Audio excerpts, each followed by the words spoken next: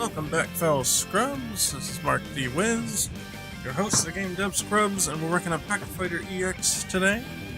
It's a community-based game affiliated with Capcom Wrestling K.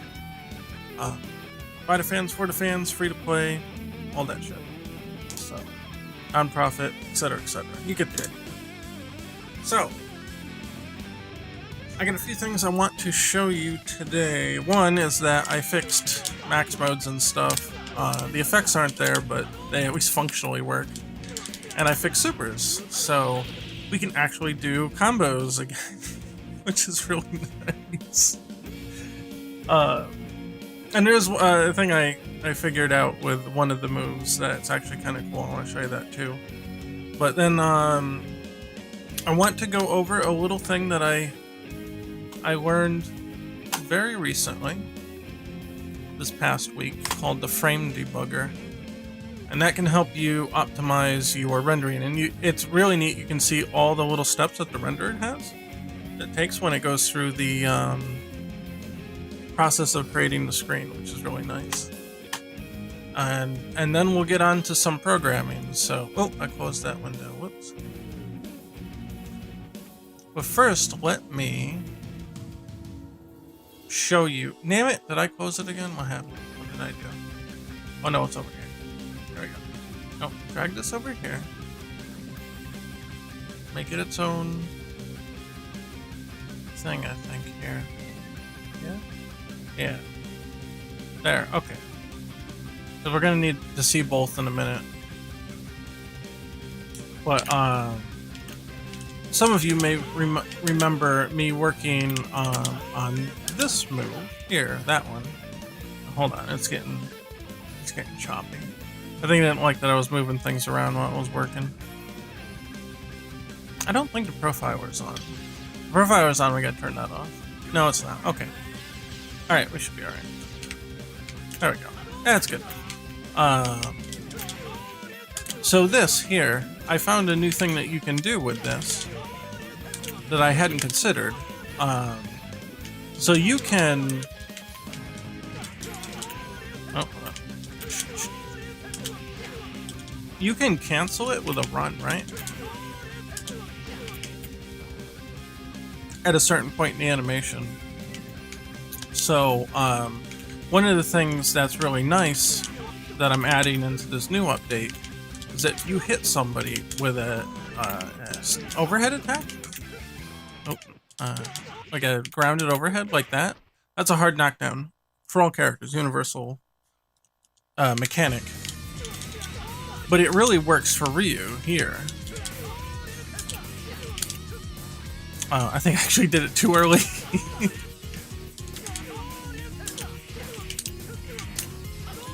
But if you're in max mode,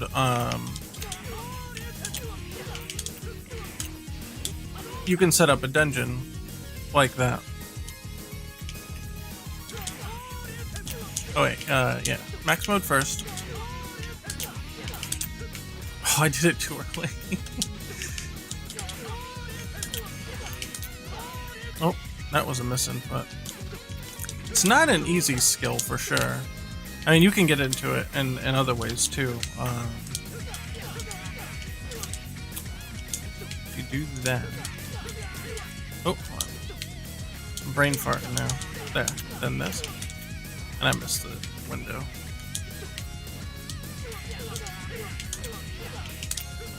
Oh, it's too late that time. Well, it's not easy.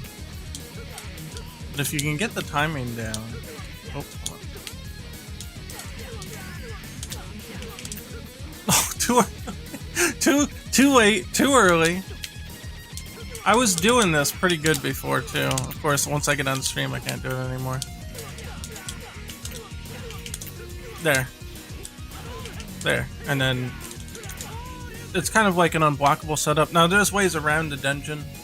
If you use a Shoryuken, that'll blow through any Hadouken, except like a super one. Or you could, well, the thing is too, there's sort of that mind game with this specific mechanic. because if you let's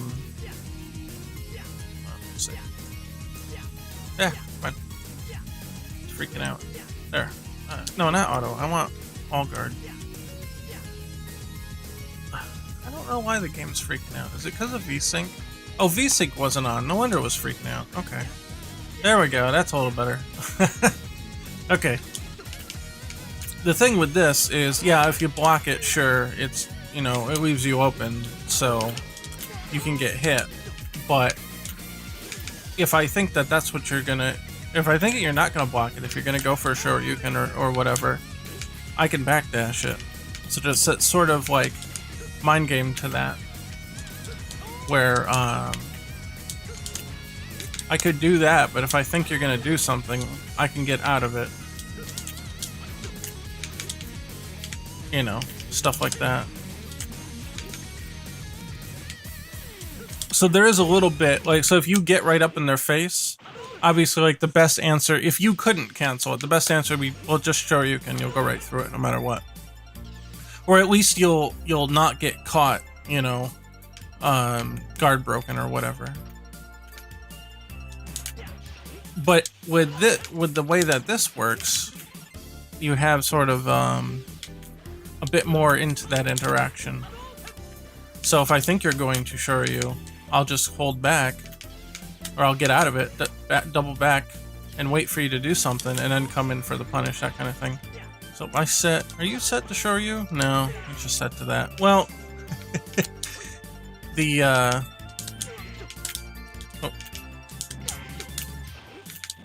It still kind of applies, like, you get the idea. If I think he's gonna do something, then I'll, oh, hold on. Ah. And I'll kind of like go back. Am I holding it too long? Let me do it just like a normal one. Has less charge time. Yeah, and then I can just like do something else. So I think that interaction will be pretty interesting. But I just thought it was cool that with the right timing on this, you can set that up anywhere on screen without having to like be in a corner or something. Because normally, to get like a confirmed way to set that up, you'd have to do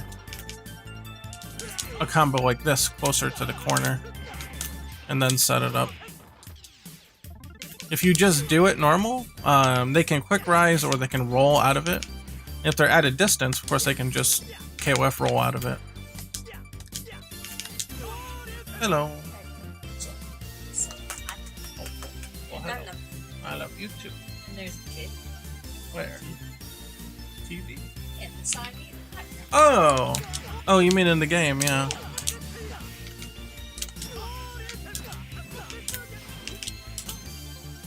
So I think the dungeon will be a really useful tool for Ryu. And it was just kind of funny that, well, I mean, you could set it up this way, anywhere on screen for sure, but you're pretty much only doing the cancel into that. You're not getting like more out of it.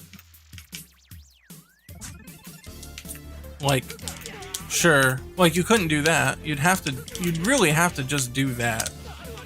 And then, hope it hits, and then hit him down.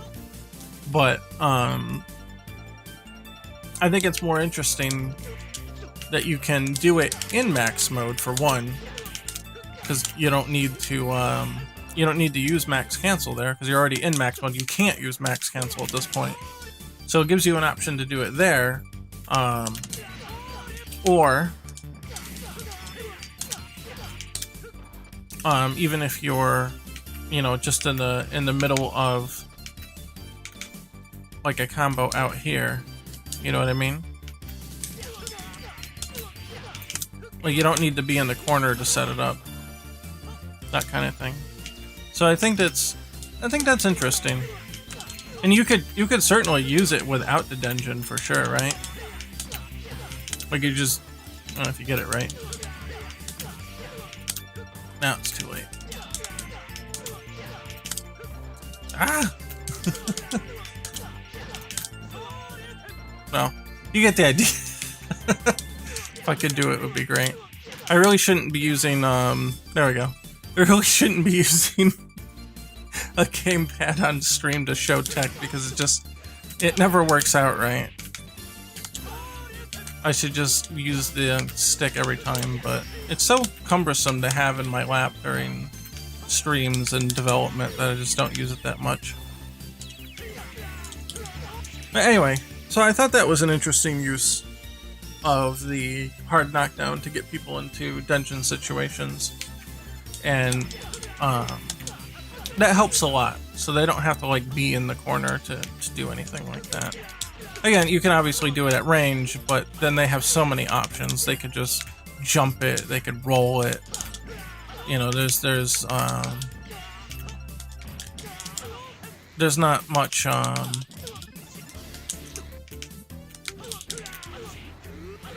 there's not much pressure in that situation. Like, sure, if you get nailed, that sucks, right? And you don't want to get nailed because, like, it does a lot of damage when you fully charge it. And it does a lot of stun, too. And that's really bad.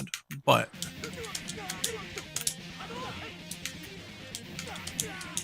damn it. Yeah, you can do that, too, which is really cool. That's a guaranteed full dungeon charge. Oh. You have to use 2 bars to get it, though. Of course. So it is very costly, but... Oh, and a max cancel. Yeah. So you have to not already be in max mode. You have to definitely have gotten that. And then you've got to use the other EX for that. You can charge it with normal, but you're not going to get the full thing, I think. You shouldn't be able to. Was that a full 3? Let's see. 1, 2. Oh no. I'm gonna have to adjust that. Whoops. I guess you can get the full thing. Alright, I'll have to fix that. That goes on the bug report. You shouldn't be. That's way too fucking powerful. Because if they already have taken damage, like,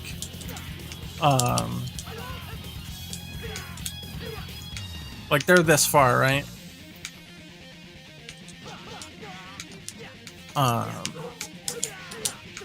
Yeah, like this is an instant fucking stun.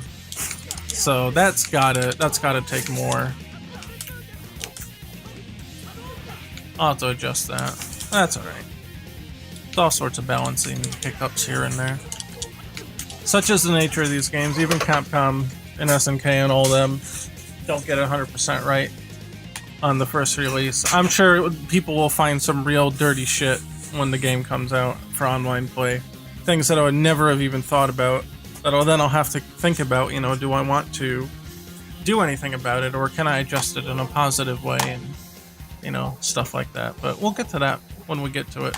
Anyway, I just wanted to share that quick. And then frame debug. So this was interesting. I just happened upon a couple of videos about optimization, actually from like Unity's YouTube channel, but somebody linked me a different one, but it ended up being like in the playlist or whatever of all the other stuff. So what does frame debug do? It gives you a list of everything that it takes to draw the screen and all the steps that it has to go through. So first it clears the screen. That's obvious. And then it goes and it starts actually drawing the textures here. And you can see, why is that so small?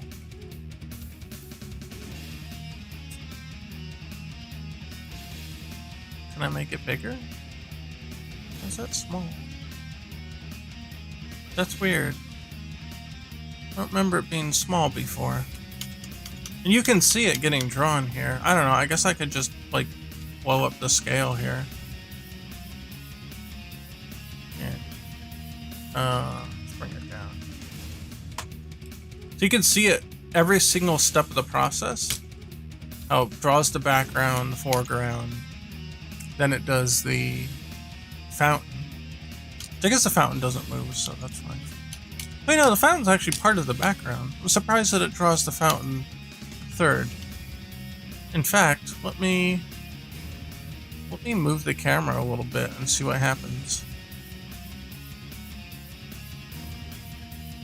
So, oh, and now it's bigger, or it was? Oh, maybe I screwed it up.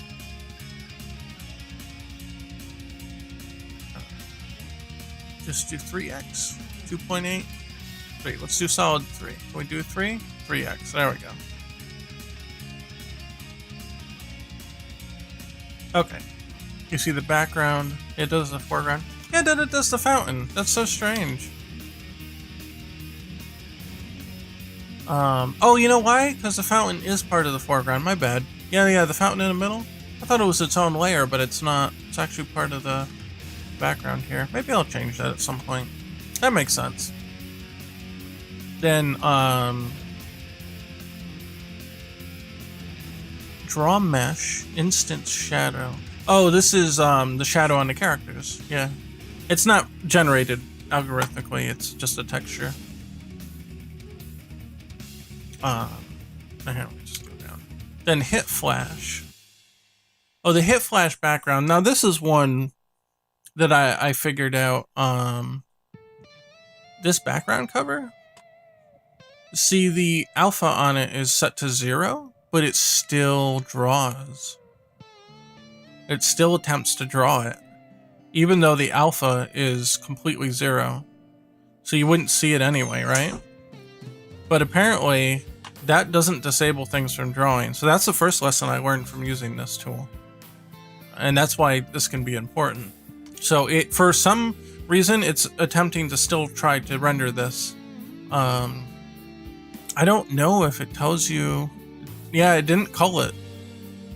So culling is like when the program determines, oh, we don't need to draw this thing because either it's out of view or whatever.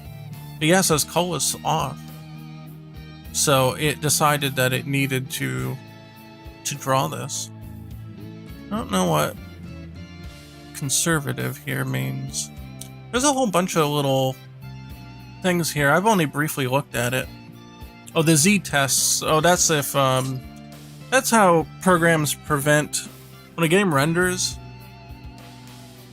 If there's like a building in front of you and there's a tree behind the building, if it tries to draw the tree, the Z test will tell it that the tree is behind the building and therefore it shouldn't draw. It still attempts to go through and draw every pixel from the tree, but it will get blocked by the fact that the foreground, the building or whatever is in front of you, like in a 3D game or something. And this is also like, have you ever heard of Z fighting? When polygons are flickering because they're so close to each other that they're rapidly flickering between each other. That's called Z fighting. And that's related to this Z test or this depth test because they're so close to each other that the program's not really sure if one's behind the other or not. And that's why you get that kind of flickering effect, which is kind of funny. Or if they're literally exactly, the polygons are exactly in the same coordinate, you can get that. Because it doesn't know what to do at that point. That's what all this Z stuff is for. Blending, that's just like color blending and stuff. And it tells you what shader it's using. Sprite's default. Shouldn't actually be using that. Should be using a different material. As someone who indulged in PS1 games, I'm unfortunately intimate with that. Yeah, to be honest, when I was explaining it, that's what was going through my head. Was exactly that. So that's what that Z test is. It really, if we want to get technical, it's got a copy of the screen, but instead of putting pixels there, it puts how far away from the screen that pixel is into that second like visual. I don't know if this thing can actually show you the Z test or not. It's not quite so important in this game because it's 2D, but a lot of times you can see that information. I'm not sure if this is one of them. It's fog, post processing. Yeah, maybe not. And there might be a way to do it, I'm just not sure what it is. Oh wait, shaded? Oh, here, what's this? Bitmap, sprite masks, wireframe, shaded wireframe. So you can see the wireframe, shaded wireframe. I guess that's what all the textures. Render paths. I don't know about that. That might be related to this, but since it's a 2D game, it's not going to look all that interesting, unfortunately. Sprite mask? I don't know what that's for. Contributors, receivers. This is for shadow, probably. Yeah, that's lighting. Big illumination. Yeah, I don't know. There might be a way to see that. Maybe like render paths might be it, but it's just, again, it's a 2D game, so you're not gonna get much information here. It's gonna look like a mess. It'll just look like a giant bunch of squares, or just one giant square, for the way that it works. But you can see that then it draws a shadow, then it draws the characters underneath the stage, so the reflections get drawn next. And this is because everything is layered. I set the layers in the engine for what needs to appear on top of each other, and it respects that for the most part. There's the hit flash background again. Okay, we went through that. Then you see the list is refreshing a lot because the flicker code is working here. Wonder if I could turn that off during when the game's paused or not. But the flickering, the sprite flickering, is every time the screen renders, it oscillates. So it'll turn it on and off, and that's how it keeps appealing looking flickering despite potential frame rate drops. So it will only flicker every other rendered frame, so you'll never get like an extended frame of missing sprite there. So then it does the characters up on top. Then it draws the little triangle here on the HUD that's at the end of the name. Yeah. Then the other one. Then let's see if I can zoom out just a little bit.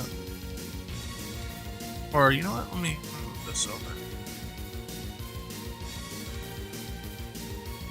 Yeah. There, that's a little better. Then it draws like the portraits and the other name, and then it draws. You notice all of the inputs here. Damn it! What? Wait, it keeps going back to 3. Yeah, I don't want that. Here, move over. Move over. Whoa. Whoa, can we? Okay, it doesn't want to comply. Okay, there. Okay, I'm just gonna leave it here. It's fine. You notice then it draws all of the input commands all at once. That's all of them are on the same draw call, and the reason for this is that you can use batching when you do for the shader here. Now this one's sprite's default. That should be changed to something else. But where are? I wish it would show me all the individual ones here.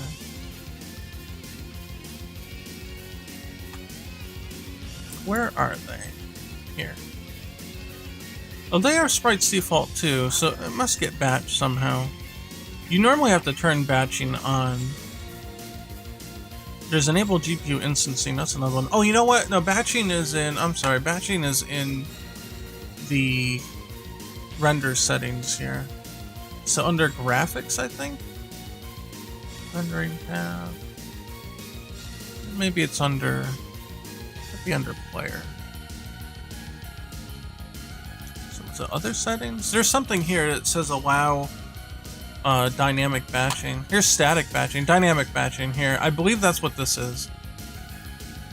Dynamic batching will take multiple objects that look like they can be drawn at the same time and do them right in one step instead of having to do multiple steps for those things. And that's super handy, obviously, because it saves time. And then you can see that here where it draws all of the input markers all at once. And that's super cool.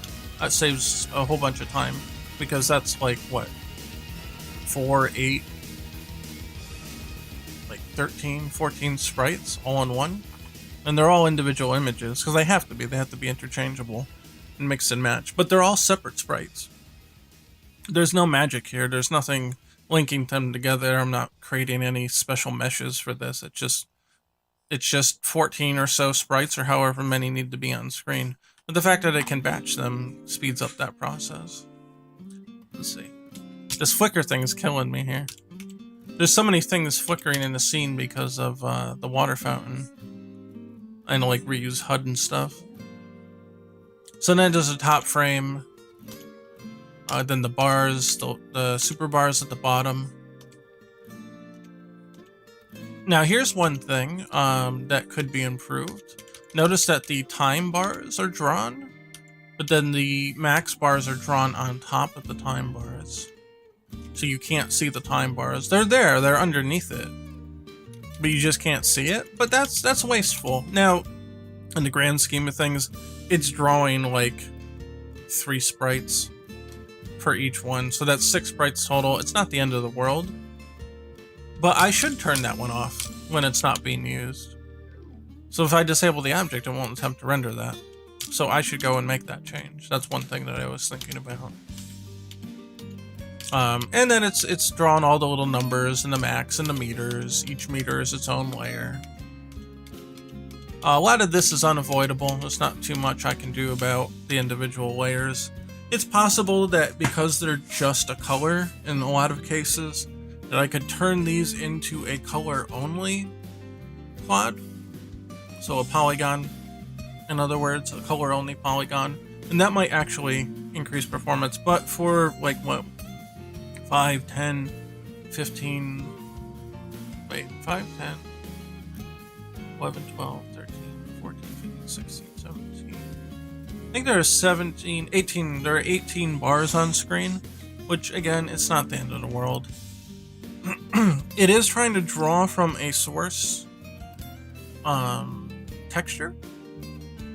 So that could theoretically be slowing things down a little bit, but the texture is literally, you can see here, pixel. It's literally just a single white pixel. And it was just a way that I could put that onto a life bar. And then I could change the color of that white pixel, color modulate it to like yellow or whatever I want it to be. If you start with white and you color modulate, which is typically the color settings that you find in these render engines, you don't overwrite the color, but you regulate how much red, green, and blue is drawn. So if you start with white, you can reduce any level of red, green, and blue and get any color in the spectrum. So that's what I use it for here. I just tell the color to change from white to something else when I want to draw it. Last animation display. That is a debug feature, so that one's apparently is trying to render whatever's in it. I don't know. Oh, shit! Did it go away? No, there it is. Oh, it's text. So here's another thing. Then, even though text is blank, it's still attempting to render that text. The call gets put in for it. So that's something to be aware of. If instead of blanking out the text, I need to then just turn it off. And now you won't see it in here anymore. Yeah, now it's gone because I disabled it. So that's another thing to be wary of. Let's go down. Virgin text, that's the gameplay version on the bottom here. And then mesh segment? Oh, those are the max bars. Okay, we were past this already. Oh, yeah, and that's it. That's the last bit there. But remember, I have this view frame plus that I made. So that's only part of the rendering process. You could argue that it's half of the rendering process, at least by a step overview of it. You render the game and then you render the screen with the game. So then it goes, and you can see all this is happening in one frame, so there's no input lag generated by this. That's the other thing you can do. You can see which cameras are rendering first in this stack, which is really nice. So then it goes and it clears the frame buffer for the other camera. And then now we'll scroll out for this one. You see that it starts with the gameplay screen, and then it draws the wallpaper quad. Now, I'm not sure why it does this in reverse order. There could be some sort of optimization here going on. Not really sure, because if we look at this, it should be set up so that this is at 10, right? And the wall, that's the game screen, and the wallpaper, yeah, main camera's at 0, and then the game screen is 10 away from that, and then the wallpaper quad is 20. So if we look at this in 3D, we can see the camera here.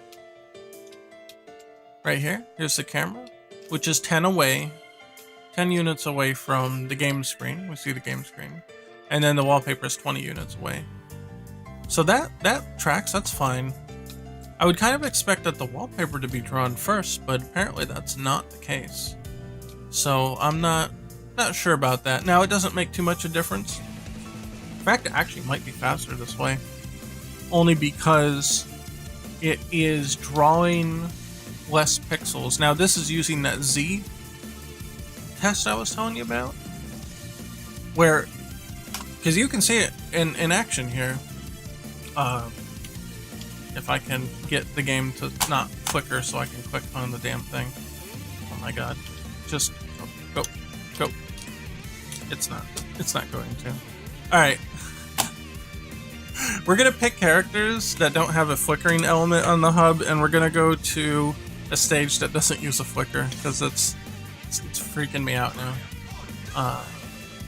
Oh, this is a cool stage to do it on too. Let me just pick like Ken and Terry. They don't have any flickering elements.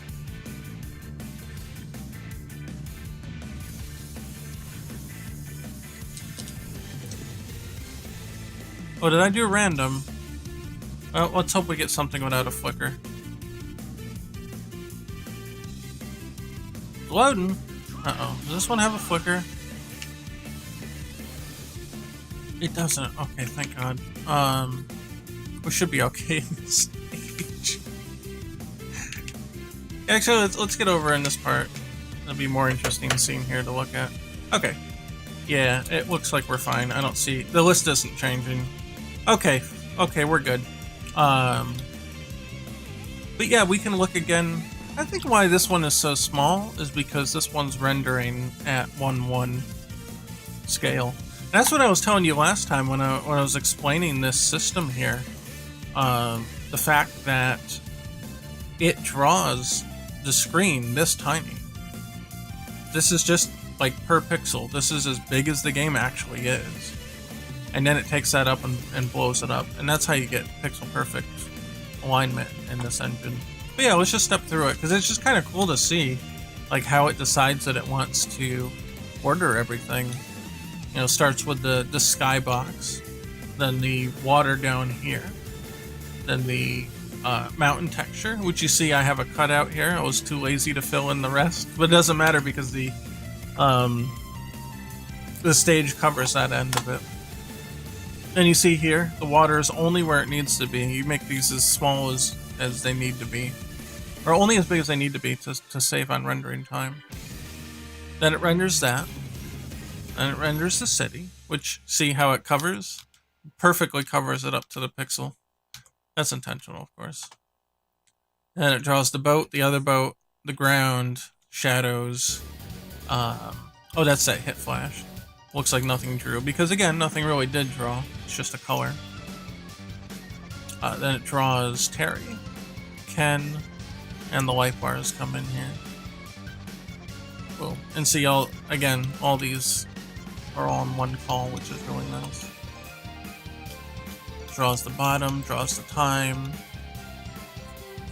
the max bars, the life bars, It did all these at once this time, which was interesting. It didn't do that in the other stage, and I wonder why. It's definitely dynamically batched, like there's nothing manual being done here. Oh, either way. Yeah, then it does all the text at once up here. Okay, and then it gets to down here. And again, so it starts with this. And now I'll attempt to explain again what the Z thing does. It's already drawn this. So when it draws the quad here, it's going from left to right and it's filling in the pixels. And then it gets to this and it's like, oh, the game screen's in front, so we don't draw any pixels. Don't draw, don't draw, don't draw, don't draw, don't draw. And then it gets down here and it's like, oh, we can draw again, there's nothing in the way. That's how that Z test works. And honestly, that's pretty much it. There is a transparent quad for the frame, which, again, this is another thing that, even though it has no texture and it has no color to it, it's not rendering, but it's still rendering. So I would have to turn it off completely here. If I turned off mesh render, so you know it's no longer drawing. Oh, I'm sorry, it actually is still drawing. There is I do have it on. Okay, that's my mistake. It is drawing because it is visible. So that was my mistake. I didn't notice that. But I think it will draw even if I turn it off. So that's a problem. I have to do. I have to think about that. But also something else interesting that I noticed. See, draw mesh, and then this one is because these are under opaque geometry, and this one's under transparent geometry. And that made me think when I looked up here, that here it does transparent geometry up here.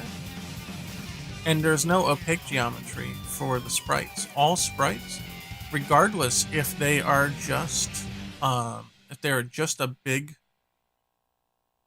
splotch like this is technically not transparent.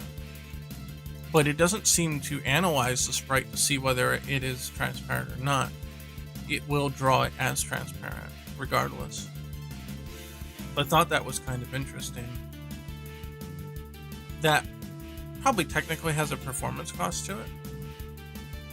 So like this, would it be better to maybe split this up into just colored polygons? And then it would draw opaque? Maybe? I don't know if it's that big a deal. Could be, could not be. But it is something to think about. Especially if you're using more like 3D stuff.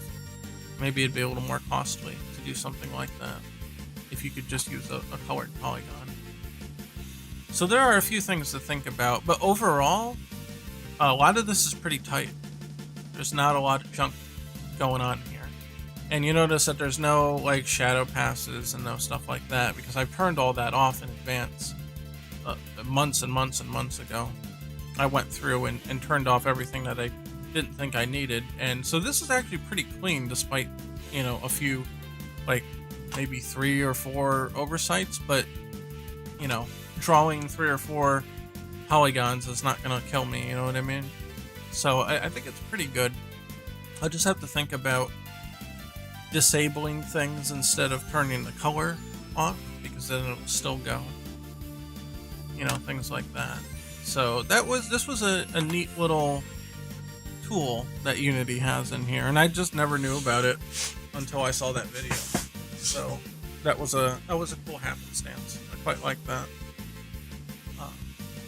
So yeah, if you're building the game, check your frame debug and find out how much unnecessary garbage is in here. I don't know if it will go back and forth between these opaque. Yeah, there's nothing here. It just clears it under the opaque renderer. And it goes straight to transparent. And you can see how many draw calls and, you know, stuff's down here. So it's pretty cool. So I'll have to think about potentially optimizing some of this stuff, even if just to do it. the other thing that this hurts RAM potentially, but for the view frame, I did this in the other project, but I don't know if I've done it here. The wallpapers are very big, right? Very, very big files. And what I did on the other one is I enabled bitmaps. And I don't know if I've done it here. Oh, it does. It does generate bitmaps. Yeah, so what a bitmap is, essentially, how do I want to put it? When you're farther away from an object, you might know this from Mario 64, right? This is the concept of a bitmap. It's not bitmaps, but the concept. Especially in the HD editions of the game, the high resolution images or higher resolution versions of Mario 64, when Mario gets farther away from the camera, he turns into his low poly model. He actually changes detail level. This is also called level of detail, and that's related. So he changes into this like low poly version of Mario, right? That's kind of the idea of bitmaps, that textures can do the same thing. When a texture's up close, it can be the high resolution one. But when a texture's, far away and you would not see that detail anyway, it takes more rendering power to render that high res texture far away. So don't do that. Do a MIP map, which it takes that one texture and it makes smaller copies of it so that it can transition between them as the object gets farther away. Now that can help lower end rendering.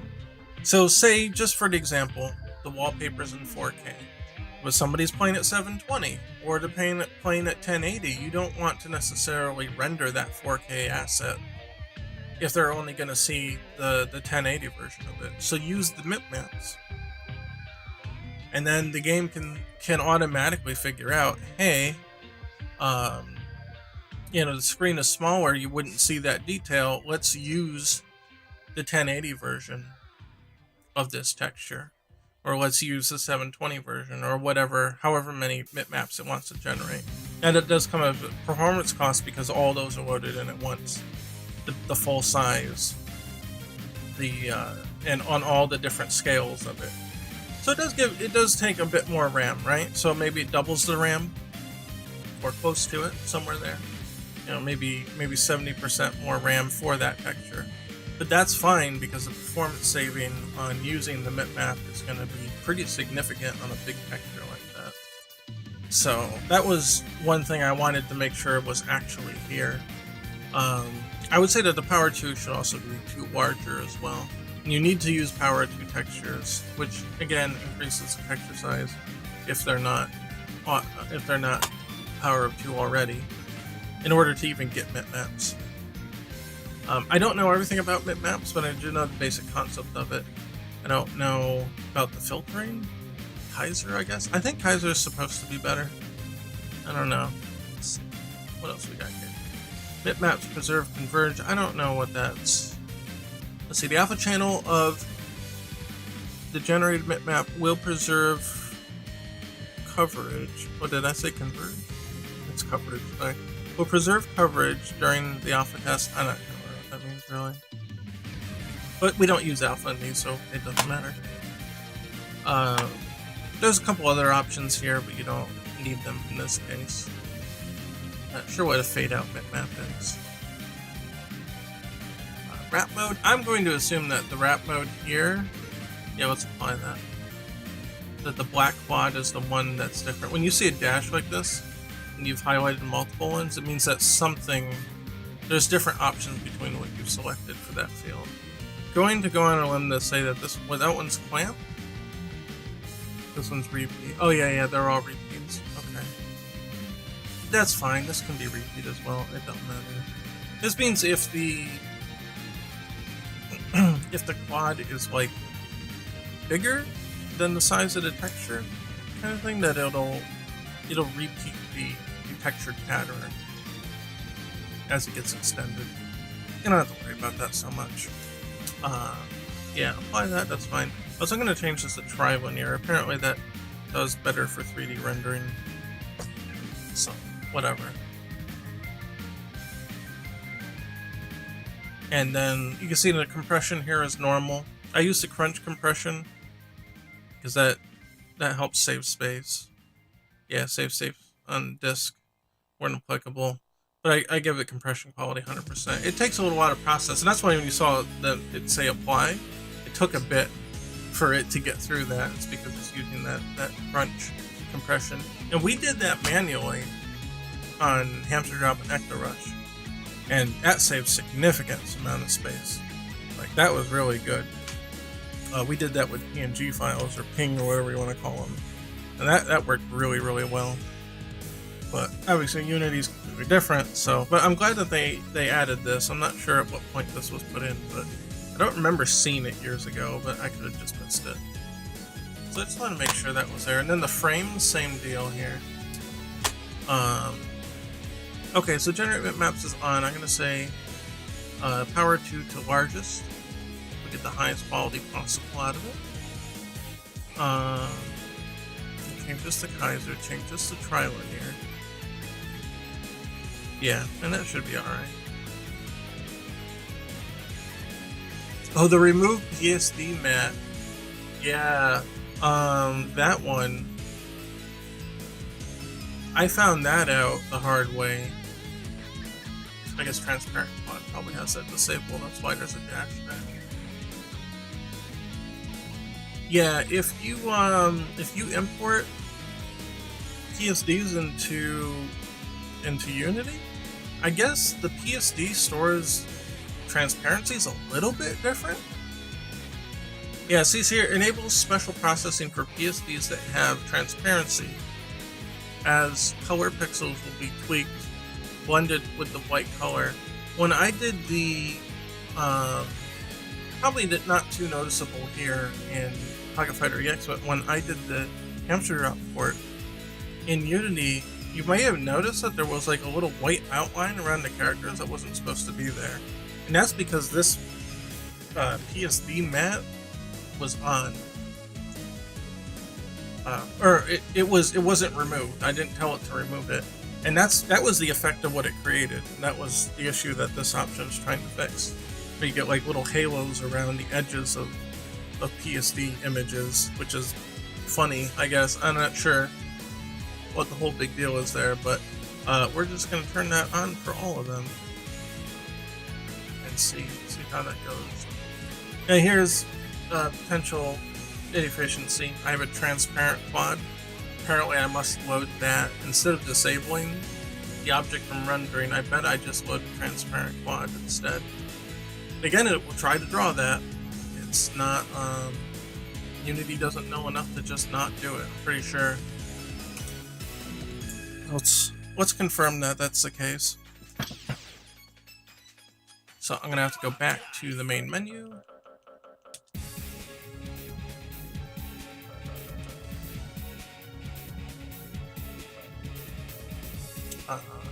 Yeah, it's in here. So I'm gonna turn the frame off. It's just gonna be completely off. And just to easier see that, we'll do that.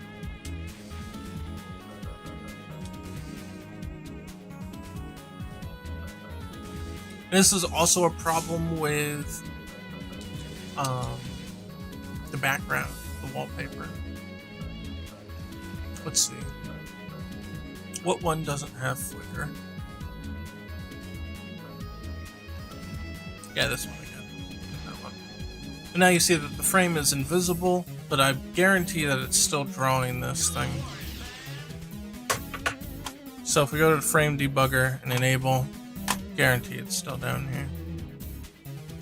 Here's opaque geometry. Game, screen, that. Yep, and here's the frame. It's still being drawn. Even though it's transparent, it doesn't know any better. It doesn't know that this is transparent. It doesn't need to be drawn. So, also might be because the shader is listed under transparent. So it'll draw anyway. Now we can make it anything if we want. It's probably not sized properly, so we probably won't see it anyway. Yeah, you see it's showing it underneath. It's not sizing it properly because it was using the bogus texture. I don't know. Yeah, it's the same size as the screen right now.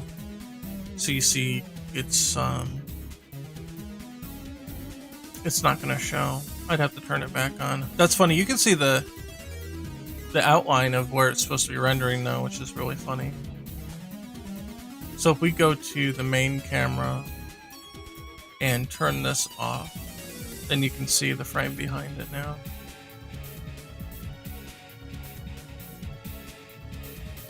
Oh wait, that's wallpaper. Where's frame? Here's frame. So you could change it to anything. It's kind of funny. It won't be proportioned correctly. Well, there's the placeholder Terry thing that we had. It won't be proportioned correctly, but you'll see it at least. So it's kind of funny. So let's see if I make it none, right? Oh, it just does this. Well, that's interesting. That's very interesting. So it is still drawing here. Let's move it over a little bit so we can see it. Yeah. So I just have to turn the mesh render off. Now that actually could have a decent performance implication. If you don't have the frame on and it's still attempting to draw that. You know, it's attempting to draw something as big as at least the screen here. From the looks of it. Even when I turned it off. That's a considerable amount of render time. That's a big texture. It's going to have to go through every pixel behind the scene here. So yeah, that's actually kind of a big deal. That would be an optimization worth, in this project specifically, would be one that's actually really worth checking out. Now I assume the coding for this is just going to say swap the texture. Well, let's take a look real quick.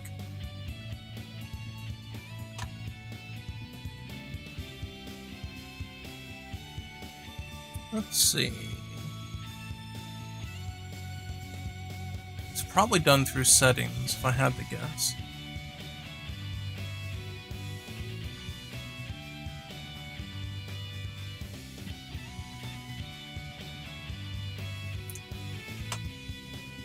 Select increment wallpaper. Okay, decrement wallpaper. Get wallpaper listing. Get wallpaper texture.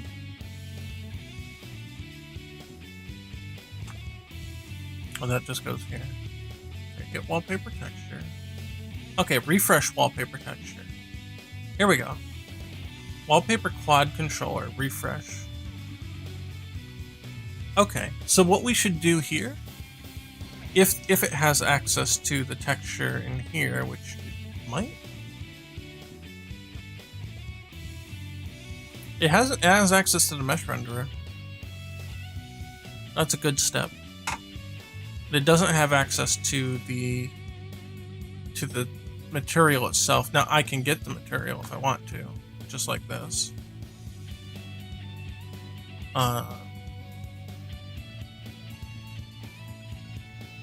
Oh, here, we can do it from the settings. Get wallpaper material. So what I'm going to do here, under refresh, where are we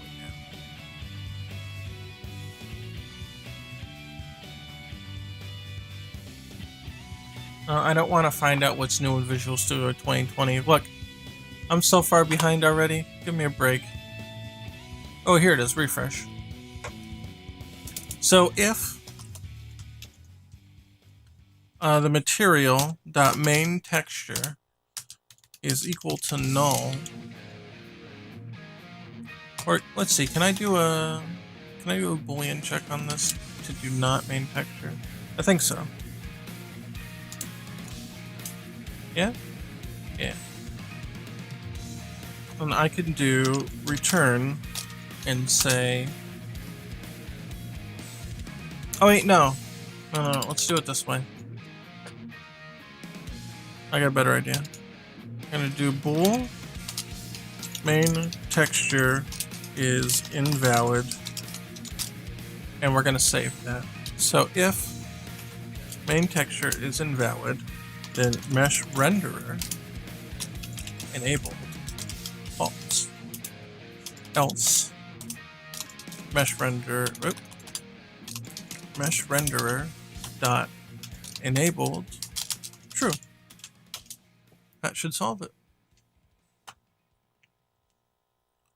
Assuming that this is always set to a valid reference, I guess. Should be. Should be. So let's see if that actually worked. And we'll see if it reflects in our frame debug.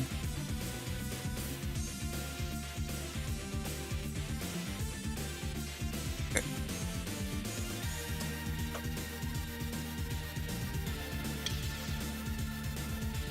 Okay, it is currently off, right? So let's take a look.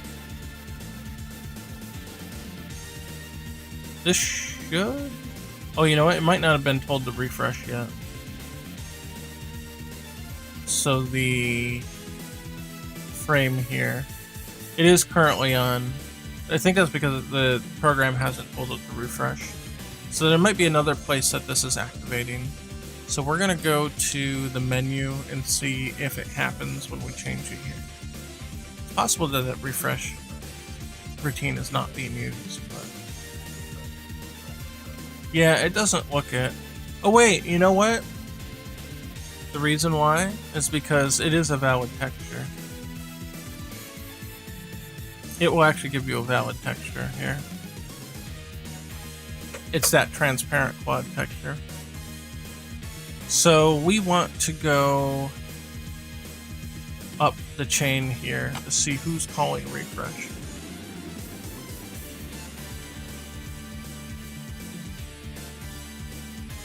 Okay, refresh wallpaper texture. Let's see, get wallpaper texture is wallpaper ID. So we're gonna skip this step. If wallpaper ID equals 0, or I'm sorry, it's greater than 0. Yeah, that's your song, I know. I definitely put it on here for you. Yeah, we got the Mega Man soundtrack playing this time. I know you like this one. That's a good version too. So only if the wallpaper is greater than 0 will we bother to set the texture. And otherwise, the selection was none. We're gonna set this to null.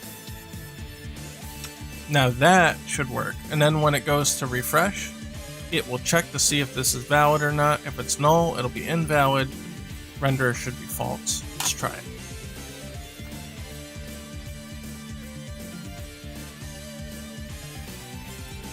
And that piece of code is not particularly the best piece of code, but we'll see how it works. Because I'm directly correlating the first index of 0, whether it's valid or not, to just not working. Okay, it still looks like it's trying to draw this thing. Let's take a look. Frame. It does have some sort of texture here, it looks like. Yeah, it's still on transquad. So if we go to none, well, it's not going to refresh yet. We'll have to go back to the menu to test it again.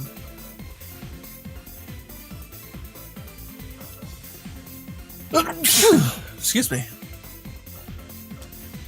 Okay, frame. Here's the white. Here's that. It's still doing trans A. Or, oh wait, I'm sorry. I thought that was the name of the texture, but it's not. It's still doing transquad for some reason. So I wonder what routine is actually updating this then.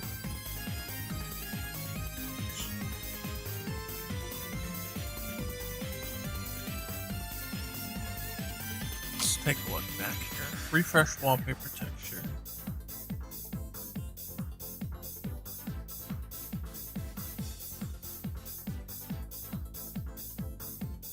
We could put it in here too. That if it's equal to 0.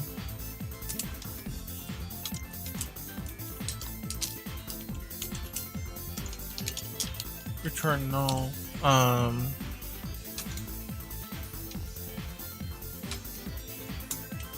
mean that'll work.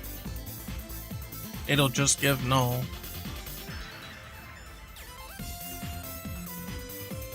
Because this isn't being referenced at all. So it's got to be coming through here.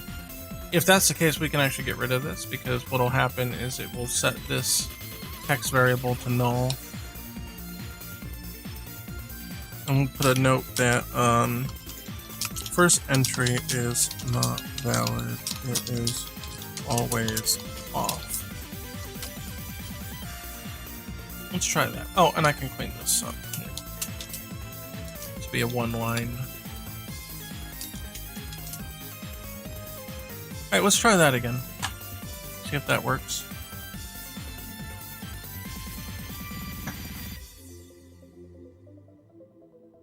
Again, it may not refresh automatically. May have to go back to the menu to force it to, but we'll see. Now, if this doesn't do it, it's gonna make me mad. This one still doesn't do it. This must be getting filled in some other way.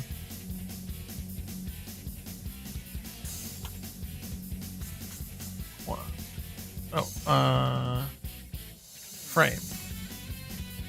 Yeah, it's still enabled. Okay, something else is changing this then.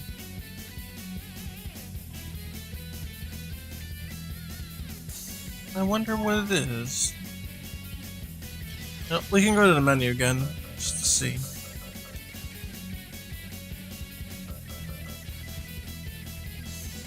It's possible that I just don't use that routine anymore.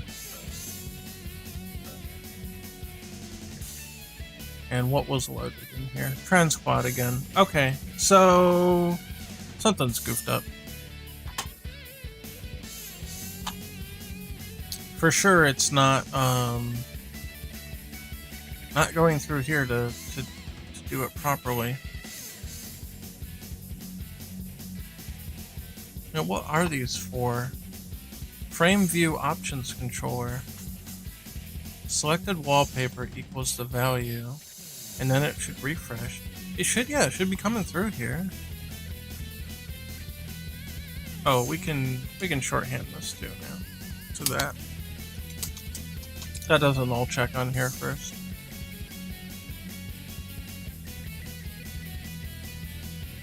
Maybe this? No, couldn't be this. That's not at fault. It's getting an actual texture from here. It's going from here to here. To here. Maybe it's not using 0. Well, you know what we're gonna do? We're gonna put a damn stopper here. Oh, let's save it first and let it refresh. We're gonna put a stopper here and see what happens. Oh no, I forget how to do this again. I don't think it's set up for debugging. Oh god, what was the thing here again? Debug, start debug, attach Unity debugger. There we go.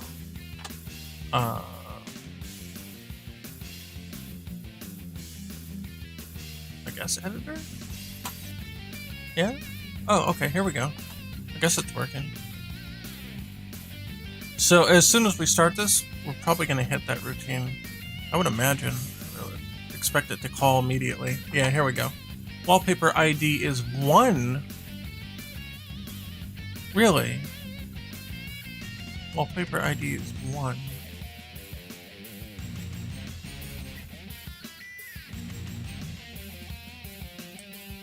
Okay, the array here. 1 is desk. Oh, I'm sorry, that's wallpaper. Jesus. Oh my god, that's what I was changing the whole time. We're supposed to do frame. Oh, I'm so dumb. Well, this works too. we want this to also happen for this, but yeah, I've been approaching this all wrong here. We have to also do this for frame. That's my bad. I got completely derailed here. Okay, stop debugging. We need to do this for frames as well. Here. Get frame texture. If frame ID equals 0, there we go. Then, oh, we can change this back to this. Oh. Here we go. Here we go. We're going. We're going now. Let's see. Update frame. And then frame refresh. Frame controller. Okay, this one should have a mesh renderer by default. So, private mesh renderer. I'll just call it MR. And then in awake, we'll just say, we'll get rid of the var so it's not local to this anymore, that we save it.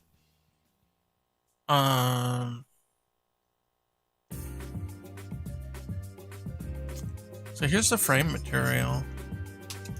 Here, it'll set the scale. Get frame scale. I'm gonna say up here.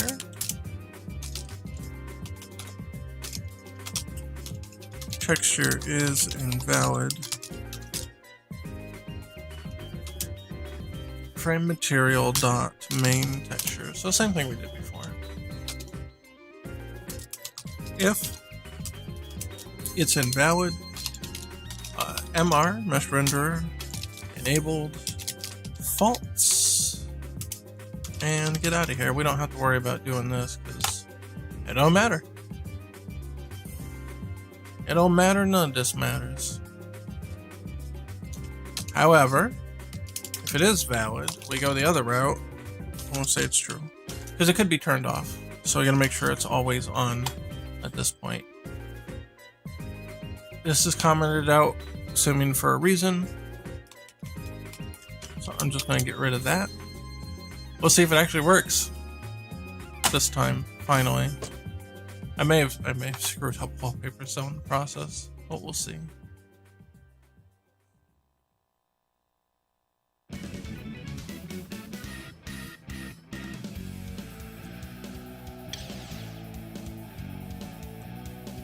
Okay. Survey says it's gone finally. Okay, yeah, I think we got it. So yeah, it's no longer trying to draw the frame. Just confirm that it's off. Yep, and it's off. Mesh render is off. Oh, there we go. We optimized part of that, so that's cool. Let's see if it blows up now when we do it with the wallpaper. Let's get ready for an error report.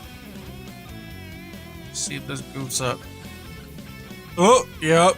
Ooh. Yeah, I figured. Alright. So we're gonna have to do this in reverse. If the main texture is invalid, we're gonna do it like we did the other one. We're gonna say false, and then we're gonna say return, because we don't want to do anything else. The problem here was, the reason I knew it was going to bail is if it tries to set the size of the quad, it's going to try to read this texture. But if that texture doesn't exist, then that's a no-no. It will have a fit, and that's what this is. This is it having a fit. It's like, yo, there's nothing here. I can't get the width and height from this texture because it doesn't fucking exist. That was its polite way of saying that. The computer will talk to you, you just have to listen. Okay, cool. I'm going to assume everything worked out okay.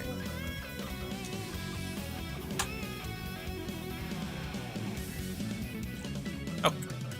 Options. Screen accessibility. Okay, and here. Uh-oh, I don't think it's updating properly. Wait, why Why is it white?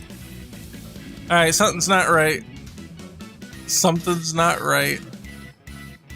This does not look correct at all. Her face is way too skinny. Wait, what happened? If it's invalid, go here. If it's valid, go here. Set the size. This isn't wallpaper, right? Yeah. Oh no.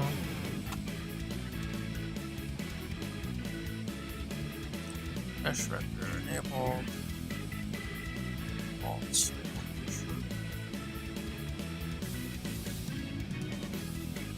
I don't know. Wait, I'm capturing mesh renderer. Why am I capturing it again down here? That's dumb. Here, let's do that.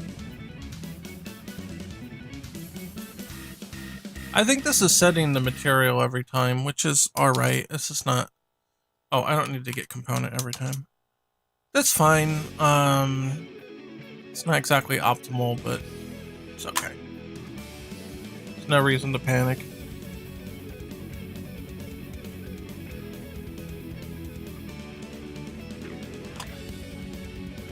The reason I did that is probably if the material ever changed during runtime, that it would catch that. Okay, it still doesn't look like it's... refreshing here. So, let's take a look one step up. 3 places where this happens. Oh, and we can do that.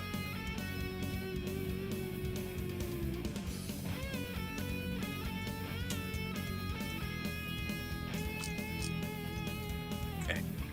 Second place this happens. Same thing here. We can just replace that with this now, and we can do that over here too. Anything that can be null, you just put the question mark, and it will check to see if this is null first before it attempts to do that. Okay.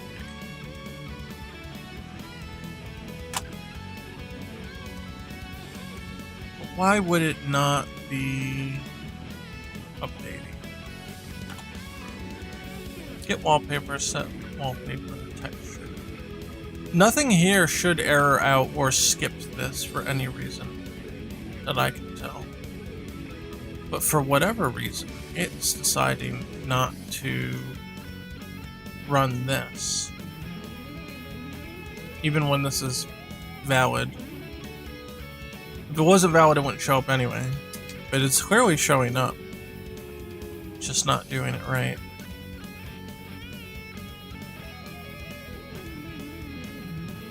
I don't know. Oh. You don't need brackets when there's only one command at the bottom. Encountered an error and has been disabled.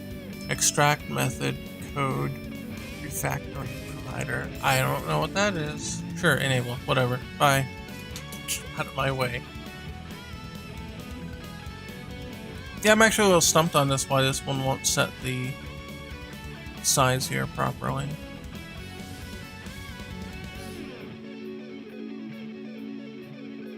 Weird.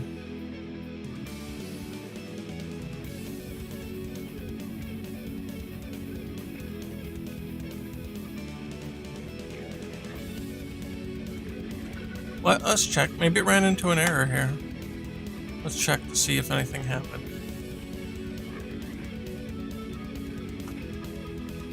Okay. Attempted to set window configuration, but it was invalid.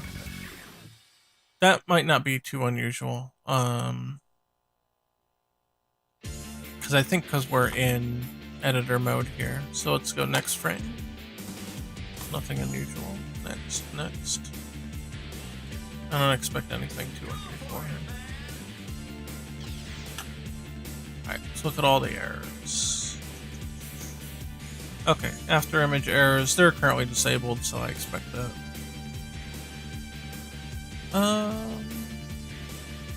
Okay, nothing here looks interesting, but the wallpaper still is bad. It is not changing properly when I do this. It's resizing, but the size is wrong. Yeah, I don't know. That's weird. It's definitely resizing, but the size of the quad is wrong here.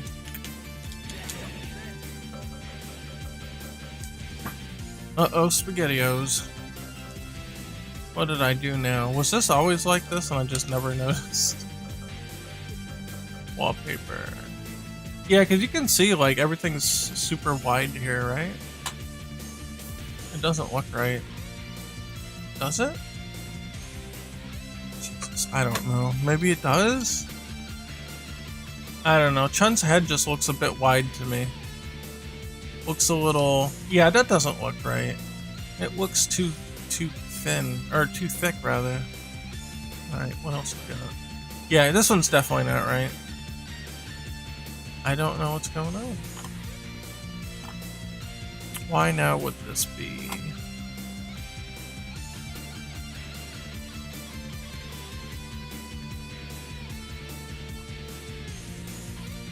Okay, sets of materials, texture size, wallpaper material, main texture, width and height.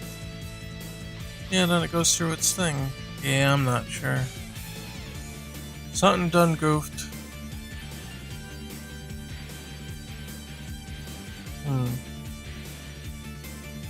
Which is funny because I copied this code to the other project and it worked fine, so a little interested as to why this is not going.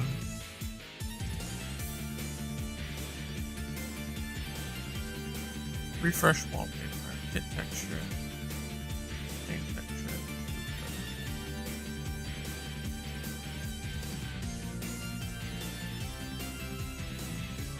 Possible this just isn't getting called for some reason. Where does it get this? Definition.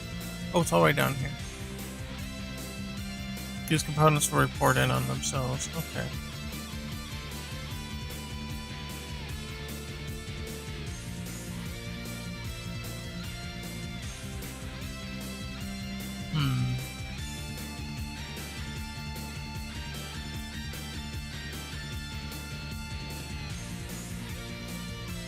Okay, this shouldn't be required because this is going to just call this, which is going to refresh it anyway.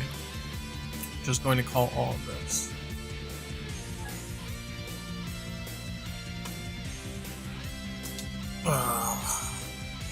This is not what I wanted to work on today, but apparently we're here.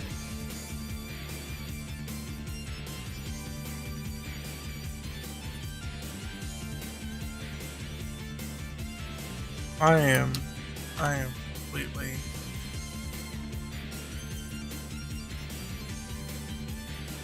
completely stumped.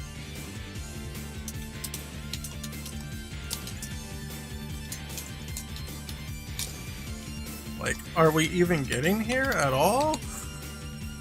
I assume so, because it's loading the texture, but it's killing me. Well, we'll certainly see it in the logs here. If it shows up, we'll see here.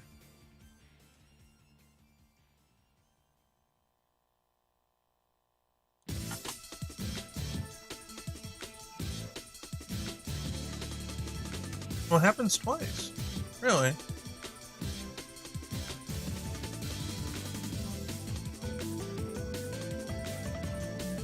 What's this one all about? Okay. That's fine. This shouldn't interfere with anything. It's just gonna set a default. That's okay. Nothing wrong there. We do get here twice. I didn't fill in the object information, so it won't zone in on it.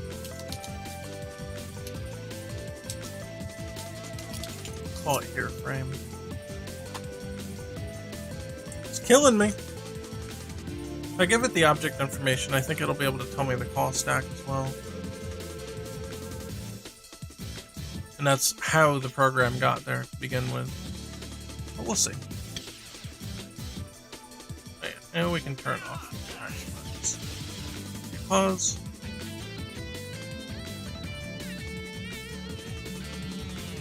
I didn't see it. Where is it?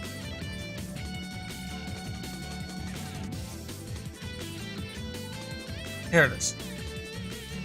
Oh, well, it just tells me where it came from. It doesn't tell me the call stack.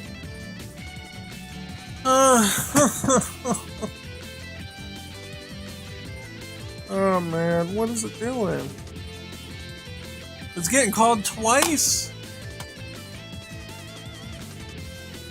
Alright, we're gonna put a marker here. I can't believe this.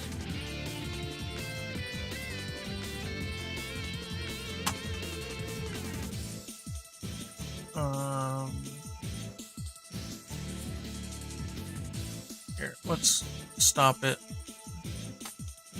How do we attach that debugger again? What happens? Attach Unity.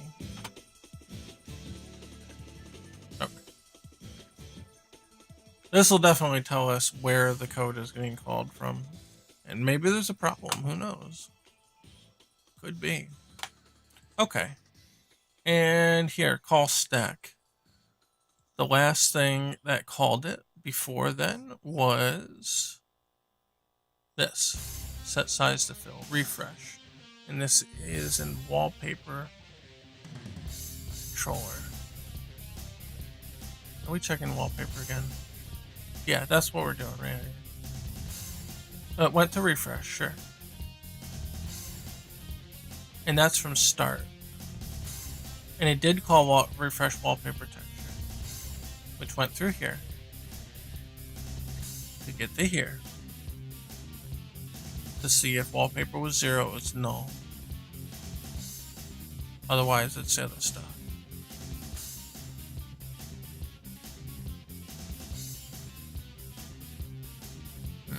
I wonder if off is -1. And maybe that's why it's screwing up.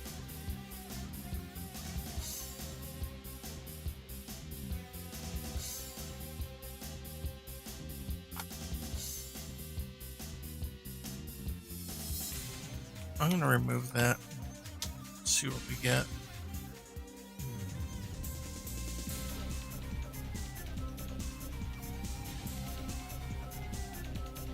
I don't think it is though. I think the 0 is the black texture. Alright, whatever. Continue. The second time this happens, it comes from the wallpaper controller's start. Oh. Interesting. Okay, then it goes to refresh wallpaper texture. Yeah. Then it goes to here.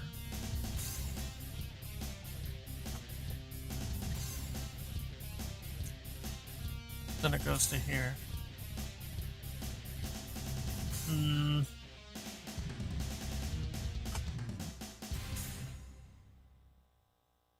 Why did it start twice? Hold on, we gotta do that again. Continue. Off, on. This is my life, by the way. Getting sidetracked on these stupid ones, and what is this? The manager controller start happens to do the refresh wallpaper. Okay, it checks itself. Okay, that's fine. Now this one will get an invalid one for sure. Pretty sure.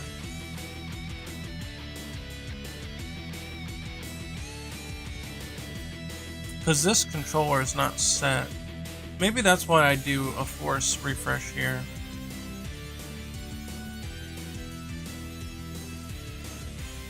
We shouldn't have to do it here though. In fact, I'm gonna get rid of it. This is calling too many times. Doesn't need to do it twice, I think. Figure it out.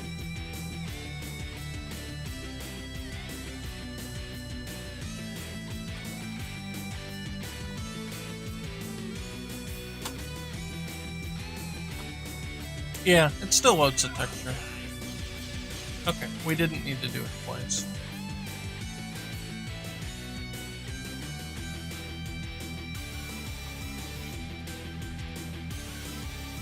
Okay. Right, in which case we don't need to start here at all. I'll leave it in case I need to do something else with it, but it seems fine. Yeah, let's always add it back if I need it. Okay, I hate to say this, but it looks like everything's actually working correctly, so I don't know why it's all goofed up now. It's killing me. It has something to do with the render and disable, but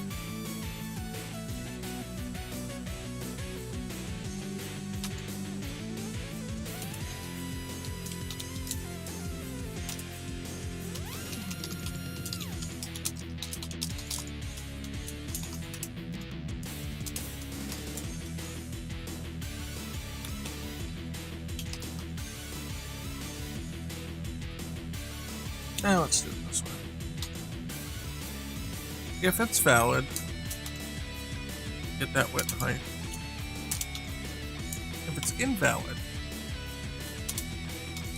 we'll just set it to 1. Okay. Oh, sorry, I need the whole thing. There. See what happens, man.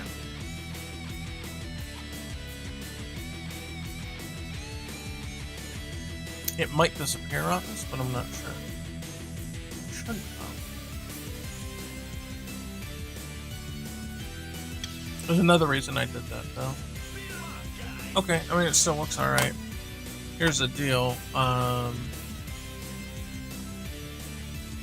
It's the only thing that uses it, right? Yeah, alright. I'm going to actually take this off.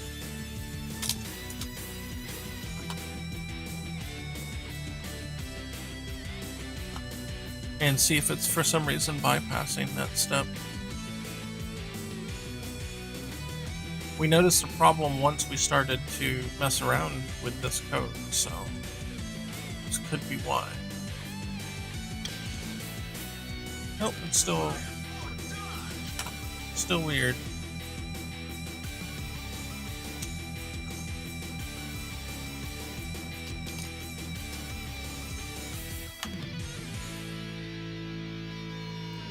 Gonna turn it off, just confirm that it's actually getting here at the right time and not bombing out.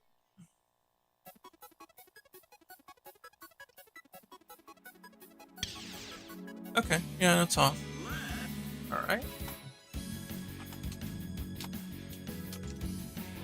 It's gotta be this size to fill thing.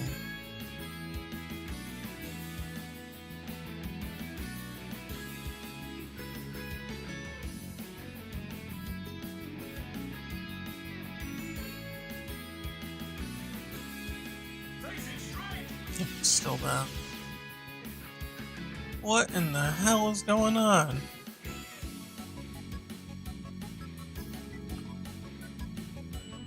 Yeah, set the material. Main texture.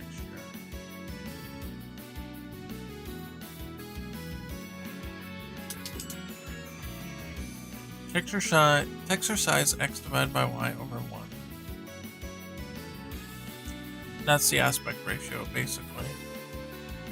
Then the camera size, camera aspect. Yeah, this should work out. Size in units. Oh, it does shake scan. I don't know. I don't see anything wrong with this code. This looks super legit. Is it because we made them powers of 2? You think maybe that screwed it up?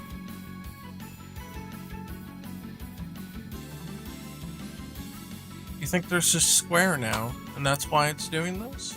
I mean, it's possible that the Power 2 is messing this up.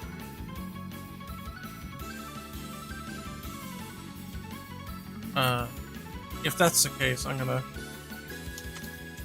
bring that back. I really wonder if it's the Power 2 messing it up.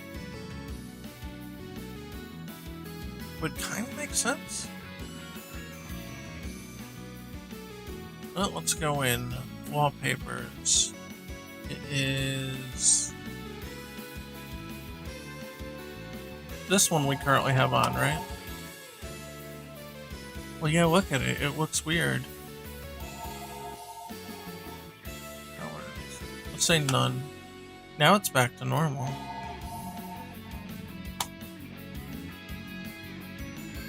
If this is what it was the whole time, I'm gonna scream.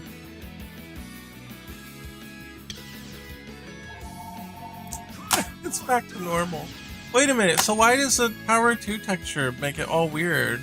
Shouldn't it, like, know enough to use the right aspect ratio? I don't remember the other game having this problem. Oh no. Yeah, something's not right then. Let's see. Only Power 2 textures can be compressed if bitmaps are enabled. Weird. I guess it's just not compressing them? They're just none? I guess it just can't be compressed. I guess I'm okay with that. It's weird though. Yeah, that fixed it. Alright. Hey, whatever, man. No compression then, I guess. And no Power 2. What does nearest do exactly? Did that change them? Yeah, they did get skinny. Yeah, I don't know. I guess none. Weird, man. But okay. Well, we figured that out. It wasn't the code, it was the textures. But hey, at least we optimized some stuff. It was still worthwhile. So let's see if it actually works the way we intended.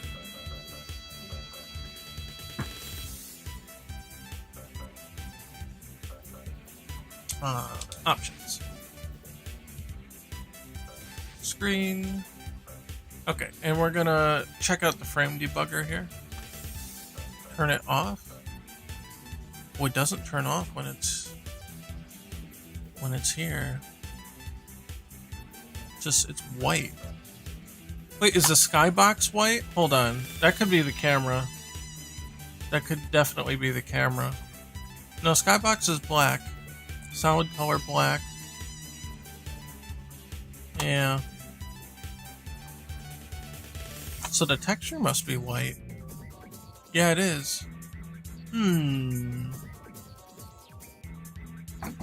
See, wallpaper quad, then it is enabled. I can't disable it for some reason.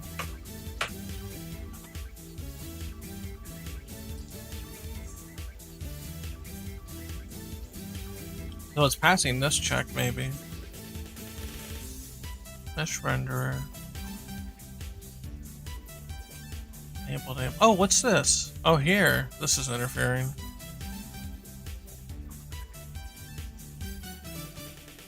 Huh.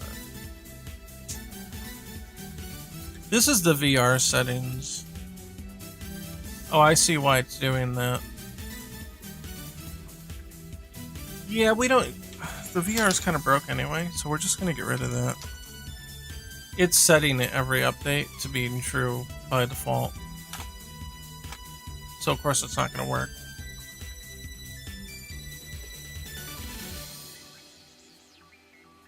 It's always going to be on. We don't want it that way.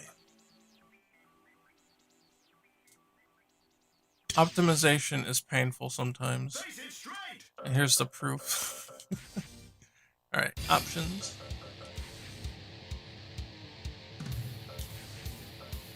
Okay, wallpaper off.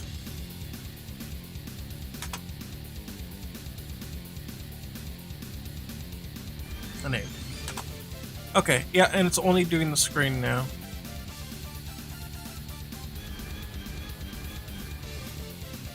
So if we go here, then it's doing the screen and the wallpaper. Take wallpaper out, turn frame on. It's doing the screen, and then it's doing the frame. Okay, geez, hallelujah. Alright, we got it. It works! It just works, TM. It's killing me. I don't know why the text is also missing here. That's a mystery. In fact, let's take a look. What if it's like on the wrong layer or something? Oh, here it is. I'll say we need to go to the real one here.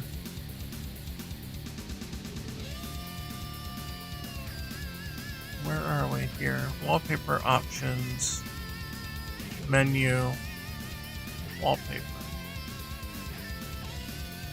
Okay. Value. No, okay, that's not that one. Text range. Well, they're all blank.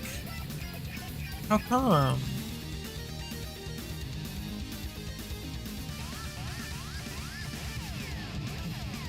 I wonder why. I'm guessing the frames are the same. Yeah, they're all blank.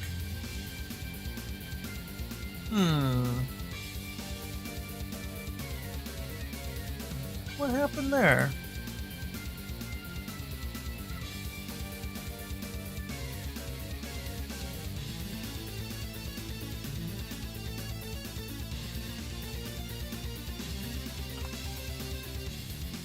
Wonder if these are getting set dynamically.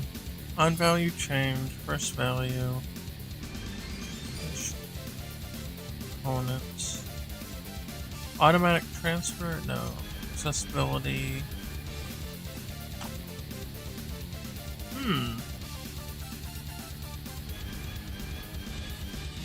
Well, let's take a look at menu controller. No, it's gonna be under here. Yeah, the view frame options.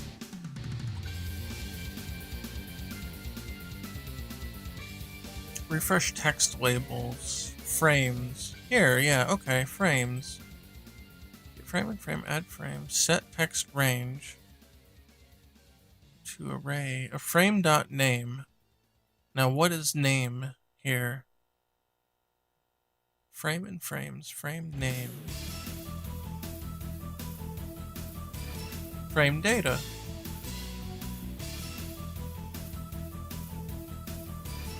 Texture. So are the names blank now? Did they get reset somehow? Let's take a look.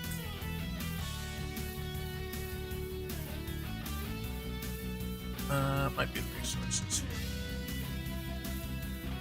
Here, settings.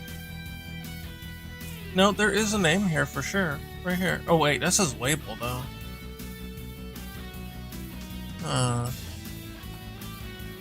Frame data.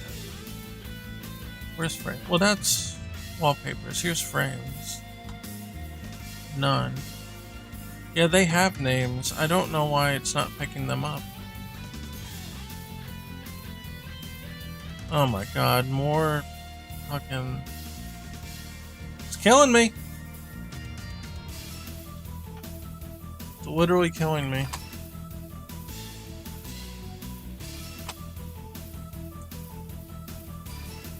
Okay, just to confirm, if I go in here and call this one none, like, will it show up? What's on frame, right? Yeah, there. It shows up here.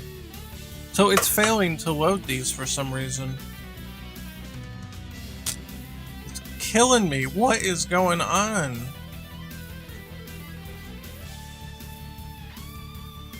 Apparently it's not finding this for some reason. If frame is selectable. Frame selectable null.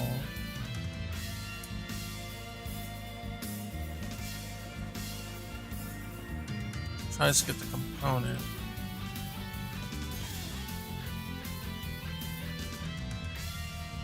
Get selectable by name. Otherwise, it tries to find the component. It's possible that this is not returning true. VR selectable. Frame VR selectable. That's for VR though. Wallpaper VR selectable.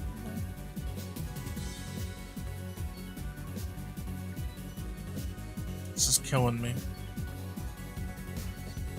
Okay, you know what? I don't care about VR anymore. It's broken anyway.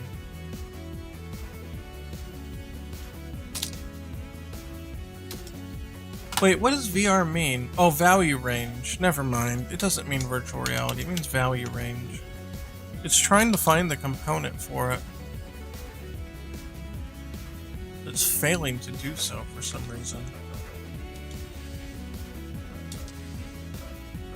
I'm dying inside, help. I don't know why it doesn't work. Why won't you work? Okay. Alright. I'm leaving this one for later. I'm not getting stun locked on this one. The menus are gonna change anyway. Fuck it. We're not doing it.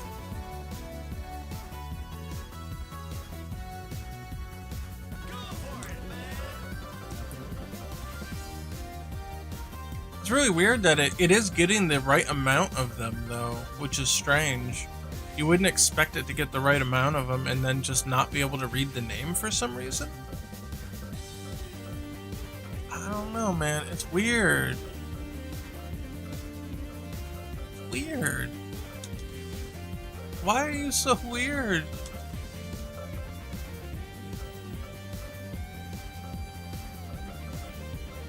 I don't know. The damn menus need to be redone anyway.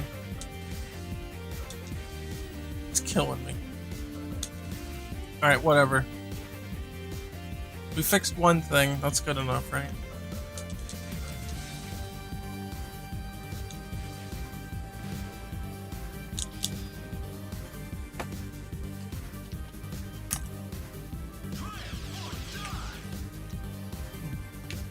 I've been here so long that the ice cubes in my water have melted. I'm just seething with energy. It's causing a temporal, or a... not temporal. A thermal. It's causing a thermal rift.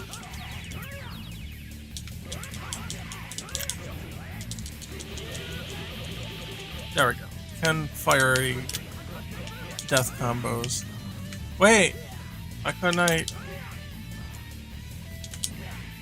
Wait, can he not? Well, he can't max? He can't max activate? Hold up. Why not? Alright, that's a worthwhile glitch to fix. Here, let's fix this one.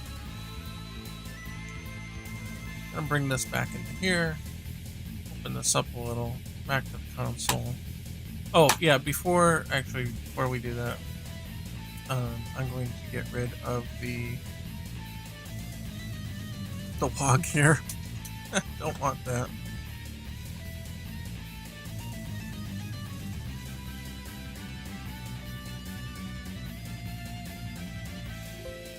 No.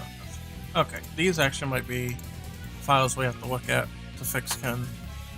But we're gonna take a quick look at Ken's file and see if there's anything noticeably wrong about it.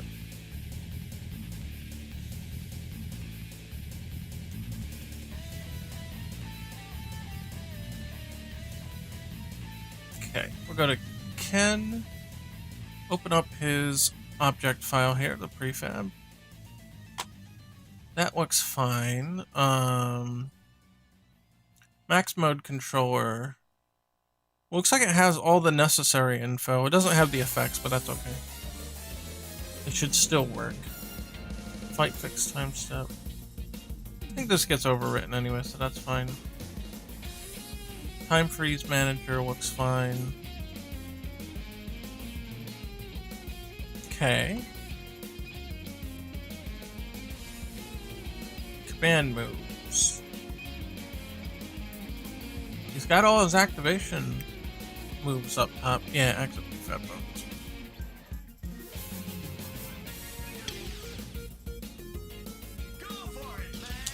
Oh, it works now. Weird. Oh.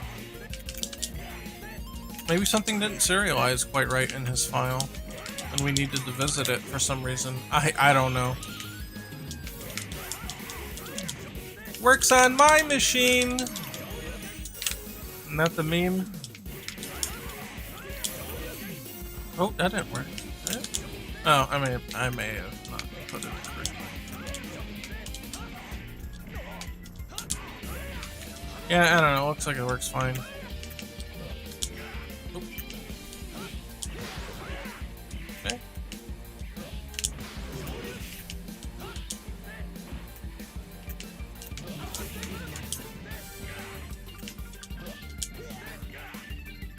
Okay, that all looks fine.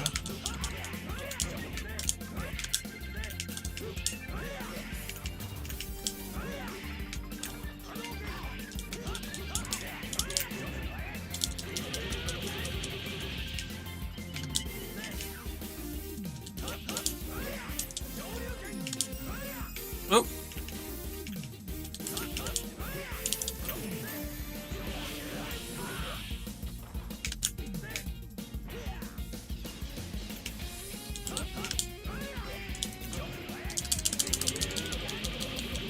Yeah, looks about right.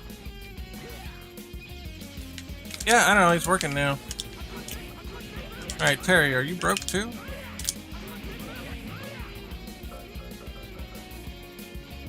You know, I wonder, actually. I fixed a bug where the max modes didn't work on the second round, or if you reloaded the match. Oh no, that's what it is! That bug's back. Uh-oh. That's what it was. It's because I changed characters. Well, that's strange. So what did I do to fix it last time? Or is it still broken for Ryu? Was it still broke for Ryu?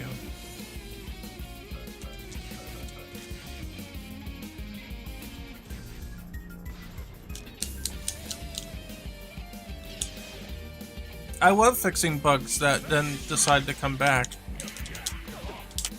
No, Ryu works.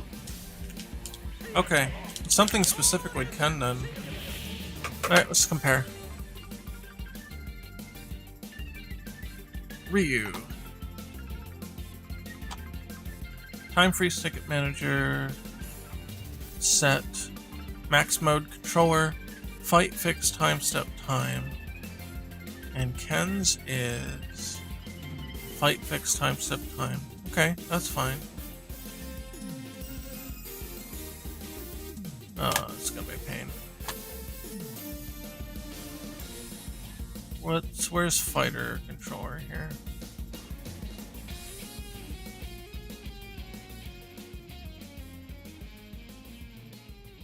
Wait, does Ryu have more components than him? Object spawner and animator are up above. Object spawner must be down below then.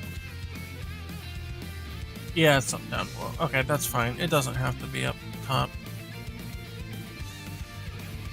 Okay.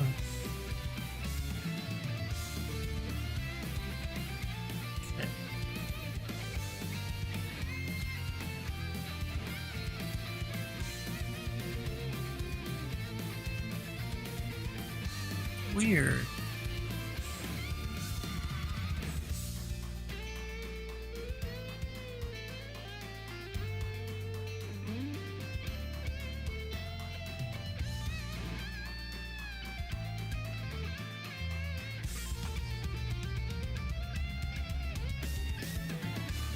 Man, I don't know. Nothing looks particularly out of place.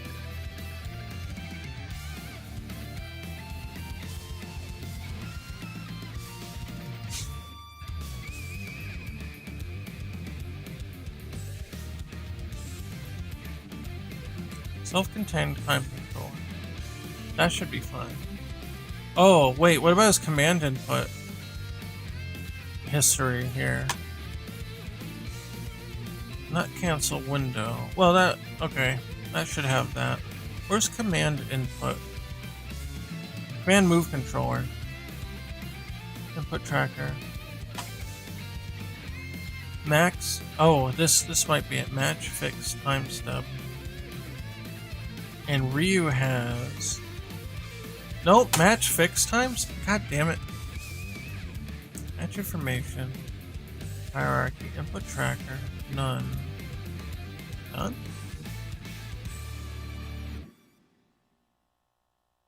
None. Oh, get tracker from fighter. Yeah, that's fine.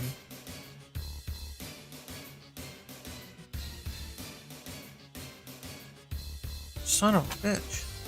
I was positive that this was the problem. But apparently not. It is Ken, yeah. Dude, it's killing me. What the hell?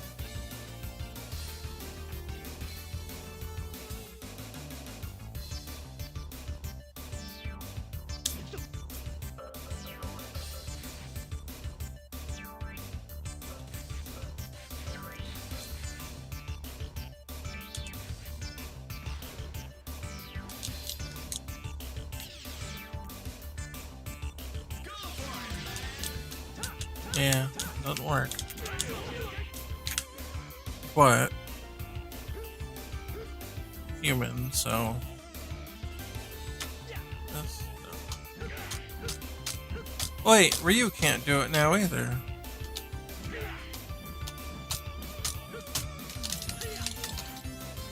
Weird. What is... oh my god, I have no idea. They're just random?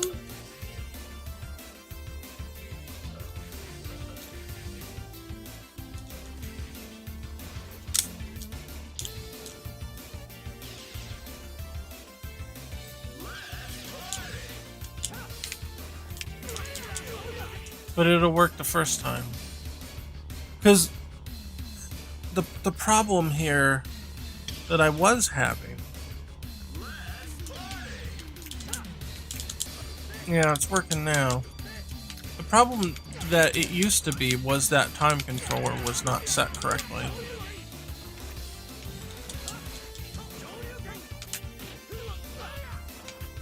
Maybe I never actually fixed it? I don't know. Alright, we're going to match controller.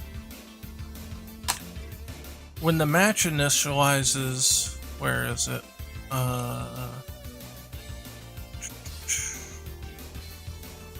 Match update. Time freeze. Phases. No, I guess we're on here.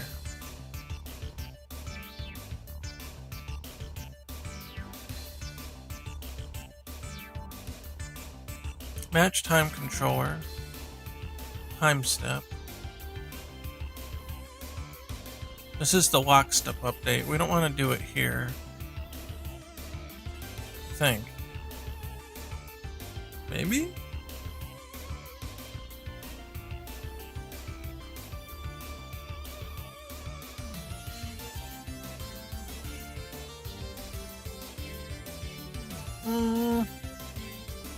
Yeah, I think I'm gonna do this in the asynchronous one. Yeah, asynchronous here. Well, this uses the delta time one. Oh, that's fine. We'll reset them both. So, round start, load settings. Here, reset time properties. Let's do it here.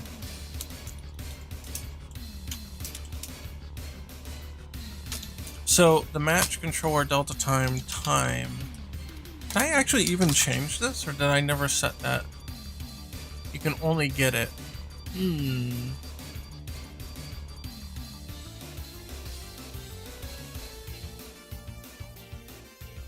Is this what I want to do?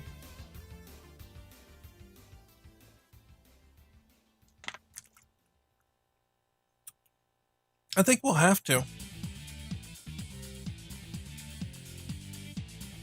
I think we'll have to.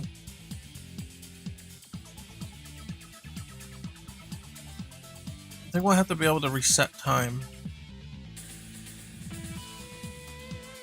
Current total time.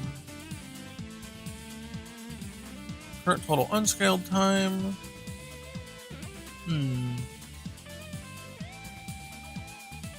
So we're gonna have to track time from the start of the round, right?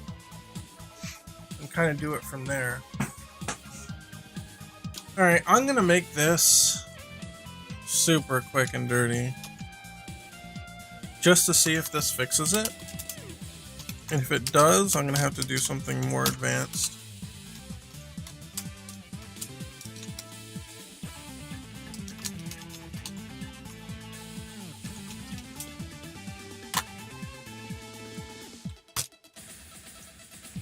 We're gonna do time equals fix 64. That's our fixed number. Do 0. And then fixed time, also do 0. This could have crazy ramifications doing it dirty like this, but I would just want to see if this works at all. It's strange that Ryu doesn't seem affected by it.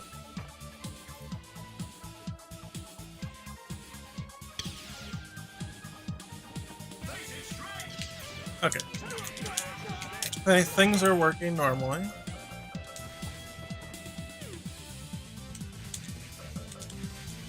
Make sure Ryu is unaffected.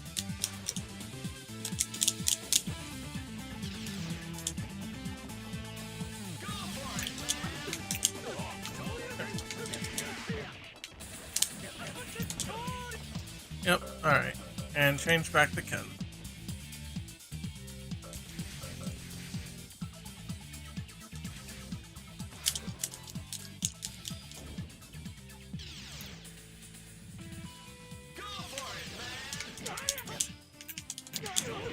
He cannot. He still can't.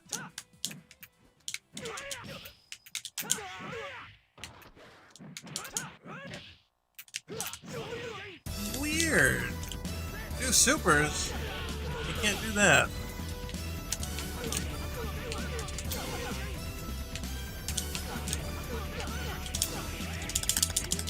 Ah. That'll work.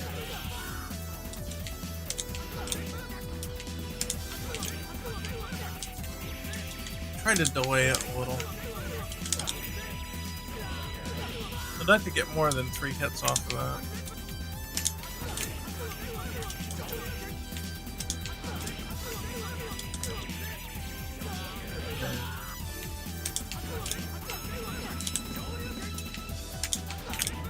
Problem is, if you wait too long, he can fly out of range. Ooh, that was close. No, too high.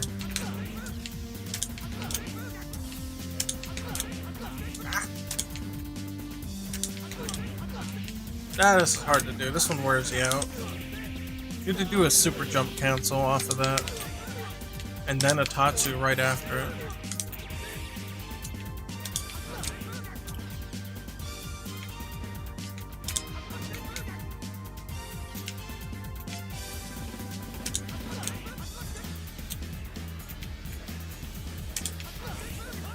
Ah! I want to do one in the corner. Thinking that maybe I could get, you know, that.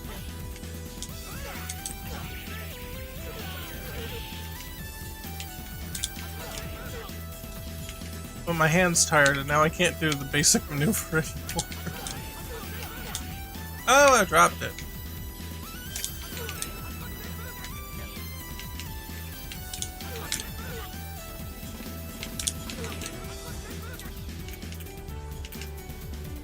don't know if you can do it right in the corner.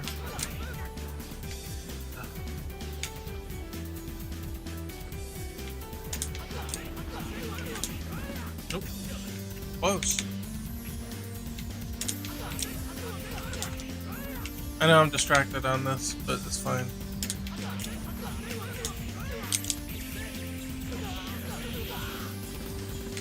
That's not quite what I wanted, but partial.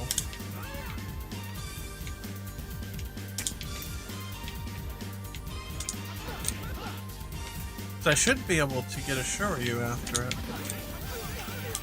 Oh, my mind was on Shoryu a minute.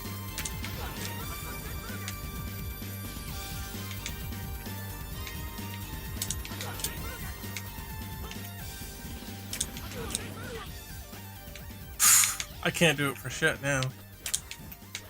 I can't even get the Yakusatsu. My thumb is so tired.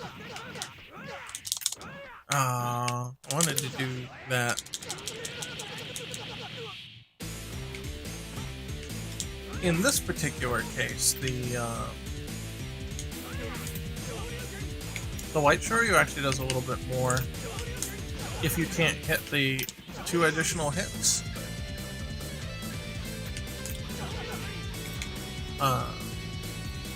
Well, here, let's do it this way. No, that won't work. You'll just get them in the corner. 170 for those 2 hits. But though that is 160. That was 160 with just those 2 hits. But that's 170, so you want more damage there. Are you already working on trials? No, not really. Distracting myself mentally from the glitch that's killing me on stream. That apparently Ryu doesn't suffer from, which is really weird. I know I fixed it. I'm sure I fixed it, because Ryu just works. So what the hell is different about Ryu? Right? No, Ryu doesn't work either. Shit. So it's not just Ken.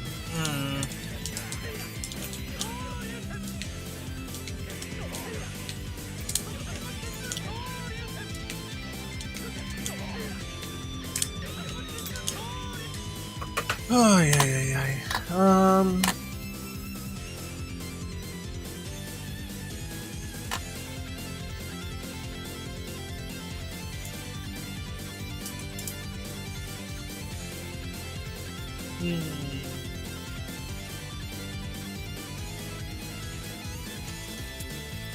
Isn't there a GUI that you can do a debug message on screen? I want to see if that time reset's really working the way I think it is.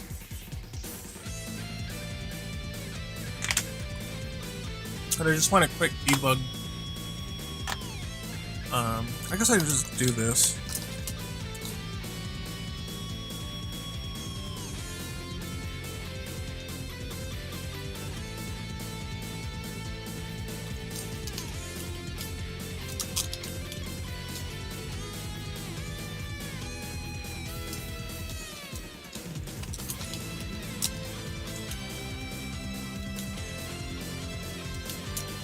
Wonder if because unscaled time is also not reset.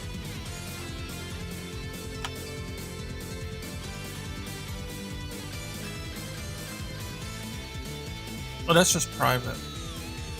Oh, you can't get unscaled time. No, you can get it done. Okay.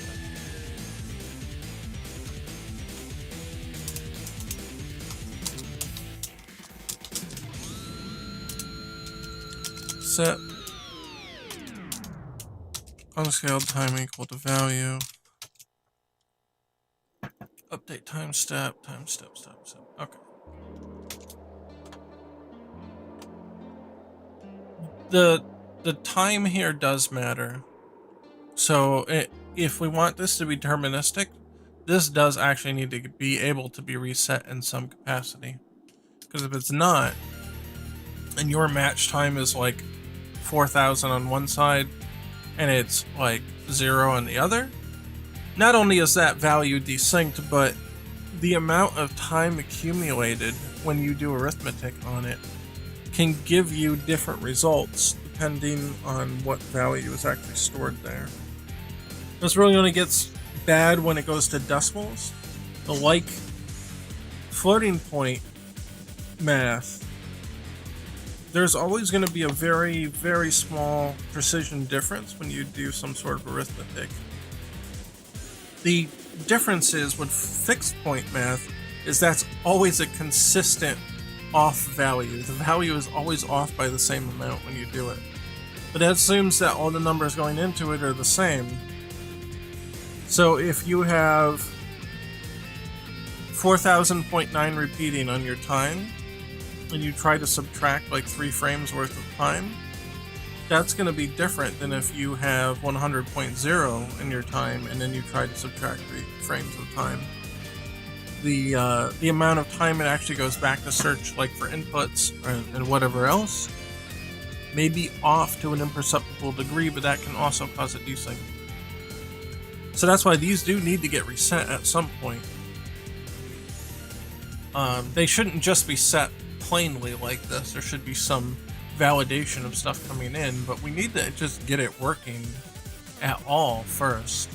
And I think that's part of the problem. I think when it's looking for the commands for these max mode and stuff, it's looking back at a time controller that may be lost to time, so to speak, if that makes sense. So you know what? I actually think I gave myself the answer talking that out. It's not just these that need to be reset. It's all of them. So, unscaled time has to be 0, sure. But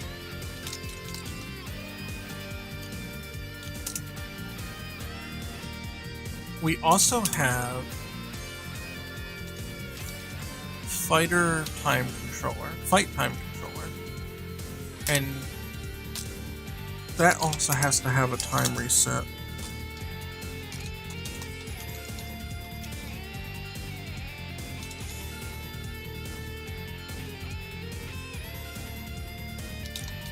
And unscaled time might be used for input gathering. I don't remember exactly, but let's just time controller.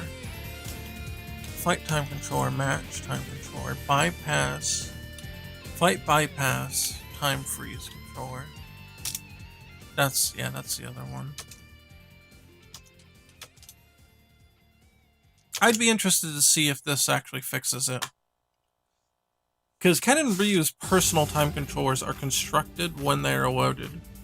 So they should just be at 0 anyway, whenever they're loaded.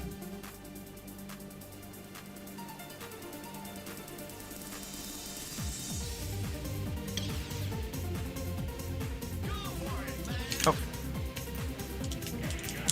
Okay, it still works there. Let's change character. Oh, we see the time on the bottom being reported too. So we'll see if that goes back to 0, which would be cool if it does. So let's clear that, and let's watch. Yep, it went back to 0, and then 2, 3, 4, and these are in seconds. That was it, because he's doing it.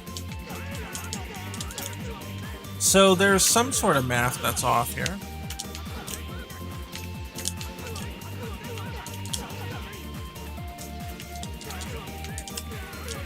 Yeah. Oh, let's switch again.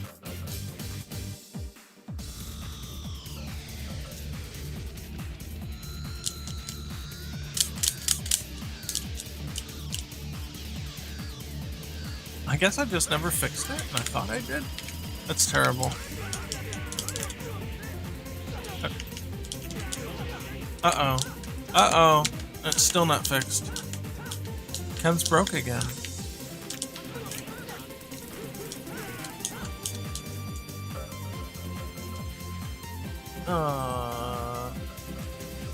Well, that had to be done anyway, I guess.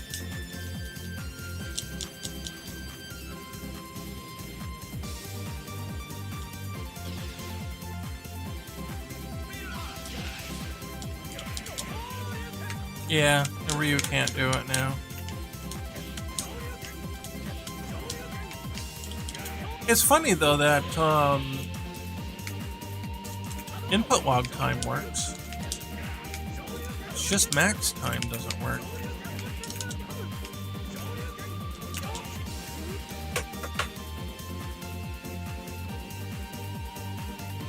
We go to Ryu. His max mode controller. Fight fixed time, step time.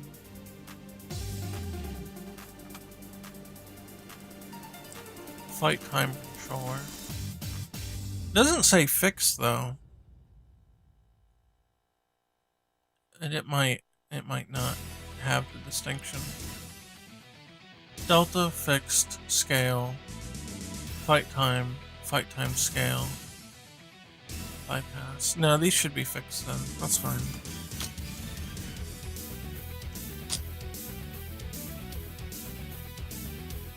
Dude, boss music comes on. I'm literally fighting the boss right now. The programming boss.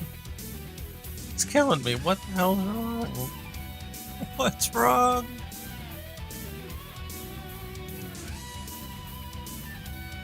This is so messed up.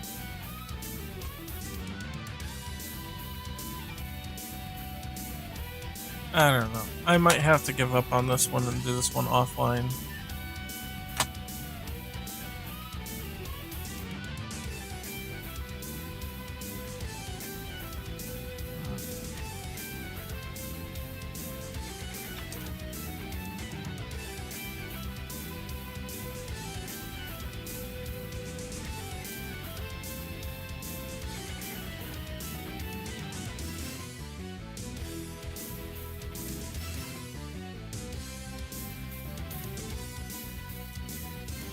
Kind of wonder if changing something with the code. Yeah, I'm trying to unbreak it, but it doesn't want to unbreak. After one round, the max activation doesn't work. Let's look at the requirements here. Let's pause this. We'll go to Ryu's command. Yeah, command move thing here. We go here. We'll check max activation. Do power. You look at that file. Required conditions. Power max mode. Condition. Okay, it doesn't have any properties, but let's take a look at this. Run test. Max mode cannot be active. You cannot be starting max mode. Okay. That's pretty cut and dry. Where is it? Here.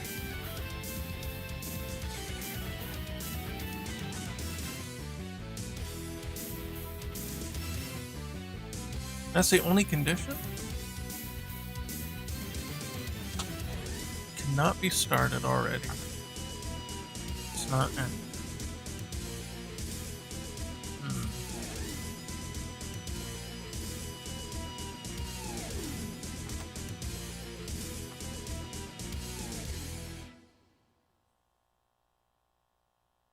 Okay.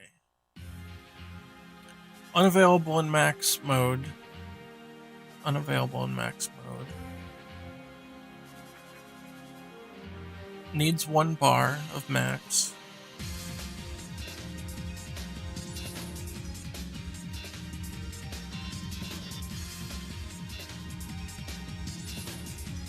And then it activates max mode, or it attempts to at least. So let's see what goes on here.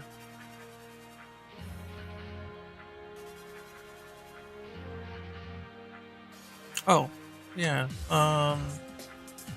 It just goes right to the animation? Hold up.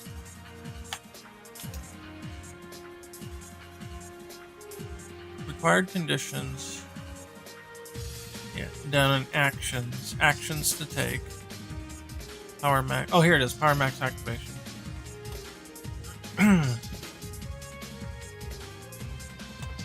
Yeah, it just starts the attack. Okay. Nothing here. Let's turn on debug. Print error logs.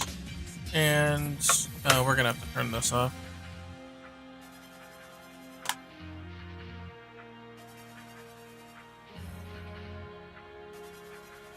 Where is match controller? It's max mode controller. I don't care about that. I don't care about that. Here it is. And we're just gonna have to disable that.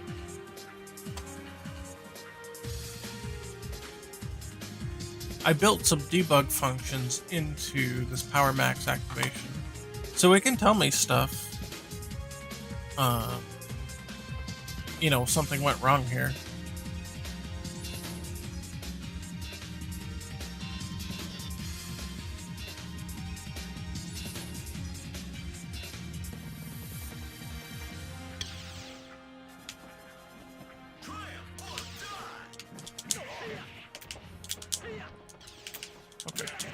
Okay, works on round 1.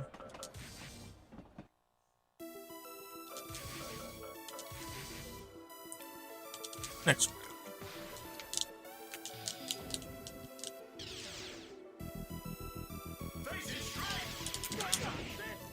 Okay, it works on round 2 now. Alright, back to Ryu. Yeah, sure, give him classic colors, whatever.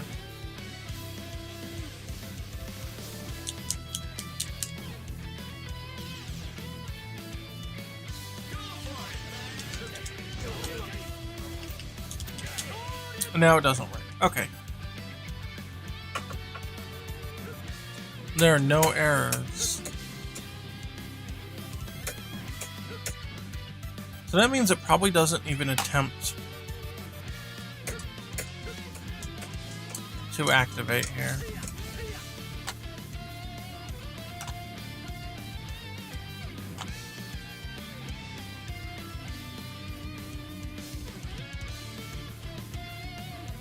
Let's see, if we go to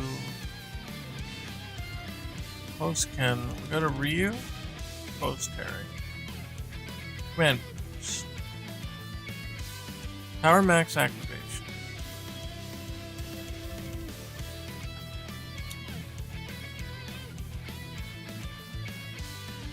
Now this doesn't have any debug yet, so let's add some.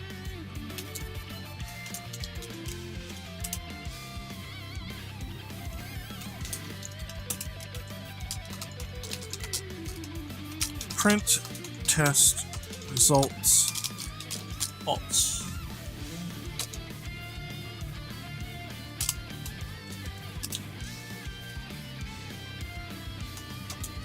If Unity editor, if debug.log error.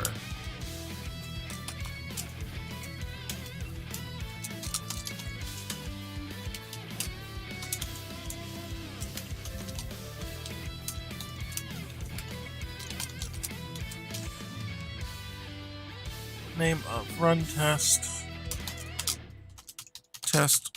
failed.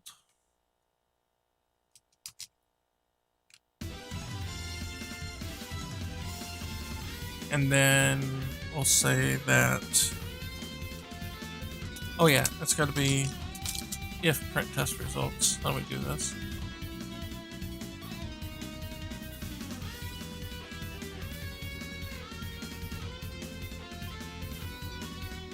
Oh, I need scriptable object dot. There we go. Yeah. And then we can pass the scriptable object into here to give it the information. That's like Unity information. Game object or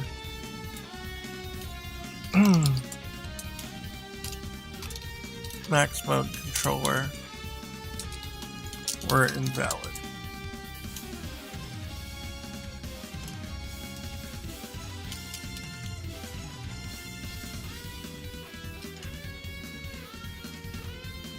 copy that.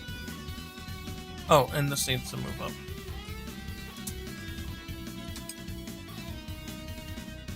In fact, we can copy the whole result here because they're all going to be false except for the last one.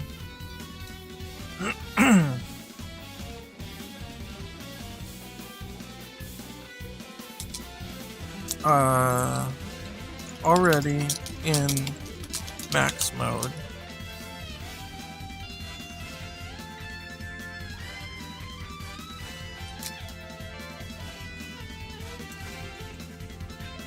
Can I get the max mode type?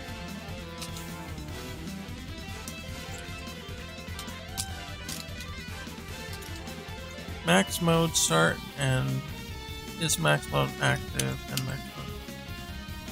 I guess I can't get the actual value, but that's fine. It's enough information.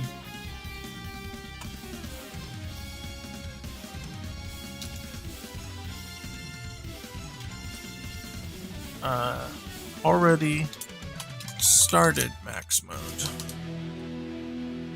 And then the last one doesn't have to be an error, because there's no real error here. We'll say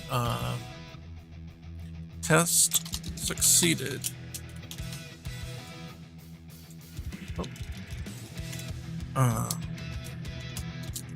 Here.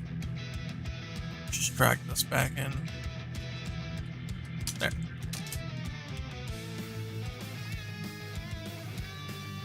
Wait. Oh, I did those on the wrong one. Sorry. Ah, too far.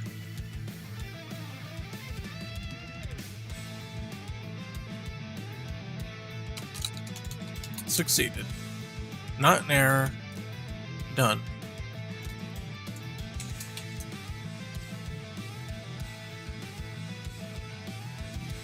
Now we can click that here and we'll see it.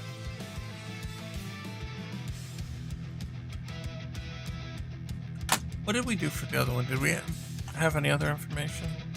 No, just name a run active. Okay. I should probably print out what, like, the... Oh yeah, scriptical object.name. That's what I should have printed for that. Here, we'll do that real quick.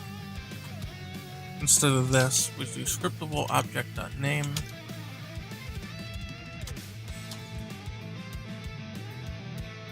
What other? We've got object, the game object, right? I should also put that in there.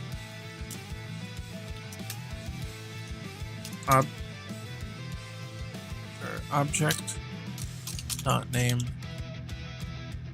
And this way we'll know which one of the characters is actually doing it. Or should at least.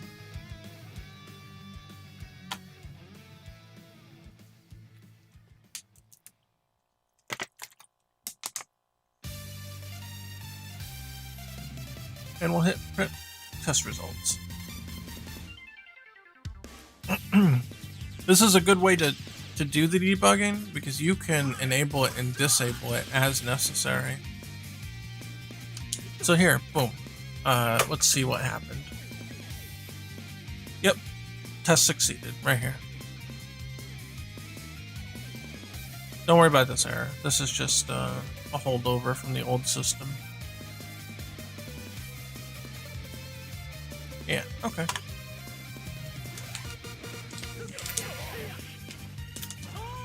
And everything's all hunky-dory. So we can do it over and over? Yeah. Armor max works.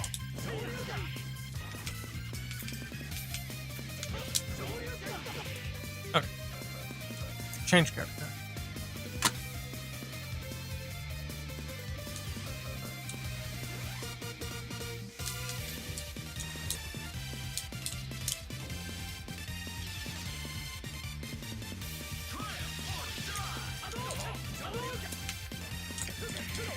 And it doesn't work anymore. Okay.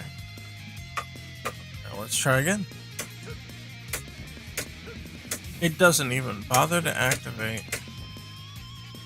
So we don't even get this far. It doesn't even run the test. strange.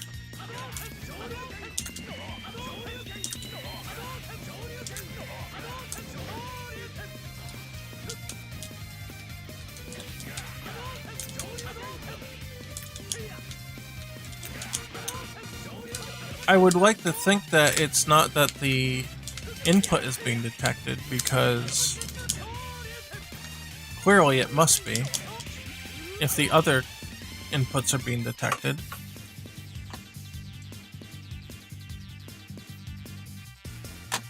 So, then we go to what comes before this. Let us check. Yeah, let's do this. Check the command hierarchy. Command here. Now there is required conditions. Apparently it never even checked this. We need to know why. So required conditions true. Required conditions true. Okay, and let's find out everywhere that this is referenced. Required conditions true. They're all in the command hierarchy here. Okay, we don't need the counts. Clear cache, register, unregister, run test. This is the one we want. Okay, make sure that these are true. Make sure these are untrue. Where does this get called from? External conditions.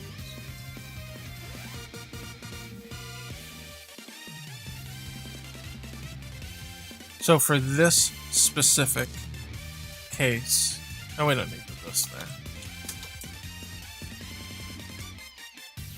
It's not getting through external conditions, normal external conditions, whatever those might be.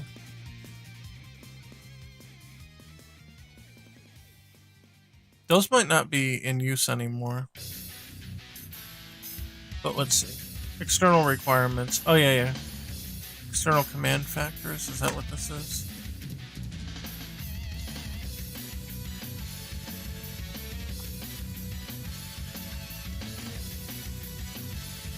Yeah, external command factors.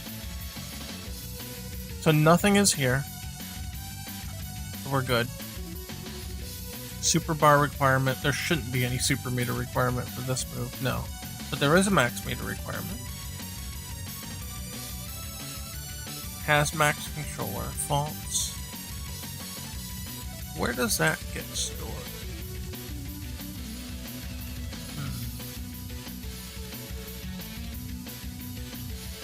This is something we might want to look at.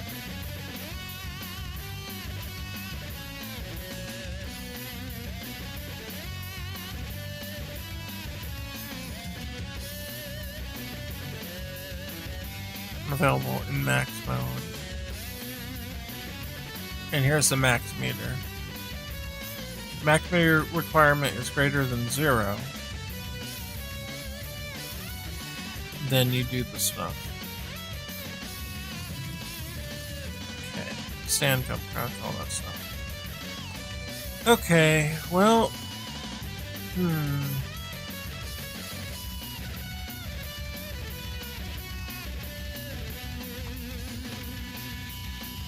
Just for a lark, I am going to remove all the requirements from max meter. And whether or not you're in max mode, and it didn't like that. How come? Did I start a region and not end a region? Let's see.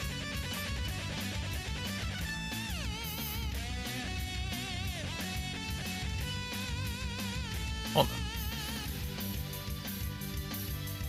Close, close, close.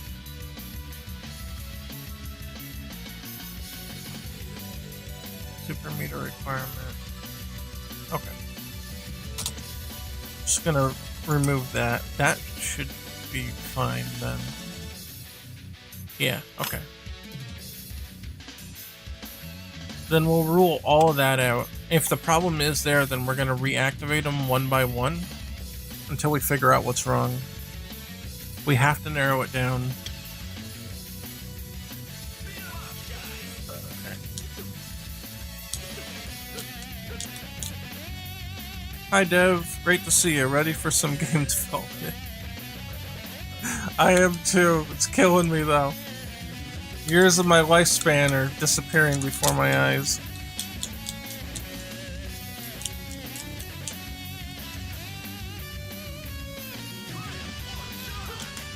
Okay, it's not that. It's still going.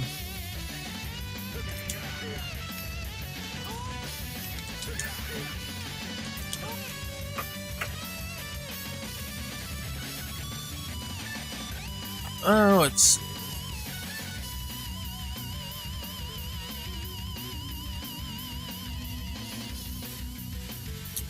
neutral. No. Not busy, not hit stun, blah blah. I don't see any other, great, chat logged me out.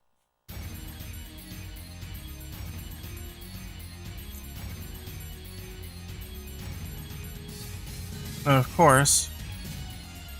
Oh my god, it's gonna make me type the whole thing. Yep. I don't know why it logged me out, but... gonna log back in. Watch it make me do a fucking captcha. I guarantee it will. Yeah. Cars. Images with cars. Oh my god, they put this awful film grain over it. Dude, these captchas are getting insane. Dude, that's it. That's all the cars. Right? Okay, it let me back in, I guess. What a fucking pain in the ass. Holy shit. Duh, select all the cars. I don't got time to select all the fucking cars.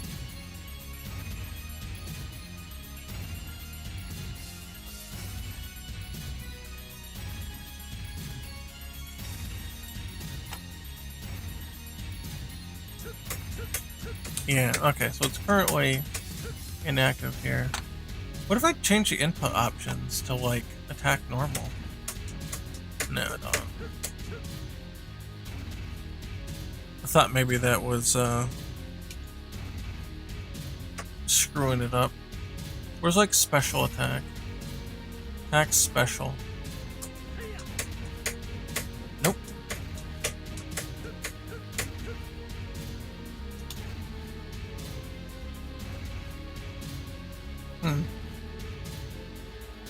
Okay, well, it's not that. We're gonna undo that code. This problem may be deeper than I suspected.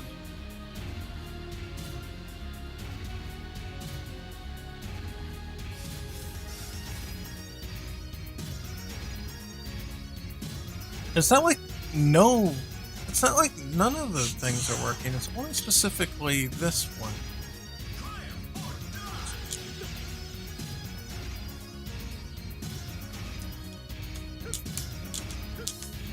Okay. But if I just outright disable it, it is... That one will work. But this one won't. Okay. Activated, and it works again. Alright.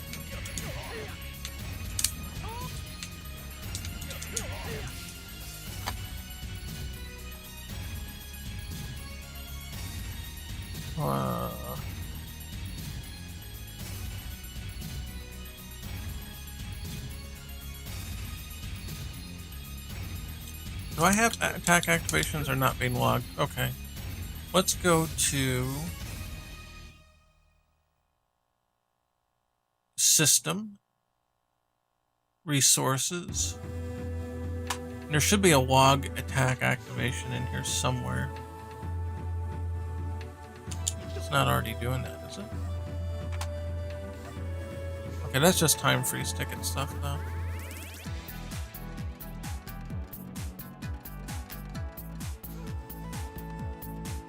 Alright, let's look.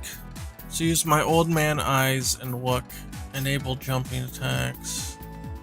Walking. Standing. Allow max mode. Does that even work anymore? Nope. That doesn't get rid of shit. Use power max super reduction. Does that work anymore? Nope. I'll have to get rid of some of these. Disable chip damage.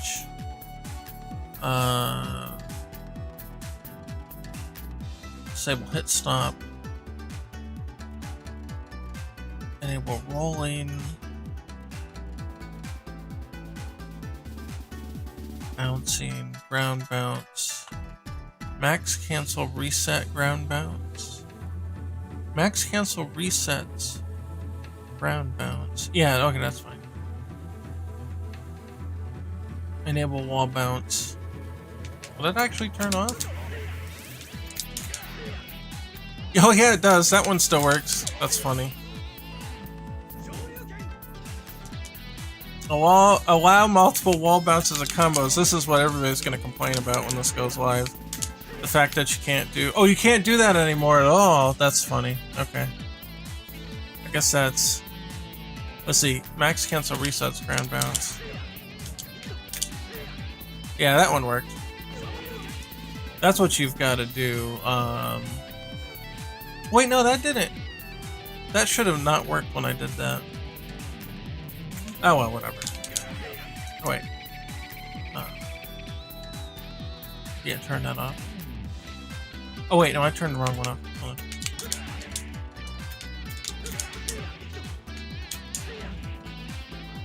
on. Okay, it like half worked. Yeah, I'm enforcing this in a different way. So those settings don't necessarily mean too much right now. Anyway, is it all the way in the end? Log attack activations. Here we go. Okay. Yeah, like there. Light punch. And then it does like a little test, and then it says when the attack is finished. So, boink.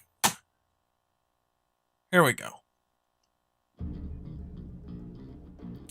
Attack, move command, common power max activation. And then this is fine, this doesn't mean anything.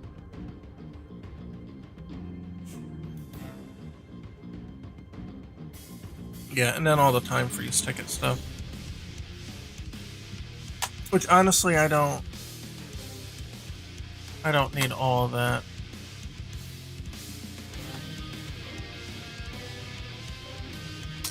So I'm gonna take all the logs off of that.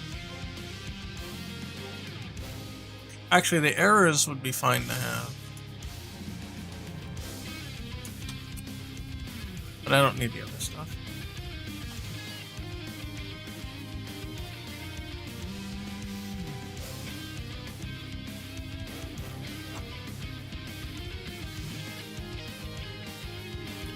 Okay, now that we have log attack activations on, and I've turned this off, we should have a pretty clean activation thing. Yeah, here.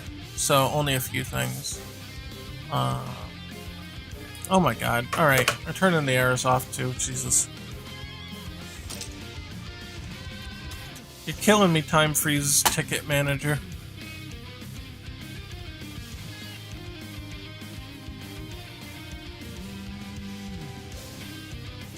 I want to get this cut down to as small as possible, so that we don't have log spam going on and it'll take 10 years to figure out what happened. Hey, there we go. Okay. Why is this still on? Time freeze end. Do I have just ones that are still active here? Oh yeah, under Unity Editor. Oh god. Alright.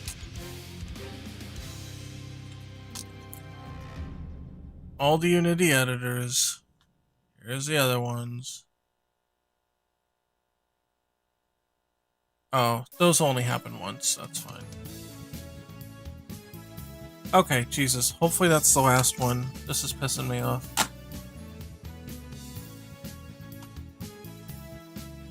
That's a controller? Yeah. Well, that's a manager.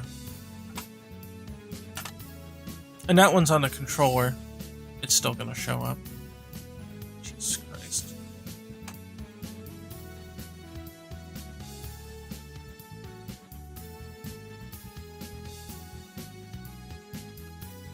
Time freeze ticket controller. Oh, yeah, here.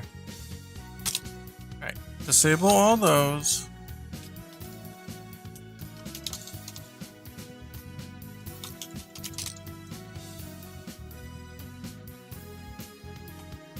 Yeah, that one's fine. Registration issues are alright.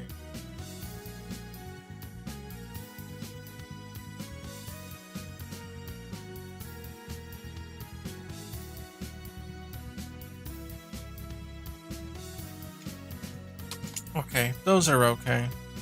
Alright. God, one more time.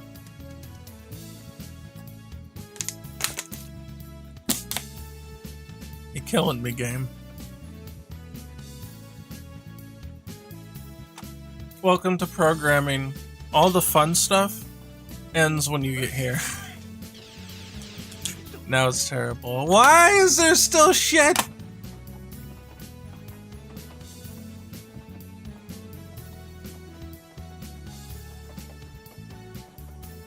Okay, no, this is okay.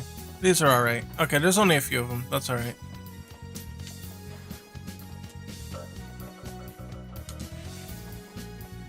I actually want to know those. Because those could be part of why it's not working.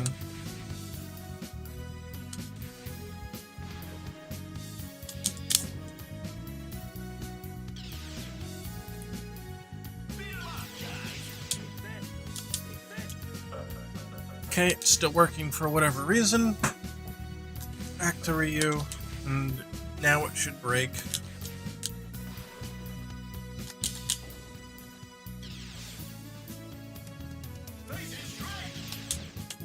Now it's broken. Okay. Ooh, we get something. Okay. Pause. Press them both down. Heavy punch. It does the activation of heavy punch. It does not attempt at all to activate the other one. So that means there's something in here that it doesn't like. Either it's not finding it,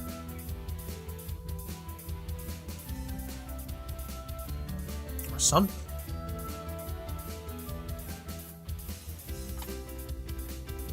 If I give it a command class, a special attack.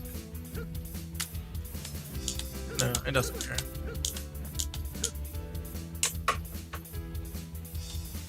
Undo that.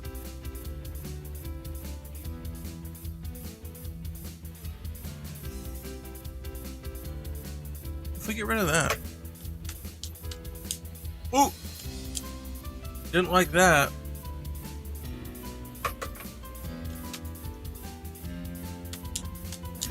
Okay, it's happy again. I guess you can't do that at runtime. Yeah, but it's not reporting that this is failing. It should be reporting because we said print test logs. Allow standing activation, jump control, blah blah blah blah blah. Charge environments. What if we just make this like HP?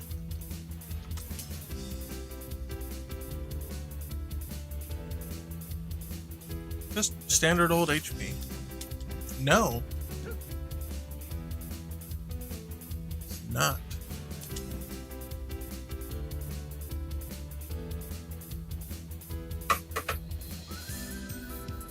Okay.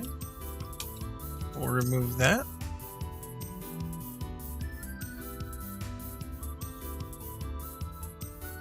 Command preservation time. Normal time. What? Wait, what? Oh.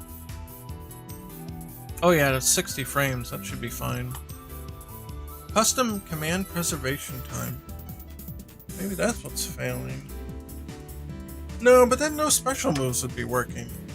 Wouldn't be able to get anything at all. That can't be it. That's the really weird part, that special moves are working. It's just this one in particular is not working. Anything related to max modes.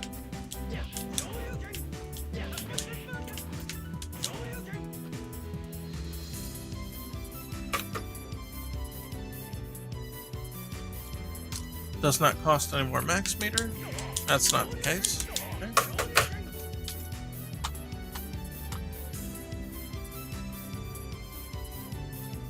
Charge back. We don't have no charges. Oh, air activation. That's fine. Standing, crouching. Dude, I'm dying here. I don't know what the hell is up here.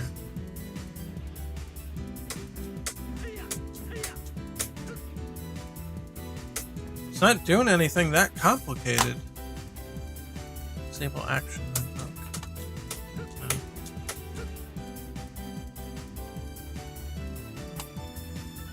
I am perplexed.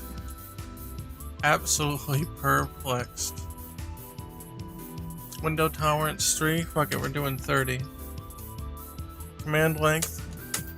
No, doesn't do shit.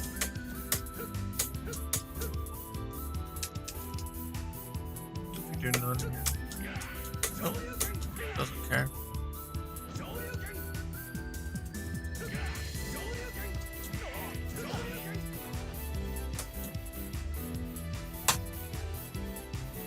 Command preservation time 100 frames. Fuck it. What? Wrong button. that was pause. Nope. Definitely not that.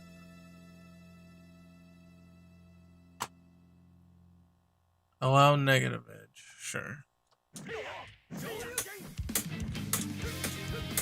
No.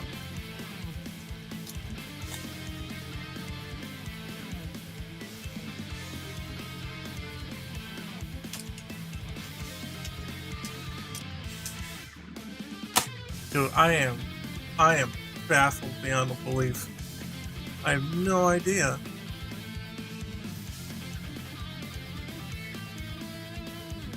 Is it because of this? Let's see. Then this would be...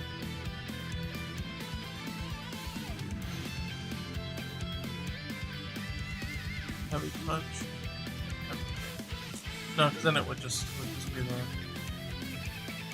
Okay, we'll just get rid of this one. It's fine. Heavy punch? It just doesn't care. It just doesn't give a shit.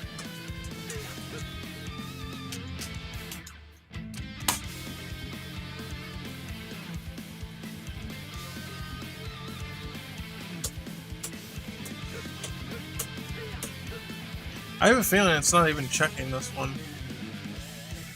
It's activated. Something's not right.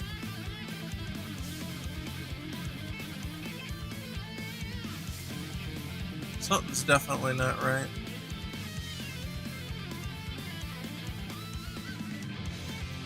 I have a feeling it's not even bothering to check this. I really don't. And we're gonna confirm that right now. Common Power Max activation. Is that its full name? Yeah. We are gonna check.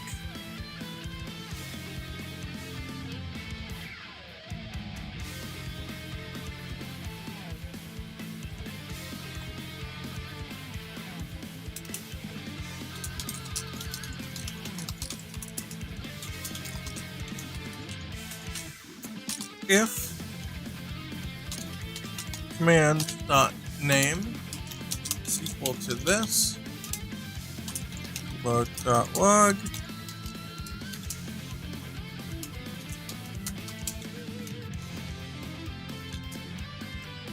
command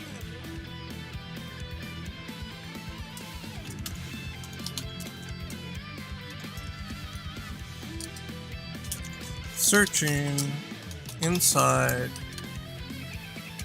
command.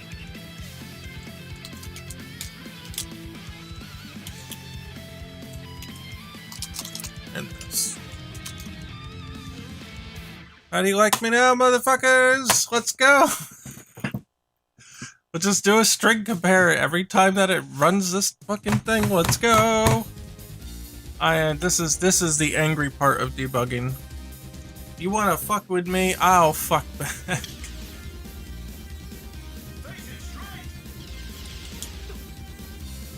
Wait, did it? It didn't even try? Wait, hold on. Did it even try? Oh, here it is. Yep, searching inside this one. Okay, cool.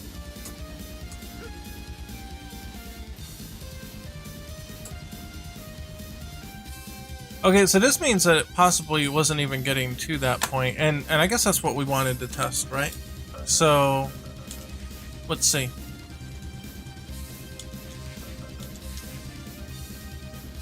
We'll go until it stops working, and then we'll start looking at the logs to see if anything... Okay, it's no longer working. Yeah. And yes, it is searching.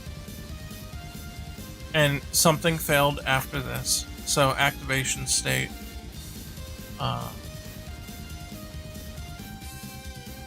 Does not pass hit stop status. Okay, so what we're gonna do...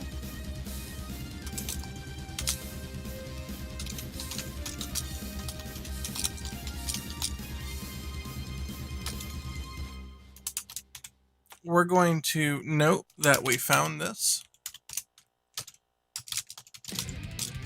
And we'll start doing commands based on that. So for instance,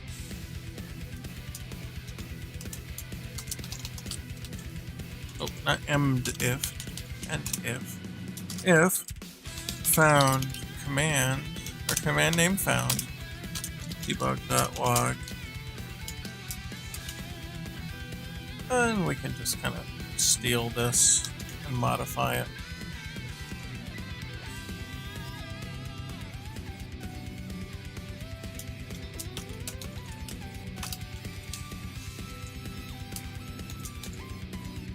Okay, then I'm going to say cast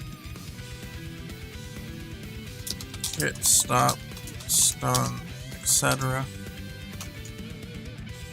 And we're just gonna go down the line, baby. In fact, let's just do them all now. Time stop requirements. Cast time stop requirements. What are time stop requirements? Time stop move has activated. Can't do a thing. Really?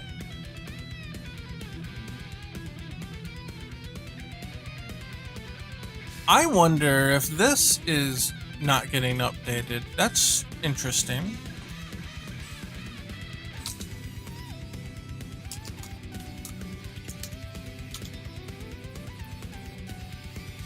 I'm gonna print that out as well. It's possible that's not getting reset.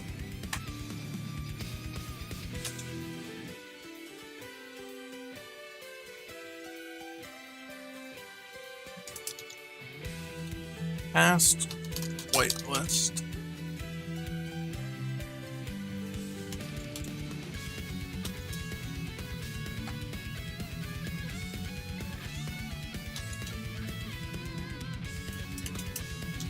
Past stance. Past max mode. Conditions. Past super speeder conditions.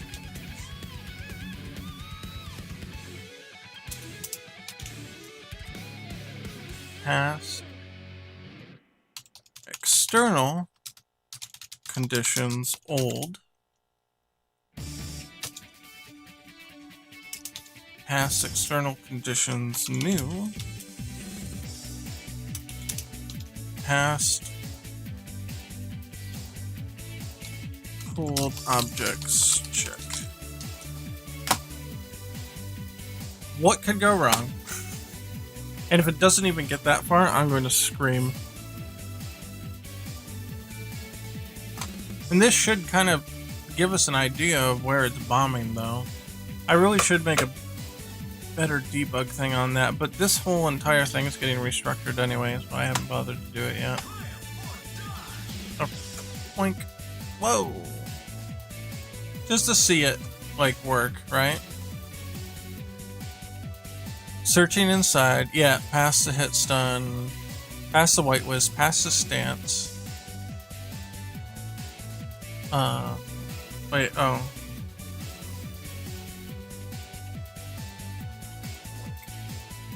Yeah, here we go. When it's actually activated. Yeah, past whitelist, past stance, past max mode, past super meter, past external conditions, test success. Hey, Retina Kiwi, what's up? Yeah. Okay, now let's get to the point where it stops working. And we'll see.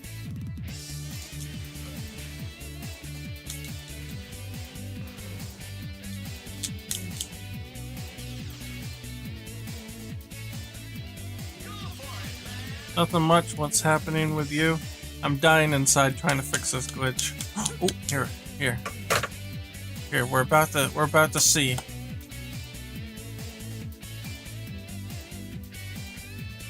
Past hit stop and stun, past time stop requirement, past whitelist, past stance, past max mode conditions, past super meter conditions, past external conditions old, but it's not passing external conditions new. So why is that?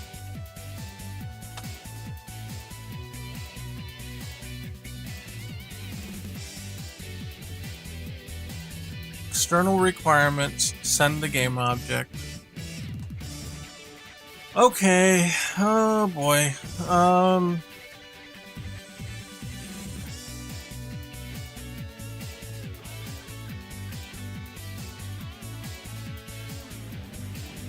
Well, this is weird. Because this kind of just goes back to...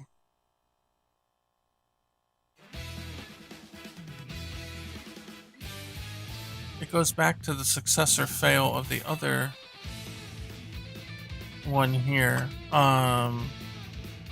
It's possible they're not getting registered. Require conditions true. Run test. Alright, what I'm gonna do here...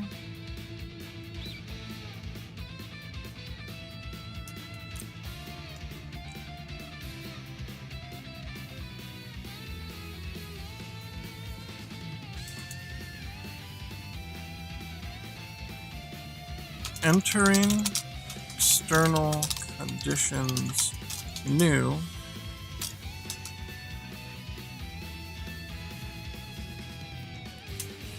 And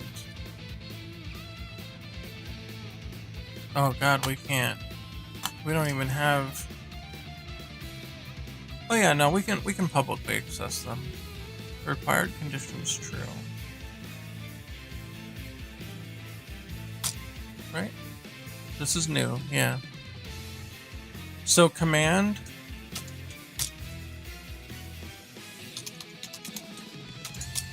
.count need true equals this. And then need false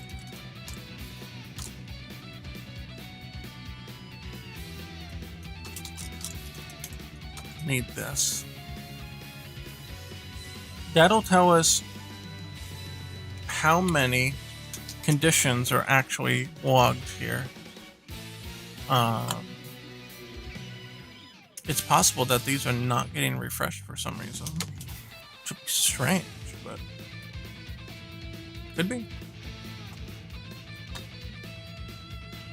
And then I have to turn all these friggin' things off later.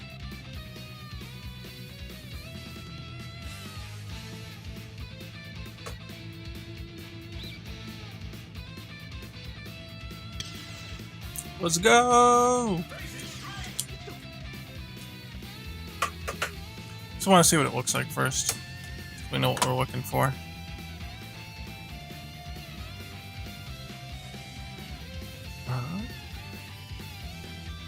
Yeah, run test succeeded.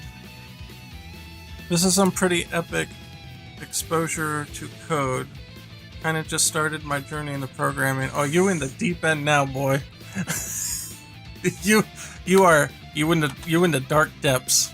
All right, this is program hell right now. There's a lot of stuff going on right now. Okay, past external conditions. Oh, here's what we're looking for. It shows that we have tests, and we're getting the counts. We got 1 and 0. We need 1. What could cause us to bail out, though?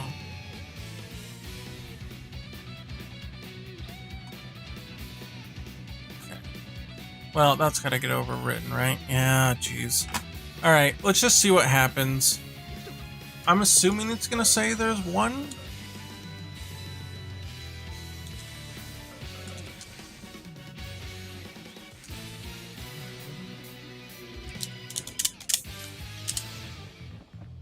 It's bug fix day, baby. We're here. We're doing it. Oh.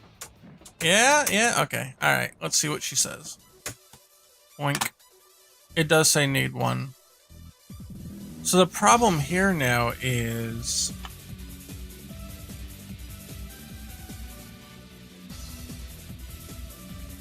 it's trying to run these tests, right?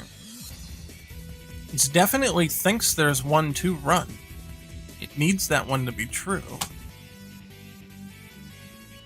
And it's going to attempt to run that test. Oh, here's 3 references here. Required condition. Let's see. Hierarchy entry. There's that one. Okay, there's those 2. And then the 3rd reference is this one. Okay. Move condition test was invalid. Yeah, okay. Let's turn logs on here then. Clearly something here is getting screwed up, I think. Oh man, I gotta remember to turn all this crap off too.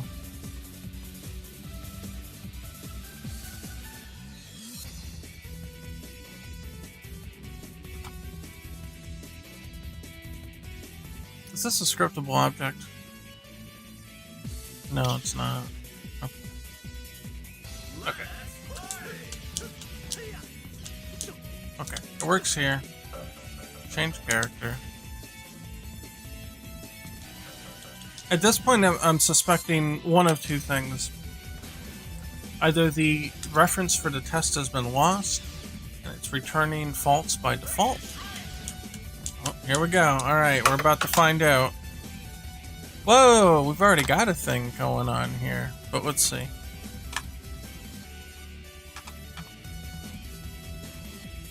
Here it is. Object was not in the dictionary. So it's not re-registering these tests.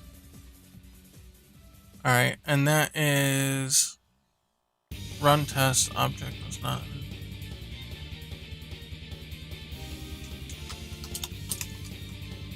Run test. Object was not in the dictionary.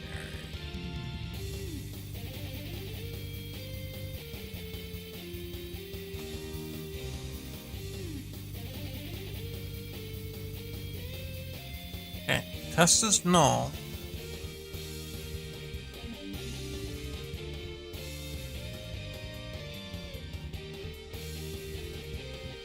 That's not what it was. What's it again? Test object was not registered, not in dictionary. Test object obj. Here it is. Was not registered, not in a dictionary. So that's at the other end of this. Well, that's interesting. This is absolutely not what I expected. This is the furthest thing from what I expected to be the case. Now, why would this be?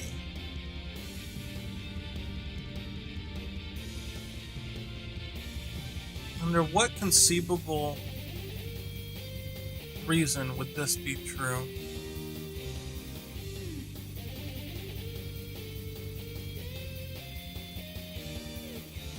Going to do one more test.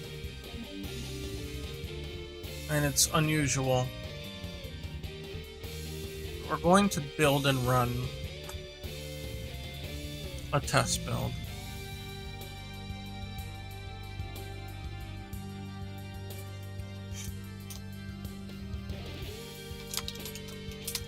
Move, no work at second round. I want to see if it works at all in the test build. It's possible that the reason it is working at all is because we're starting the game in the fight. Oh, it had a build error. Okay. Oh. What's this now? Oh.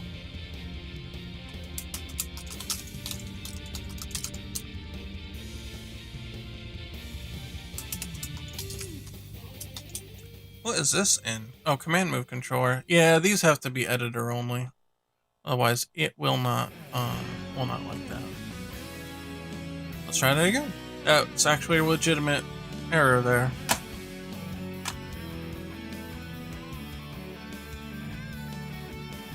It's trying to override the reset of my cached mono behavior, which is good. Just, you know, it needs to work.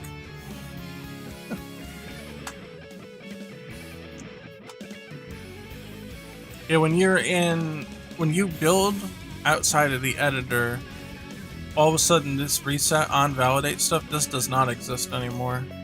So it, in my system, it doesn't exist anymore. I think Unity would normally let you do that, but I set mine up to not allow that. And part of the reason is that you shouldn't have this code in the executable anyway, even if it's deactivated, because it could still get accessed by like a hack or something. But the problem kind of comes into play, you know, if you forget to do it or whatever, it's still there. And I don't want that to happen, so I just tell it not to allow it at all.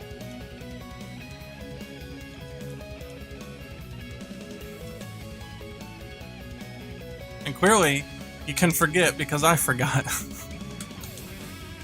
But it stopped me from doing like a public release like that.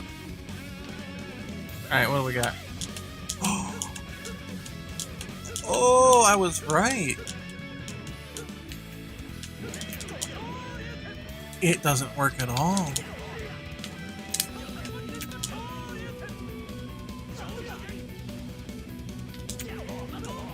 The only reason it worked is because it was in the editor.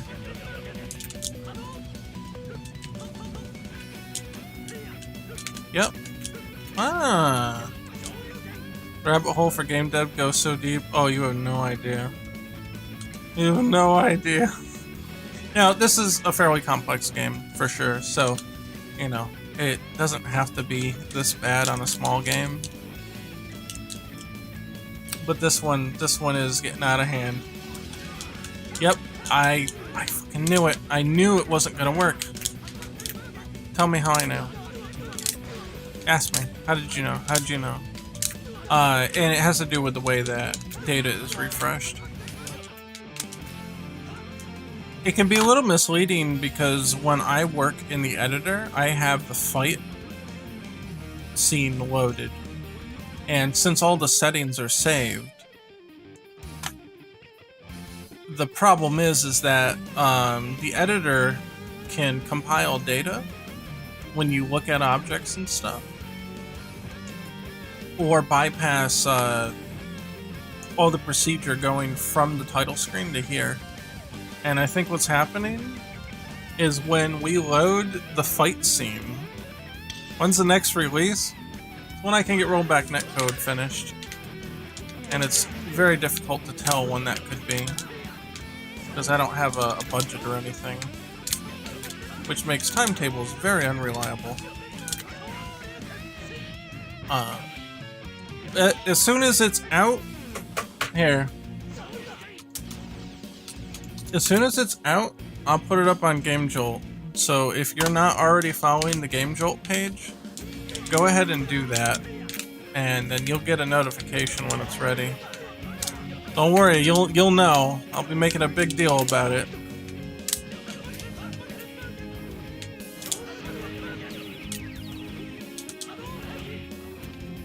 Yeah. That's definitely it, because here, nothing. And that was both on the first and second matches. So,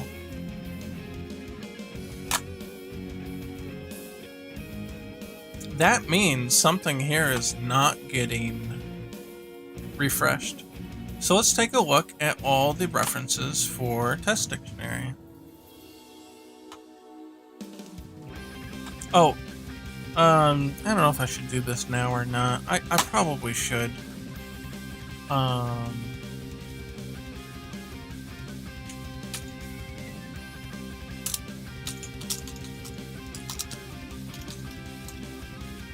Actually, I don't need to initialize it.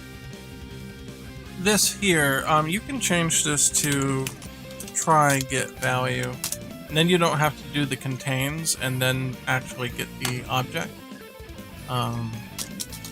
You can just attempt to get it once.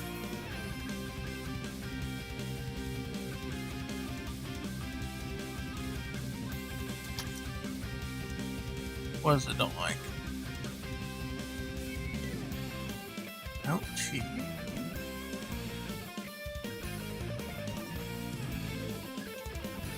What is this thing then?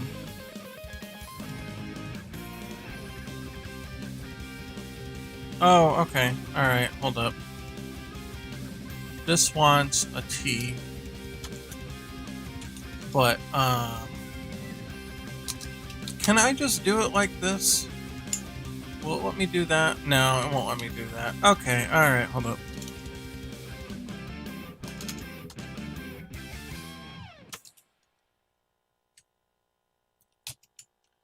Yeah, then this needs to be out T as condition. Okay. Yeah. Okay. So instead of let's say you call the data being refreshed manually when the stage loads. That's what should be happening. Essentially, when the character loads, it should go into the command move list, and it'll say, "Hey, do you have to register any condition tests?" And a condition test could be like the requirements to activate Power Max mode, or it could be like super meter requirements, or whatever. I'm transitioning away from having a big file that determines all of the conditions, and then going in and making individual little small files that have like individual tests.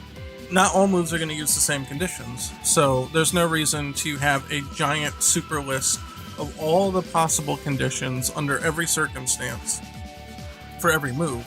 So I'm transitioning to just making small little tests, and the command activate or the max mode activation is one of them. It was one of the first ones I tried out into this system. Not everything is moved over to it, but I'm trying to get many stuff moved over, or as much stuff as possible moved over to it. The problem is it's not working. But yeah, when the character loads, it should go to the command move list, and it says, "Hey, do we need to register anything? Here's my data. Go ahead and register me for any of the tests that need to be conducted, to figure out what to do." And that seems to be where it's failing. When you load it into the fight in the editor the first time, it seems okay with it. So maybe some caching has been done. You know, maybe it kind of set things up in advance and it's just kind of saved into the file, and that's fine. But the fact that the test doesn't get re-registered the second time is bad. So something's amiss here.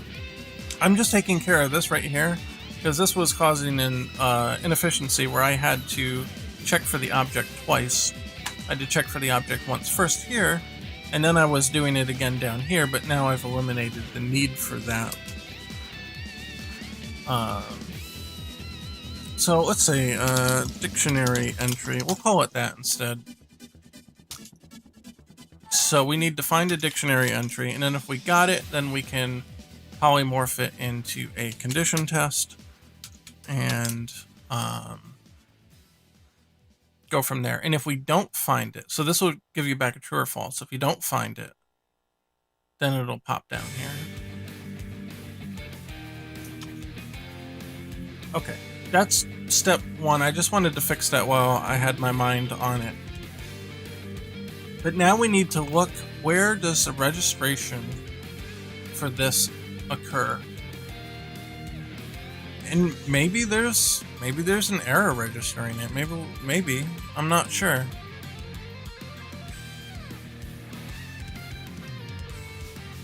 Well, we have to check the references here. Oh god, there's a whole bunch of them. Supermeter, power meter, super condition. That's one we're on now? No, okay. And then register object from here. Command move condition.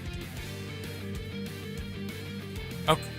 And then here. This is where it should be registering. One of those kinks, or once those kinks are worked out, it should be reusable for all characters via loading in the character's command list and set conditions. Pretty much, yeah. And that's the other thing too. I can use these conditions on any character, whether or not they actually have the components and data for them. And that was the other reason for me to split these up, because right now I'd have to check, okay, does it have a super meter at all? Okay, now check the super meter. Okay, does it even have a max mode component? Okay, check the max mode component. I don't have to worry about that with these tests because the tests automatically register and cache whether or not they have this stuff. And a character that doesn't have to worry about a super meter or a max mode meter, like say like a bonus game character. It could be like the car. You beat the car up in Street Fighter. It's technically still a character, but it doesn't have a super meter, it doesn't have a max mode, it doesn't have a max meter, it doesn't have all that. So I can strip out all those requirements and it should be faster checking those because it doesn't have to go through unnecessary checks and stuff like that.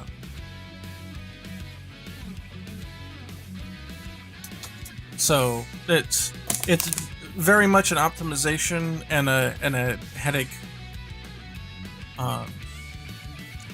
reduction for me when I'm designing the characters, because I put all the conditions for every possible character type in one giant list and it just turned into a big mess.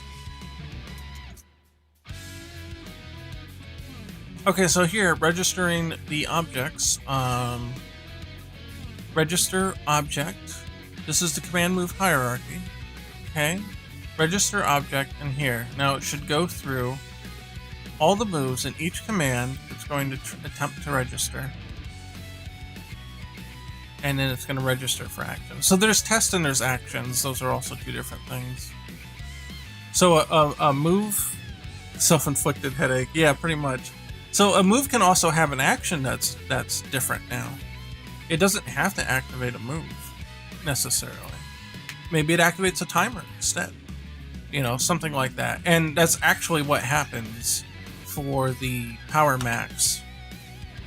For the Power Max cancel, it does not activate a move, it actually activates a timer, or at least it used to. Let's see. Power Max cancel here.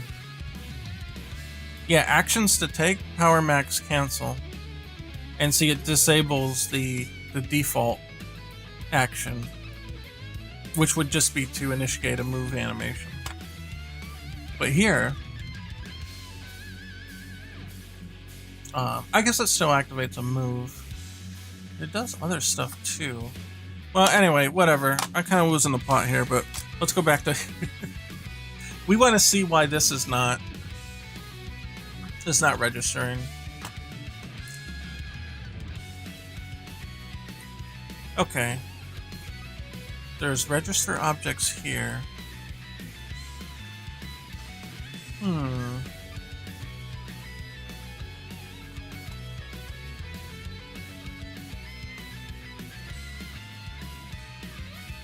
Could be this.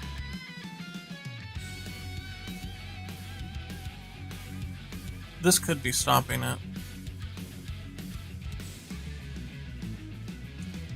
In fact, I'm pretty sure that that's what's stopping it.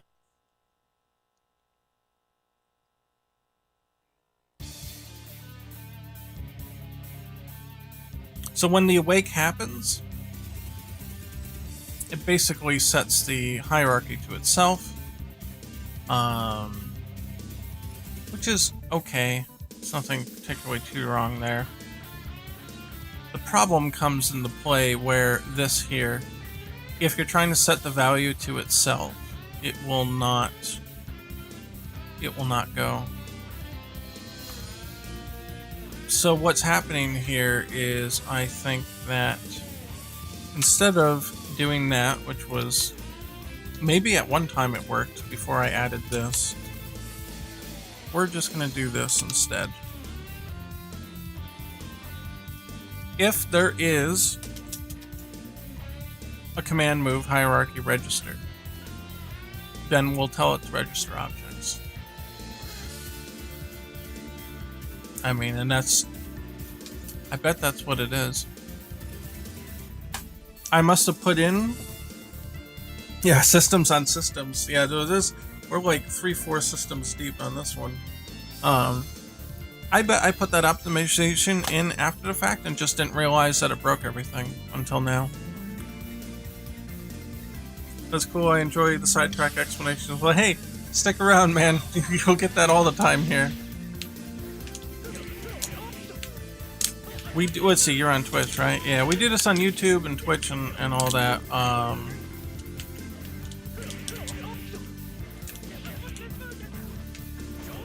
Every Monday? Yeah, every Monday at 8 p.m. Eastern Standard Time. We're getting around the end of where we might normally end things, but we start much earlier. But that's Eastern Standard Time, which is now changed thanks to daylight savings. Alright. Watch this. I bet it's gonna work now. The reason, by the way, I would set the value to itself is so I don't have to rewrite all this activation code all over again. That it would automatically do it if I just set the value back to itself.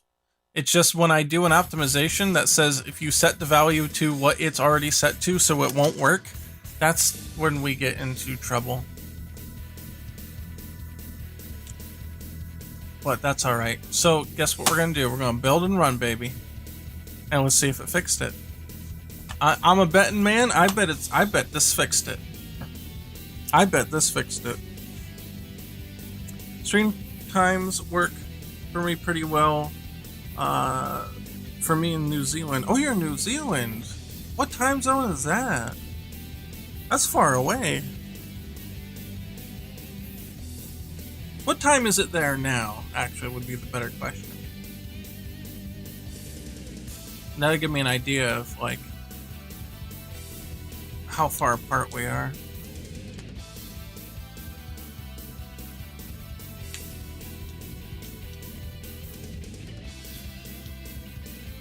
It's 5:52 right now? Okay, gotcha. Man, yeah, that's way different.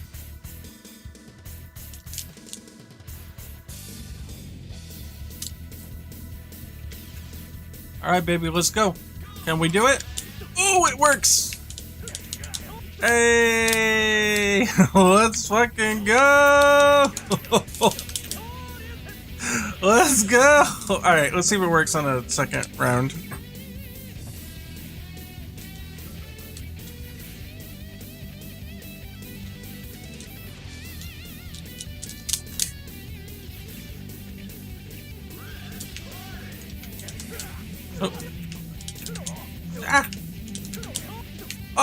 Oh! It works. Oh! Alright, next. Try it with Ken.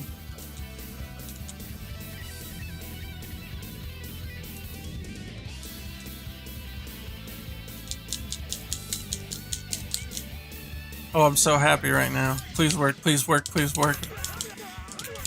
Oh, it works! Oh, let's go! Yeah, endorphin hit is quite right. That is definitely how it feels, man.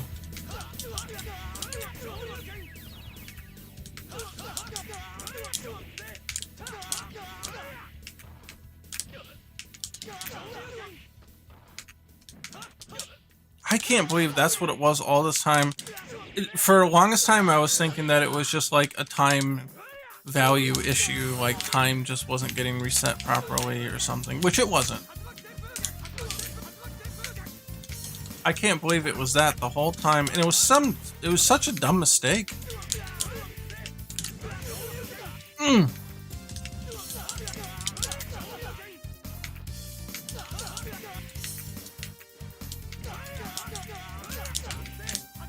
Oh, that's not what I want.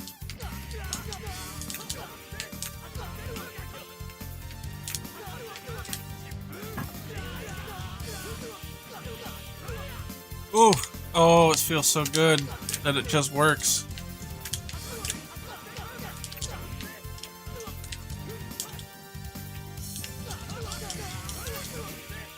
So nice to watch you decipher the problem and figure it out. Hey, that's how I feel. I'm glad you enjoy it. That's what I'm here for.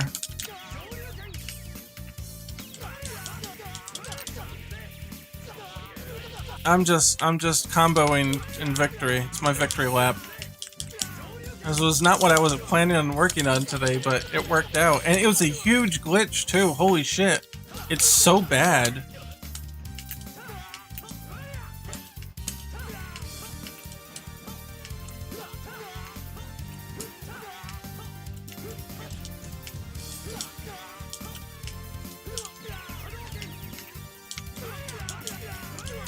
Oh, messed it up.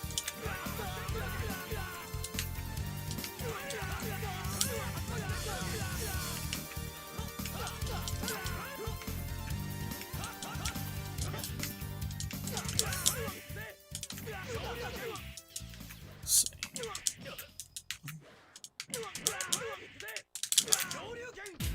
Should be able to get a super activation.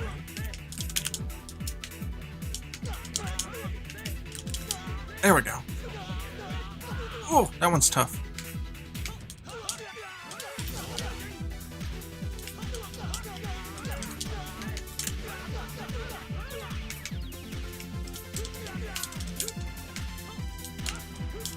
Sweet. Oh, thank God. Oh, I feel so good now. Oh. Endorphin rushes the hit, man. That's the truth, man. Sorry, that was probably loud. It was my water bottle. Okay, alright. Need to take a run around the house. Yeah, if I had the energy. Oh my God, I can't believe that was such a huge problem. And it's fixed now. Good. And that means I can start to use this system further anyway.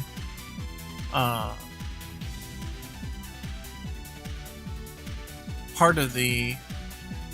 I don't know how to put it. Part of the reason I haven't been using it completely yet is I've still been trying to get some bugs worked out of it. And I thought I had most of them done, but I guess not. But maybe I do now. Oh my God, I can't believe it's all good. Oh wait. I've got 101... I've got 101 debug messages all over the place now that I need to get rid of.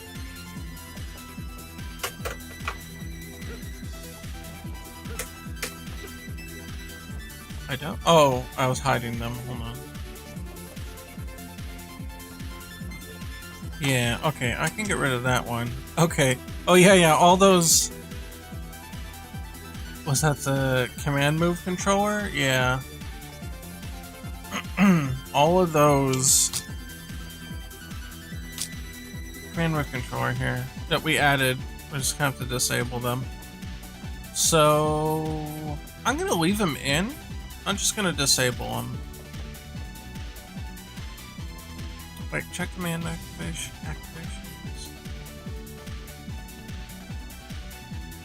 Here it is. I'm just gonna turn that off. And that should stop all of those. Some of these are tied to objects, so we can turn off some of these. Let's see. Cancel presets. Where's the conditions? The move conditions. What did I do with those? They're not here. We'll find them.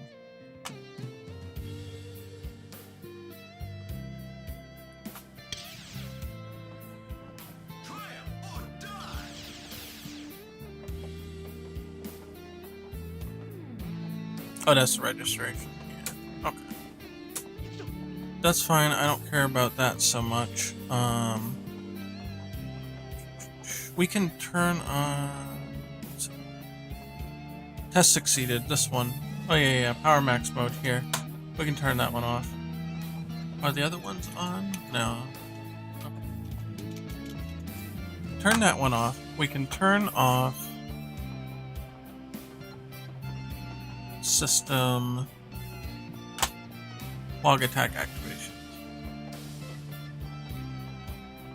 File management is nice and clean, kind of.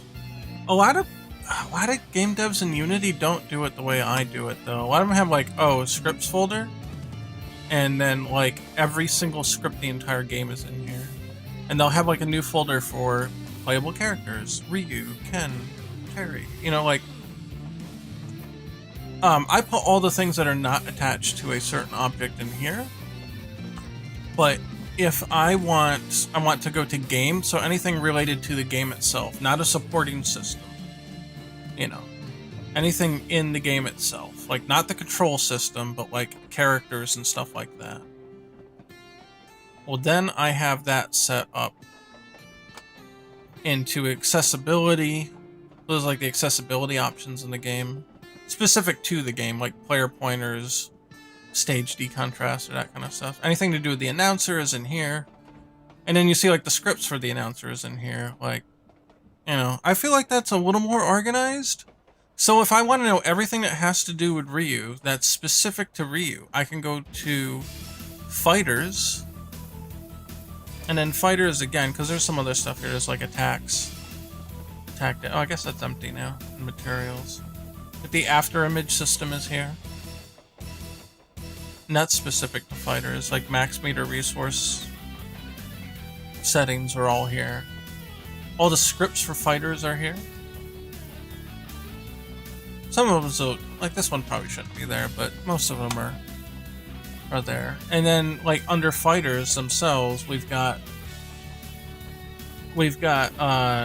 common, which is all common attributes from the fighter, so like cancel profiles for canceling moves that they share. Command moves, like the roll, everybody's got the roll, so everybody needs access to that. Everybody's got, you know, like cancels and stuff. Or like those commands, those are all in the common section. The fire effect, because anybody could do fire damage, like that. But then we get to like Ryu, and then all his stuff is in his folder. All his animations are in here. His common ones, his unique ones, the sandbag that he has in his intro. You know, everything's like there. And then command moves. All of Ryu's command moves, including his command hierarchy. Here's his command hierarchy. And then all of these are linked to one of these in here. And then each one of those has moves inside of them, which is here, that activate the actual move itself. So these are the these are the profiles for the cancel, or for the command rather, like Hadoken H, and that translates to this move.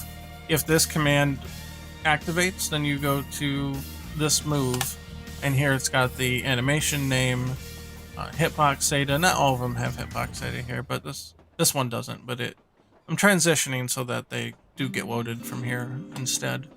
Most of them originally were getting loaded as an animation event. Either way it works, but I can reuse animations without having the hitbox being static to that animation if I do it here. Just didn't need it for this one. You should add the back of the headband for Ryu in the idol.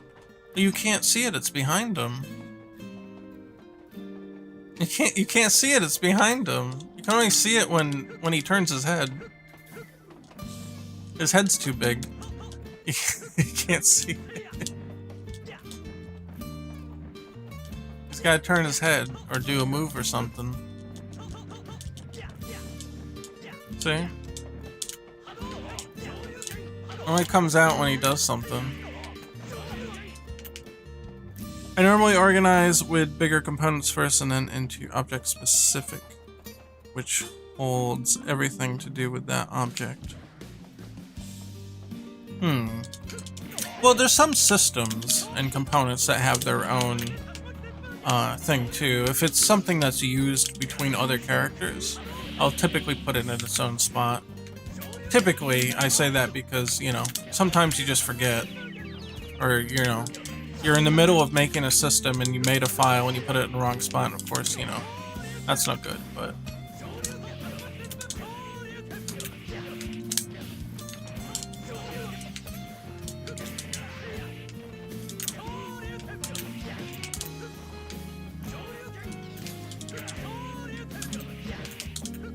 This is what I was trying to show earlier. Super good tips, thanks for that tonight. I'm off to hunt for my own endorphin hits with my many bugs. Well, good luck, man. If you want to come back, I greatly appreciate it. We do this every Monday. Here's the schedule real quick. Will it work? Will it work? Click? Yeah, there we go. We do fighting game, this fan game on Monday. And then on Thursday, I have a platformer game. It's kind of like an exploration platformer thing. Kind of sort of a Metroidvania, but not really. I don't know. You can stop by and check that out on Thursday. Everything's at 8 p.m. Eastern Standard Time, assuming I start on time. And then on Sunday, I actually play a game, because if I don't play a game on Sunday, I'll never play video games if I don't force myself to. I'll get so wrapped up in work that I'll never play anything again. I wish that was a joke. It's not. I think I went like 6 months without like actually playing a game when I didn't do that. And I realized that has to stop. It's kind of hard to make it a video game when you're completely disconnected from the entire hobby. I feel like you need to play something to get some insight on things, you know? Hey, I think I stopped by for Retro Mansion game when you were bringing in some of the Pixar assets. Oh, okay. I'm sorry, there's so many people come in and out, it's tough to remember who's been here or not. It's so sad that this is the reality for most game developers. It's true. A lot of them, you talk to a lot of them, they're like, yeah, I haven't played a video game, or I've played this one game, and just this one game, like, all year, and that's the only game that I played this year. And it sucks, it really does. Ooh! I like that. That's a good cancel. So what this is useful for, if you're in Power Max, you can set up a dungeon situation. Now, the correct answer to get out of it is to Shoryuken, so that's why Ken didn't get affected by it. However...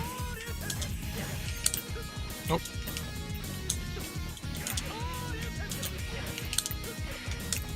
Oh, that's not what I wanted. Oh. Oh, come on. This is harder than it looks. Oh, that's not what I wanted. Oh, damn it.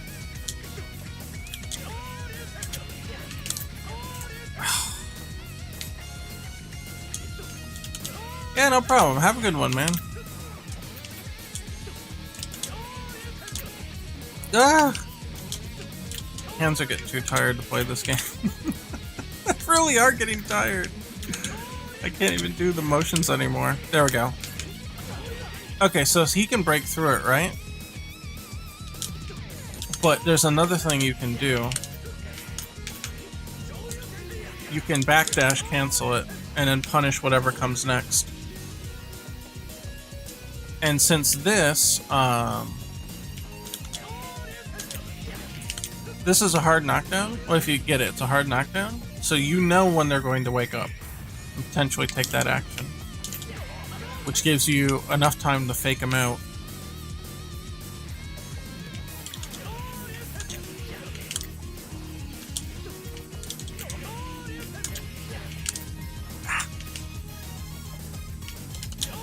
The easier way to do it would be this, but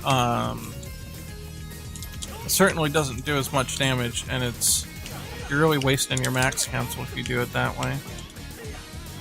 Where you can be in max already and pull it off here, it's just way harder.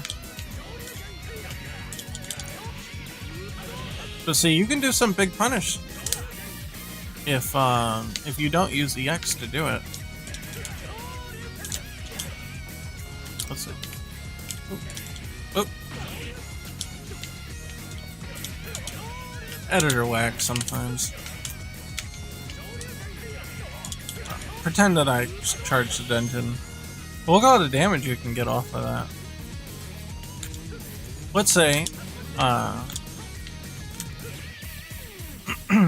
or yeah, let's do it this way. You have 3 bars, you activate. Oh wait, hold on. Let's get rid of the parry. There we go.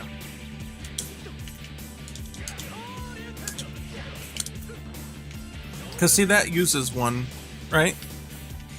When you cancel from here to here, that uses an EX. If you get them on the ground, you can still charge without an EX.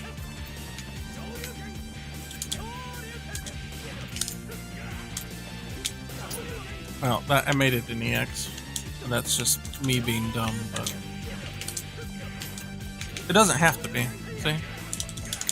And then you can save your super meter to do something bigger.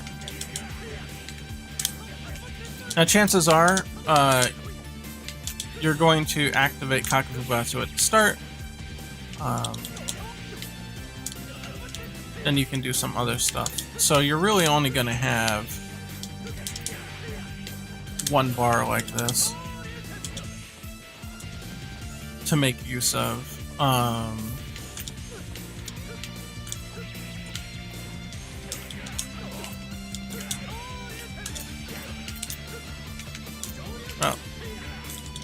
you can see you do get some bar by the time you need to do something.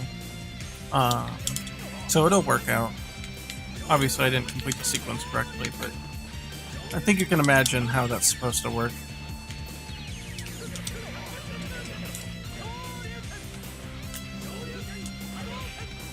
And then if they guess incorrectly, if they eat it, they eat all that damage, and they eat all that stun, more importantly. See? And now, they're screwed.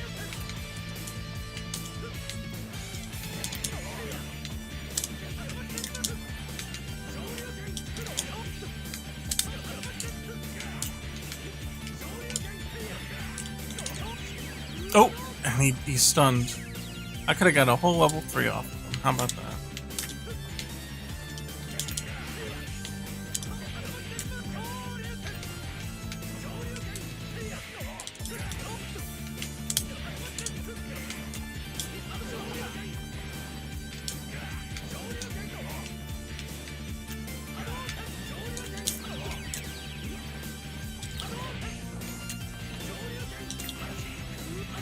Ooh!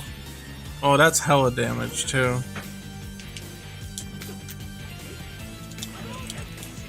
Oh! Okay, that's realistically a 5-bar super though. In order to do this, you have to spend those 2 bars. I have training mode automatically refresh it for me, the Kaku Fubatsu, but you're supposed to spend 2 meter to get it, which means you can get back those 2 meters. But it means something like this is really a 5-bar super. Like, that's a 5-bar combo, which is normally not doable. Plus max, if you consider max an actual bar too, then yeah, there's more of that too.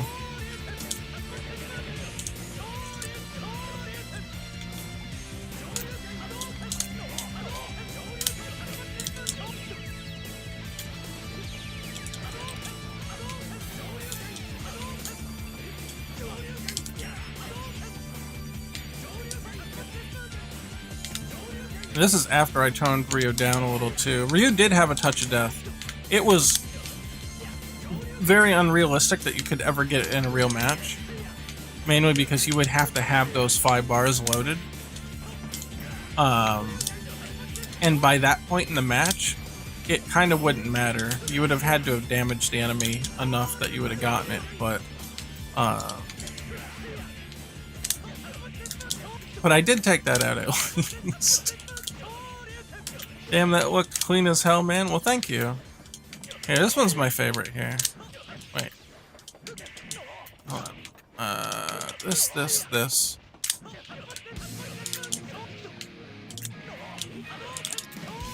Oh, almost got it.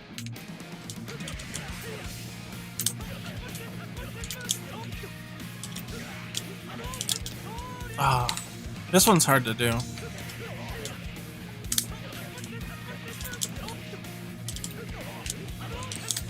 Oh, shit. Okay, oh.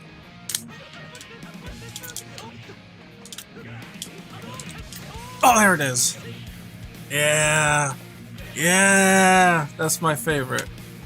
That's my favorite. Imagine throwing a fireball at the beginning of the round and that happens to you. Imagine. Hey man, how you been? And I see game feel keeps getting better. Well, thank you. I've been pretty alright. Hasn't been going as fast as I would like, but I'm trying to learn to not overextend myself. I'm very upset that I couldn't get the net play out sooner. But it's just a mountain of work, and I gotta accept that, and I just gotta keep moving. Oh, that editor lags sometimes. The normal game doesn't do that. So I've been kind of going at a more respectable pace. I'll put it that way. I stopped cutting some corners in the code as well.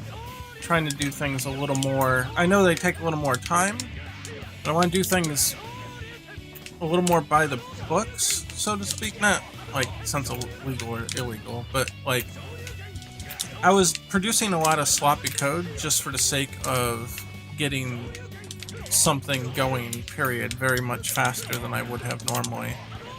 But that kind of stuff can bite you in the butt. You could end up making more work for yourself in the long run, trying to shorthand it now. And I've been trying to come to terms with that fact. And instead of trying to rush it, just do it, just take the amount of time that I need to do it right. And when it's right, it'll be good. And then I don't have to spend time going back and redoing stuff because I didn't do it right the first time. Let's see. Let's try to put the effects in here. Power max activation. Power max activation. Power max deactivation.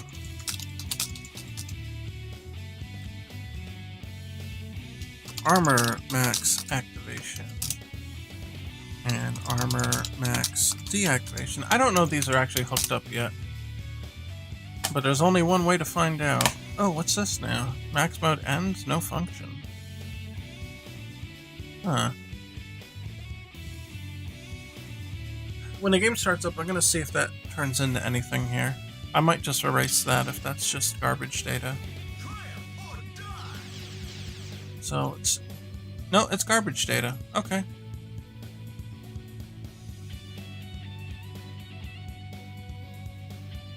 Remove. That might have just been something that I thought I needed, and I never took it out. And that's an example of what I'm talking about. I rushed it, and I left something there that shouldn't have been. Oh yeah, it works. Cool. Yeah. Okay, so check out with all the effects now. When you activate. That's more like it now.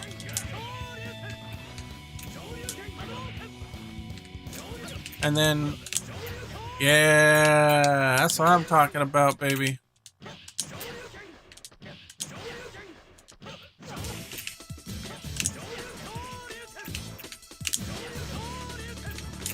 Yeah, it looks good again.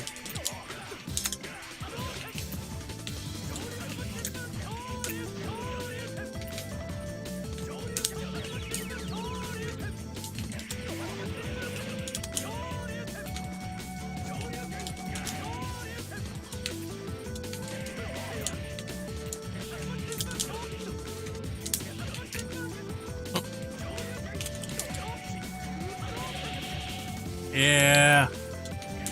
Shit looks good again.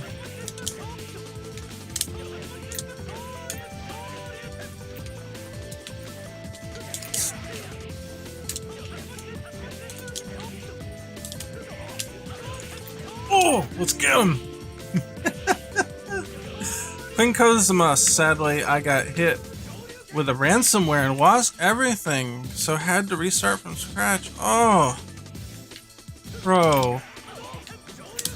Dude, that's the worst case scenario. Holy shit. Last I talked to you was also equally playable. It was also equally payable? Actually added a few features inspired by you. Oh, well that's what I wanna say. I feel good that I've inspired you to add some stuff. And that sounds like a lame way to say it, but my tired brain can't think of like a better way to say it. It just makes me happy that I could inspire someone to do that. I think if that makes sense. It doesn't seem like that would ever be the case.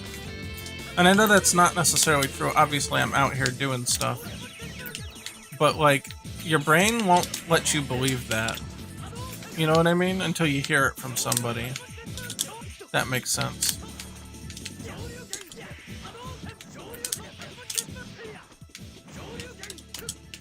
I don't know if it's imposter syndrome. It's probably partly imposter syndrome. That's the mental phenomenon, I guess. I don't know what you call it. Where someone is like, oh, or someone's like, wow, you did a cool thing, and you're like, nah, that wasn't me. Like, your brain won't actually, like, literally will not let you acknowledge that that was you because you feel like an imposter or something. I don't know. I don't think I have, like, a hardcore version of that, but I think that's part of it, where it's like, yeah, I'm out here and I'm showing stuff. Obviously, that's going to be the effect realistically at some point.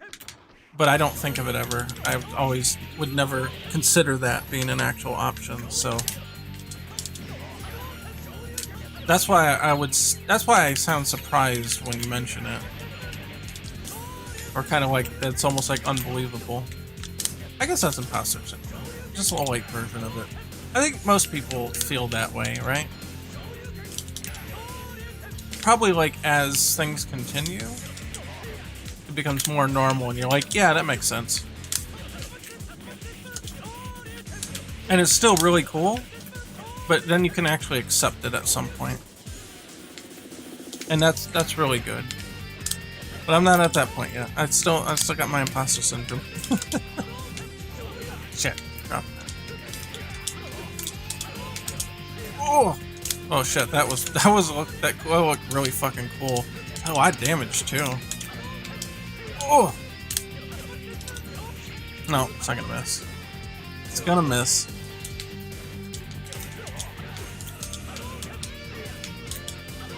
Oh shit, you could get 3. Ooh! Half damage and over half stun too.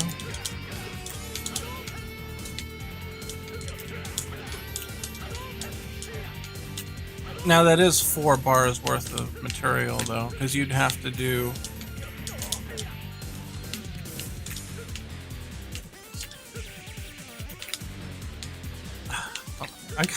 I gotta do it before the bar comes back.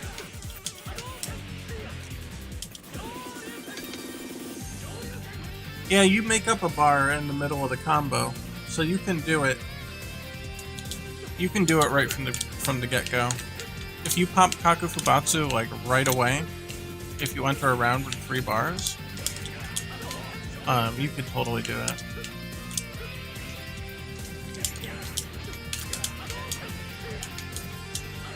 Oof. Yeah, and that's almost 50%. I know, hell a lot of stun.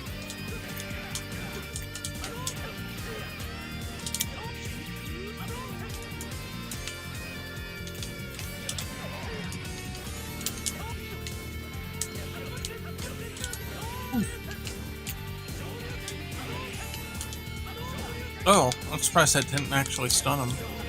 Oop.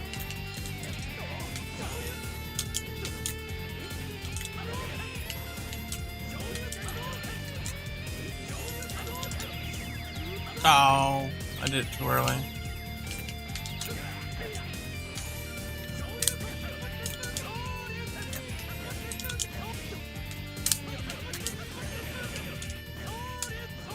Oh, I didn't have the EX.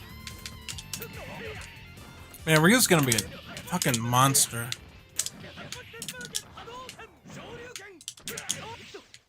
He's just gonna be so solid.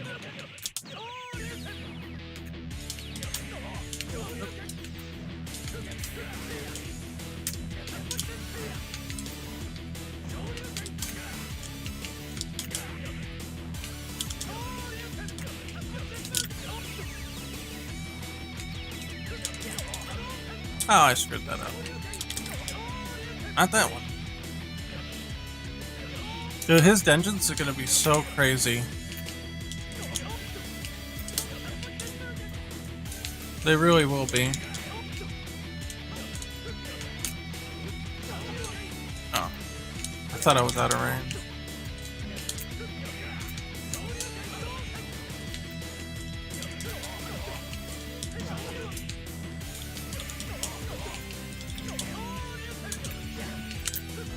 Oop.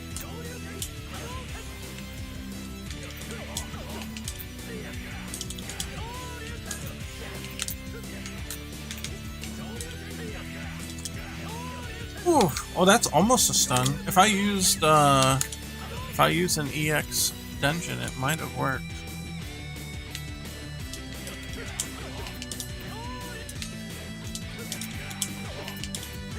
Oh, no, I gotta be closer than that.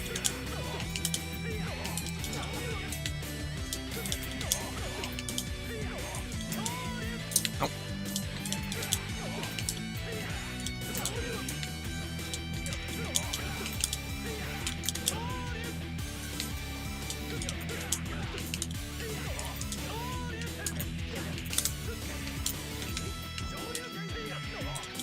Oh, I screwed it up. That would have been a lot of damage too. I was gonna do this.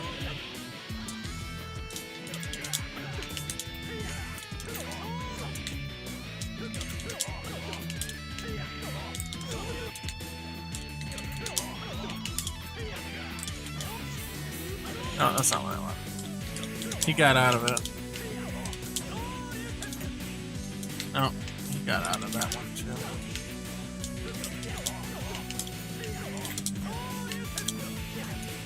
No, that was a counter hit. Man, I'm not doing them fast enough.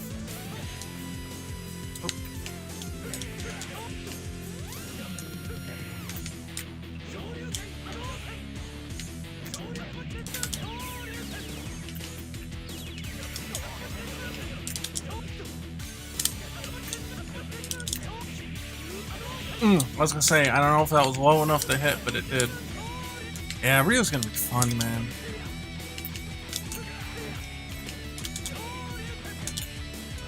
Between having the Kaku Fubatsu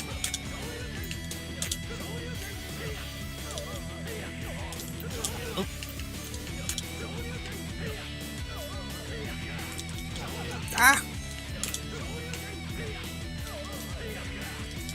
There we go. Whoa! It's unrealistic to have 3 bars after the parry, but if you ever happen to have it, oh my god. What are the controls? You've got light punch, heavy punch, light kick, heavy kick. And then you can do special moves. You can do EX moves, press 2 punches or 2 kicks with your special. You got supers, double down forward, attack, that kind of stuff. You've got max mode, that's heavy punch, heavy kick together. Increases your attack power. Oh, like the arrow keys? I think the default controls are WASD and then UIJK and then enter for start. But I included a little manual that says how to play with the game and it tells you what the defaults are. I'm pretty sure that's what they are though. I set them differently. I do use the WASD, but I use spacebar to jump. It's a hitbox layout. Let's see. Yeah, UIJK.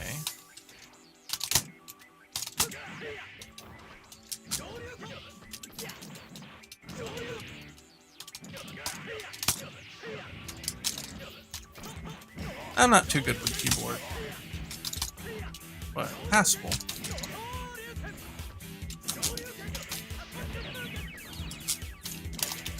Oop. Yeah, you can change the controls, so don't worry about that. You can change it to whatever you want.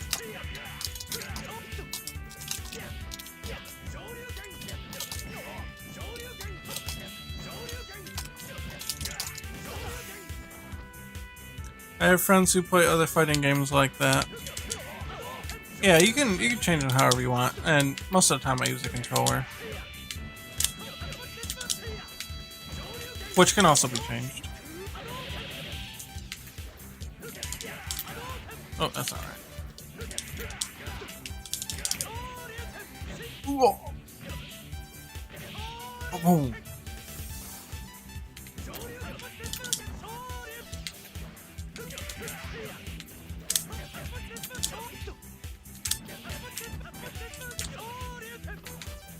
Let's see. Gotta do this, this. Oh.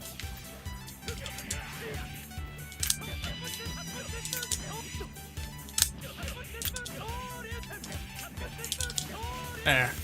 That one's fun. Unrealistic that you would have that much resources in a real game, but they would probably die halfway through it, even if you did.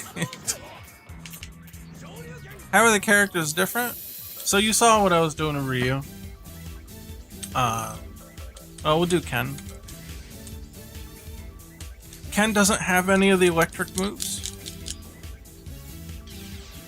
Obviously, these are Street Fighter characters, so I borrowed a lot of moves from them. He's got a Hadouken. His EX is a little different. He's got the spin kick, but he's also got a different spin kick too. His heavy version is from Street Fighter V.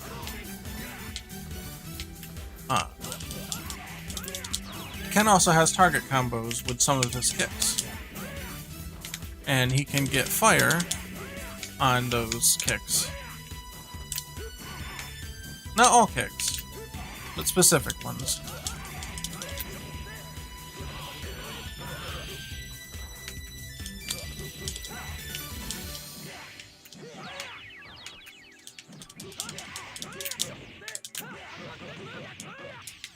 His EX Tatsu goes up in the air, spikes you down for a hard knockdown. Yeah, controller supported. Currently working on online play, but it's not quite ready yet.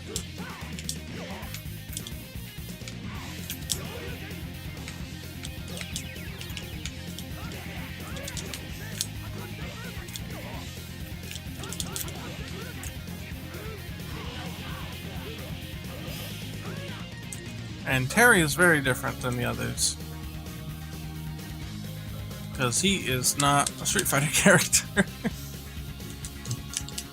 And Terry got fixed finally, so that helps.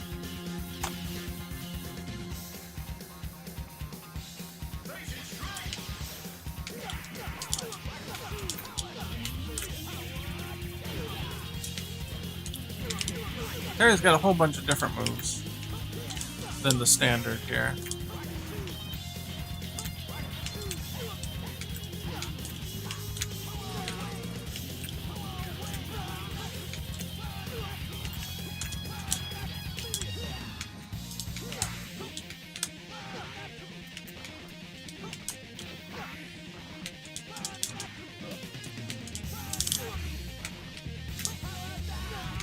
Just got that one.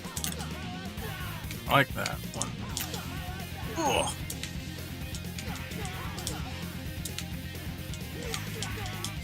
Wait, hold on. This. Ugh. And that knocks them down hard, so they can't get back up easily.